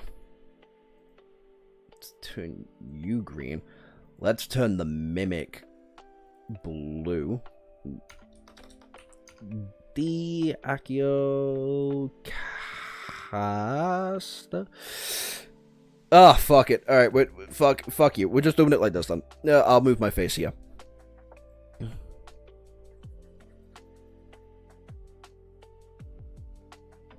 We don't listen to children.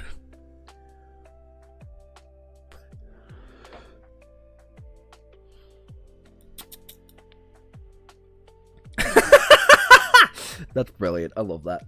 Marvelous Mimic can go right there. Where did I put Sylvain? I put Sylvain in the top of B. That's fine. Yeah, that checks out. Morgan, I put above Sylvain. Did I put Morgan above Sylvain? No, I didn't. Where's Triss? Triss, I put right there. And yeah, Caster can stay there. Gunlog is in A. Same with Kai in S. Where's Nephis? Nephis is right next to Sunny. Mordred. Mordred. There you are. Mordred above Kai. No. Sword devouring tree. Who am I missing? Oh yeah. I put you there. Where's the shadows? Saint above you. Sapin above Nightmare. Nightmare below Gunlog. Then we had Weaver. Oh wait, bloody hell. Nah, that's why we had them separated. Fuck it, we can put... Yeah, we'll put Caster there. No, we won't. We'll put Caster there. Alright, right, fine. Who else was in that tier? It was the Mountain King below you. It was Rain below Date, and then Dink. And the... It was these fuckers all in here. I don't think I had them necessarily completely organized. I think it's that it.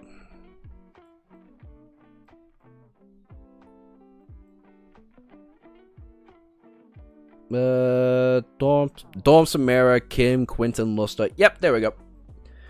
And now we can focus on this list. Thank God. That does unfortunately mean I do have to focus on the fucking chair. And the rock. Where's the rock? You two can go there. Now, this is a proper list. Yeah, baby. We've got the actual list working. Don't forget, everybody, to like and thank Jack in the comments. Let's give Jack a big old thank you for letting us legitimize the list.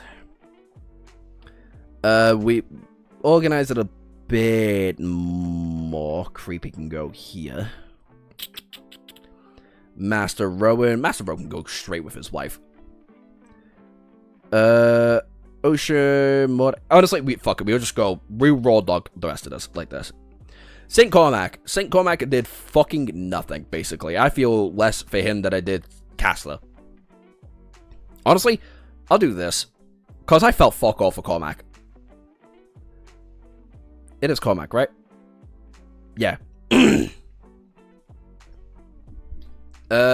gotta name the lowest tier Nephilim tier. Why? Why? Fine. Fine, we'll name the Mimic tier Nephilim. I may have fucked it up.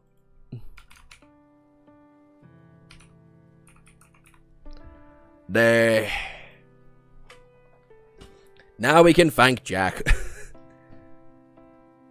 That is so. Yeah, it is some very Quibs behavior, but he made the tier list. I'll respect his wishes one time. It will not be in the updated tier list. I don't care. It will not be. Anyway. Who's next? Mongrel? Fucking come on. Mongrel's gotta be in the Julius tier. Like, I don't think that's really up for debate, right? Uro and Arias are interesting.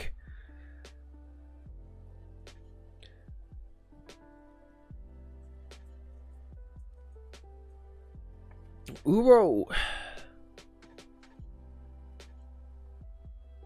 Mongrel mentor tier? Hell yeah. Love Mongrel. Even Neff is a fan of. Yeah, exactly. The Nephilim hate makes my heart beat. It's gotta be someone amazing. It has to be. Right? This is a awakened that made Morgan try. Master Morgan try? Like, come on. Anyway, Uro I fuck with heavily. Uro and Arias I fuck with heavily because of the implications of their existence. Like, I like the pair of them more than everybody in C. Like, way more than everybody in C. Yeah, the Arias vote is fucking banging. I love it.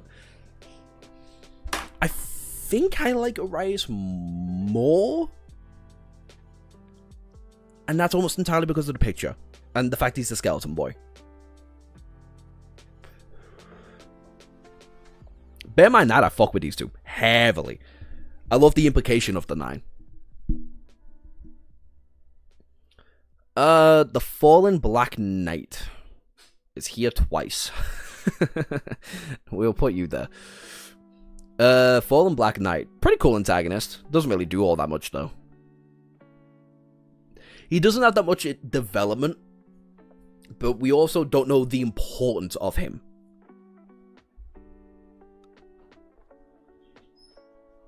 But his presence also speaks a lot in the first Nightmare. He also gives us a pretty good introduction to how Awakened versus the Mundane drastically is that different. Arias is where the Nephilim hate developed, by the way. He called Nephos a dating Nephilim. Oh yeah, he did, didn't he? And I still don't know what the fucking Nephilim is. So, that's fun. Yeah. I know we heard a little bit more about Arias a bit later on, but bear in mind that. Fallen Knight. I like the Fallen Knight. Probably more than Sylvain. Whatever. But yeah, I fuck with him. Any more? Ocean Monster is fucking cool. The Ocean Monster is so fucking cool, and it dies in such a cool way. Like, come on, you're on top. You're fighting a giant Goliath statue that is walking, and you die via it, wielding a lightning hammer and crushing you to death. I feel like its death alone is sick, but its presence in the first volume is eerie as fuck. I fuck with the Ocean Monster heavily. I fuck with the Ocean Monster more than the Gunlog. Honestly, the more I keep seeing Nightmare there, the more I keep feeling bad. I'll just throw him in with the siblings.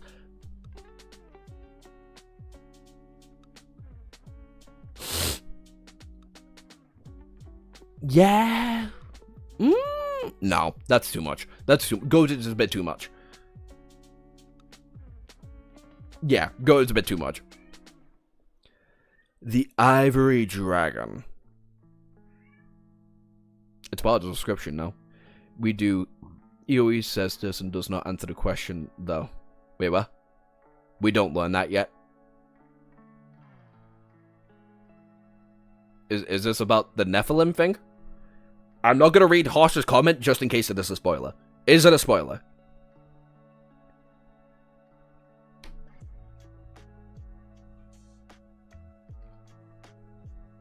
Is what Harsh saying a spoiler? I'm looking at the very fucking bottom of chat just in case. Because I can't even look at my screen. Because I can read the text on there as well.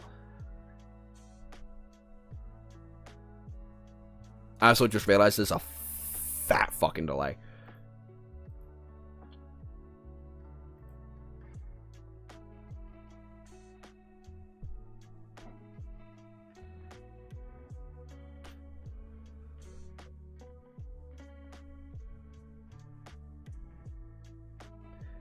We do learn that it's in the description of the Nephili's attribute, Nephilim.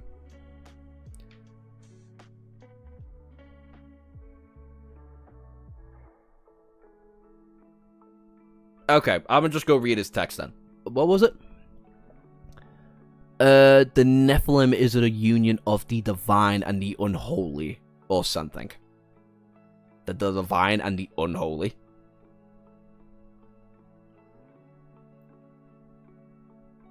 A union of the divine. Oh, we do. Oh, I think. Yeah, no, we learn about that. Oh, fuck. We do learn about that. Oh, fuck. What chapter was it?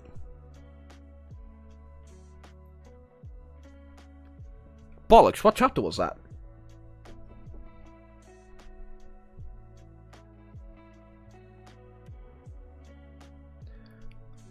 Oh.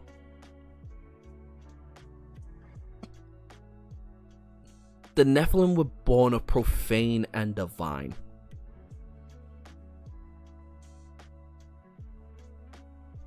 And there are some flavored texts about how hated they are. That's interesting then. Why would Neph be a Nephilim? Why would Nephis be a Nephilim specifically then?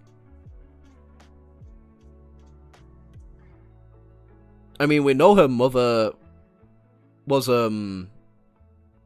about the Immortal Flame Clan, like, directly. The fuck is Broken Sword, then? Or is it Nephis' family lineage generally? Well, it'd have to be, if it's the unholy thingy.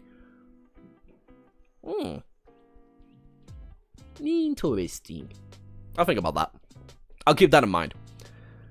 Ivory Dragon, I fuck with him. I like Servrex. I think he's a very good contrast to how Kai is as a character, but I don't fuck with him more than any of these. I fuck with him more than Gun. No, I don't. Yeah, I do. No, I don't. Honestly, I've kind of got these two in the same category because they kind of serve the same purpose to a point.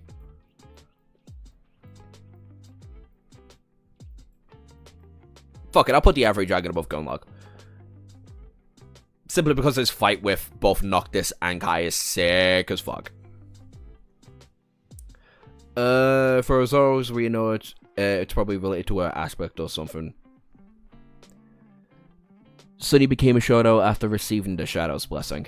Yeah, that's true. There was once a terrible creature born of the unholy union between the divine and the profane. Nephilim were the most beautiful and the most harrowing of them all. What the fuck does that mean? I feel like that's a theory for another day. I feel like I need to, like, sit down and be like, what? To figure that one out. Can't say demon. Or the demon, Carapace. He's kind of cool. But not cooler than Jet, Rain, or the Mountain King. I like him more than Urias and Uro, though. He's kind of just a cool blocking spot for the Soul Devouring Tree and the mist creature that attacks them out of nowhere. So I'll give him that. I'll give him above the 9 members, but I won't give them more than Jet, because he really is just a blocking. He really is just a road stop, basically.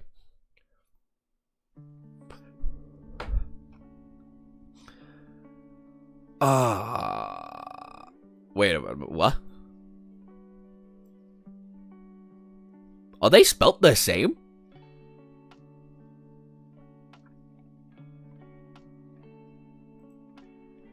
I don't... Novel... fuck, what chapter was it? 500? They weren't spelt the same, right?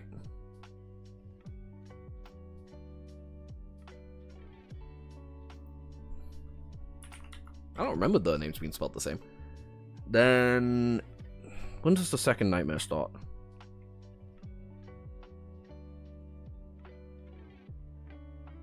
Is it 4? No, it's not 400. It's definitely not 400. Seven Knives, Nightmare, Kingdom of Madness, Iron Cage. Oh, is that Iron Cage? His name has to be in there, right?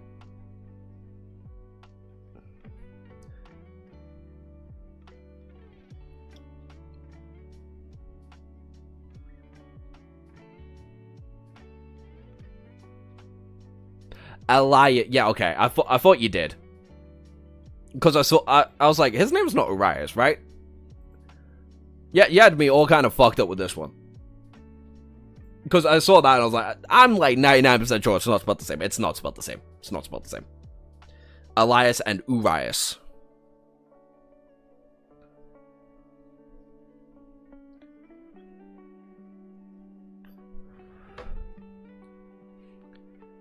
Yeah. I fuck with Elias heavily.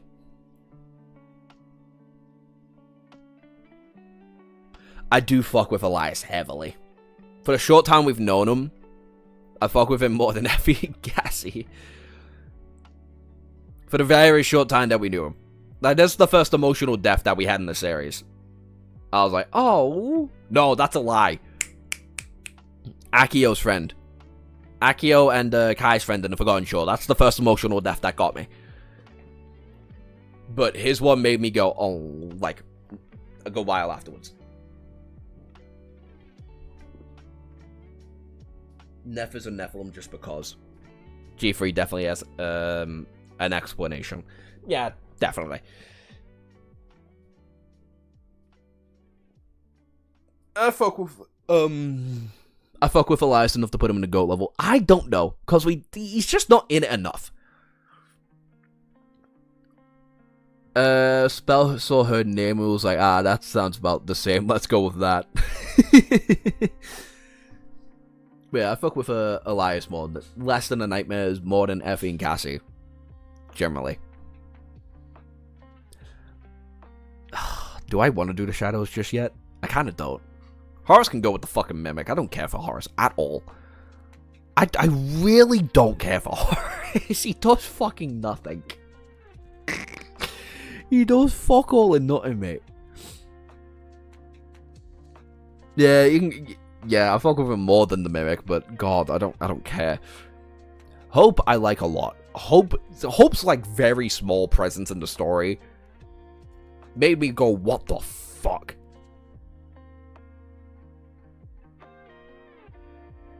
The spell has dyslexia confirmed. Spell is Joshua Kirbs confirmed. Oh no. Or the spell about as dyslexic as you mixed them up. Damn, Quiz, you beat me to it. Hope is the reason the kingdom is so shit, and Hope is the reason we know the gods and the diamonds have eternal beef. Because it was never really confirmed. It was heavily insinuated, and then she confirmed it by saying that the diamonds are the gods' flaws. And it's like, what? Like, that small presence did so much. So much. So I kind of gotta give a B. Whoa, I moved the wrong one. Fuck it, I put Hope above.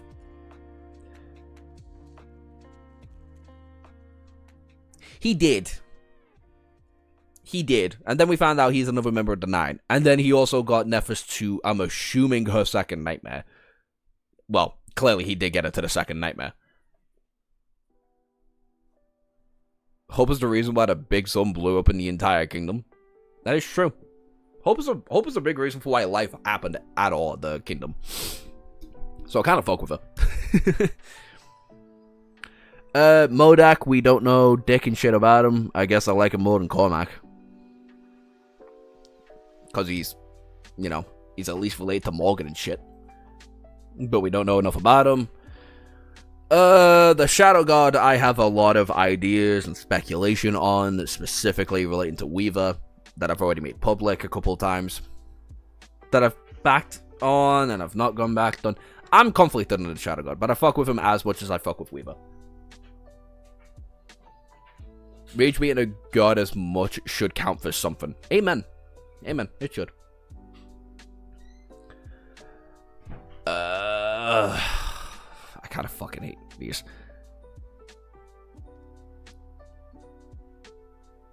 The Shadow God being bummed here. The Shadow God kind of... Look. No, Helios. Thank you. The Shadow God is kind of interesting to me. Right? Because I remember making a video way ages ago. God, when did I make this video? Like, I was on holiday when I made this video. Talking about how I don't think it was a mistake for Sonny to get not only the Weaver's lineage, but the Shadow God's lineage, and him being as conniving as he is. I don't think that is a mistake. Like, at all. And the more the series goes on, and the more we learn that the gods and the diamonds had a sort of relationship, i.e., look at the God of the Black Skies and Never and shit. I'm saying you bombed them. I didn't bomb shit. Nothing's been bombed by me. Anyway, it was just it was just like a fucking random theory that I had ages ago that I don't think that it's like any sort of speculation that these two have something in common, right? What was my original idea? I think my original idea is that these two shared a domain in the Forgotten Shore.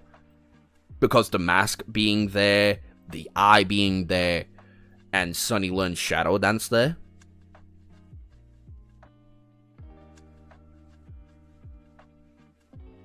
After a load of names on this list, I feel like Josh's brain generally randomizes the order of letters. Doing which you don't want to know, because I've got to treat characters differently. Like Cassie, I've got to treat as an MC in comparison to the average dragon, which I've got to treat as an antagonist, or Nightmare that I've got to treat as a former antagonist to a Shadow, and then Mordred, who's an almost entirely antagonistic force, to the Soul Devourer Injury, who's an entirely antagonistic force and shit.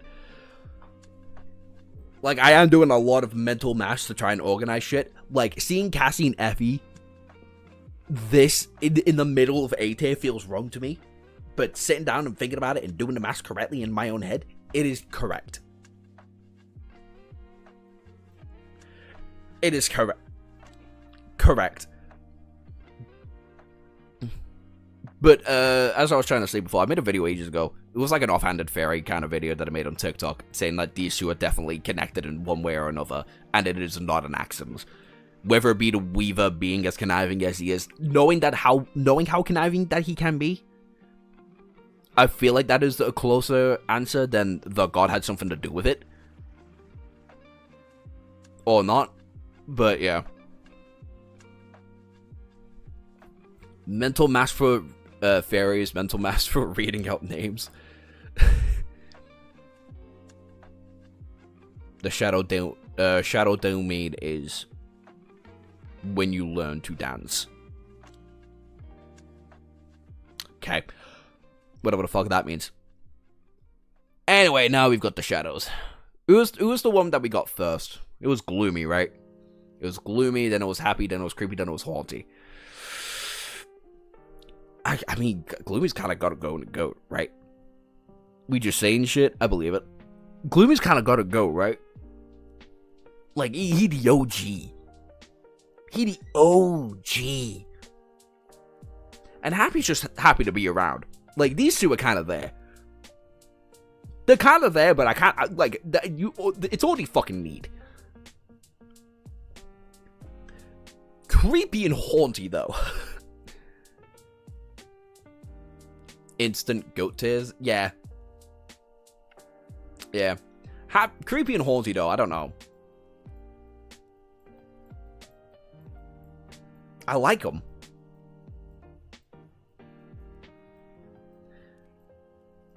But I don't care for them. I've not had time to marinate with them, especially Creepy. Creepy, I feel like, is neglected a lot of the time.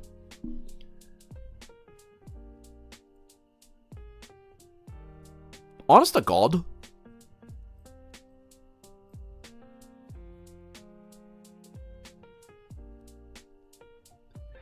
I feel like this. I don't think this is a terrible list. Creepy is the worst one here. Creepy is B. Haunty's B. Creepy is C. I've not had enough time to do anything with Haunty, though. Haunty hasn't done shit. Haunty's new. Haunty's a baby. In comparison to Creepy, we've had Creepy for a while. But it's not Gloomy or Happy. Those two are a dynamic duo. Those are Sunny's most reliable shadows. These two would fucking die for Sunny. I don't know if these two would die for Sunny. I know they would die for Sunny, but I don't think these two would die for Sunny willingly. These two would kill fucking anything for him. Gloomy's an OG and Happy's just there. I love him. Creepy is not creepy, but slimy. I'll do this. I'll put Haunty above Creepy. Simply out of the nature of things. Is Creepy not the youngest? No, it's Haunty. Haunty's the youngest.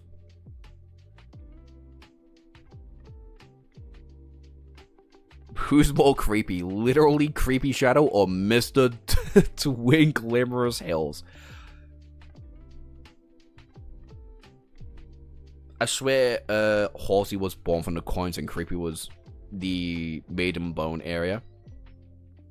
What? No. Creepy came first because Creepy got his pride hurt by Gloomy. Like, everybody's had a weird interaction with Gloomy. And then Haunty just didn't care. Right? I want to Google it, but I don't want to Google it. I feel like I'm wrong. I think Quips might be right? No, that doesn't feel right. I feel like we've had a lot more time with Creepy than Haunty. Chat, who came first? Who came first? Creepy or Haunty? I'm like 90% sure it's Creepy. Yeah, Haunty's fourth. Okay, thank you. Because Haunty's like prideful, right?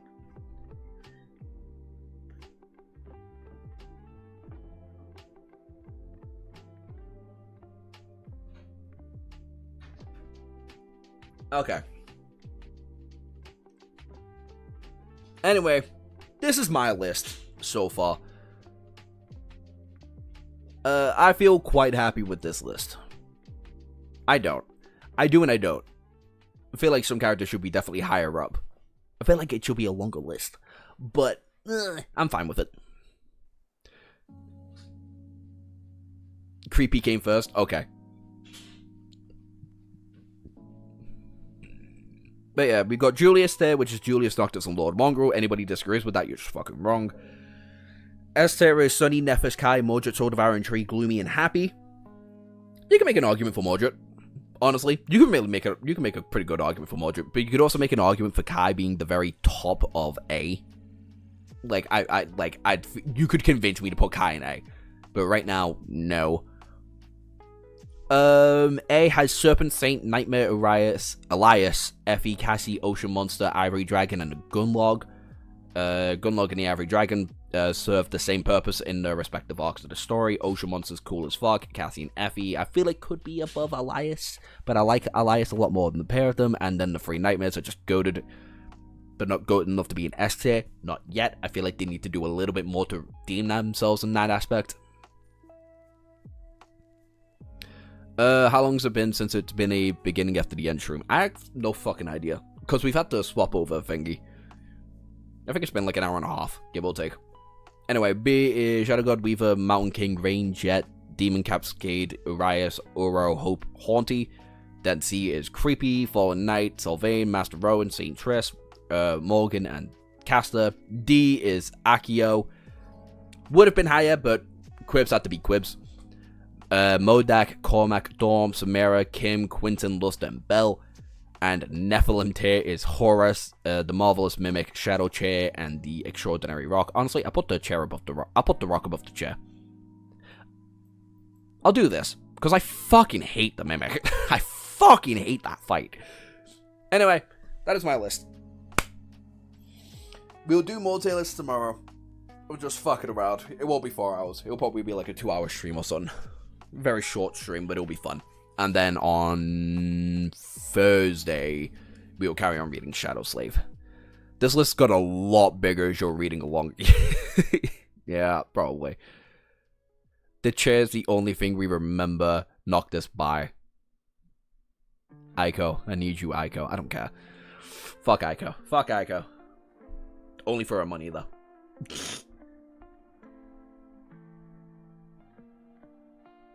Anyway. I feel like that's it. That was a difficult reading stream. What the Rock do to you, be annoying. Specifically the community, be annoying. Anyway. That's it. That was fun. Don't forget to do that. Don't forget to subscribe if you're new. You're probably not new, though. A lot of you are similar. We'll read the webcomic for, the beginning after the end next time. Simply so we have a little bit more visual clarity, and we don't have to go through a lot of boring descriptors. And that'll be Monday. Yeah, that'll be a Monday stream. That'll be fine. Overall, thanks for joining. See y'all tomorrow. Probably about the same time, 6 o'clock. So bye. Bye-bye. Bye. I'll share the thingy in the Discord, by the way.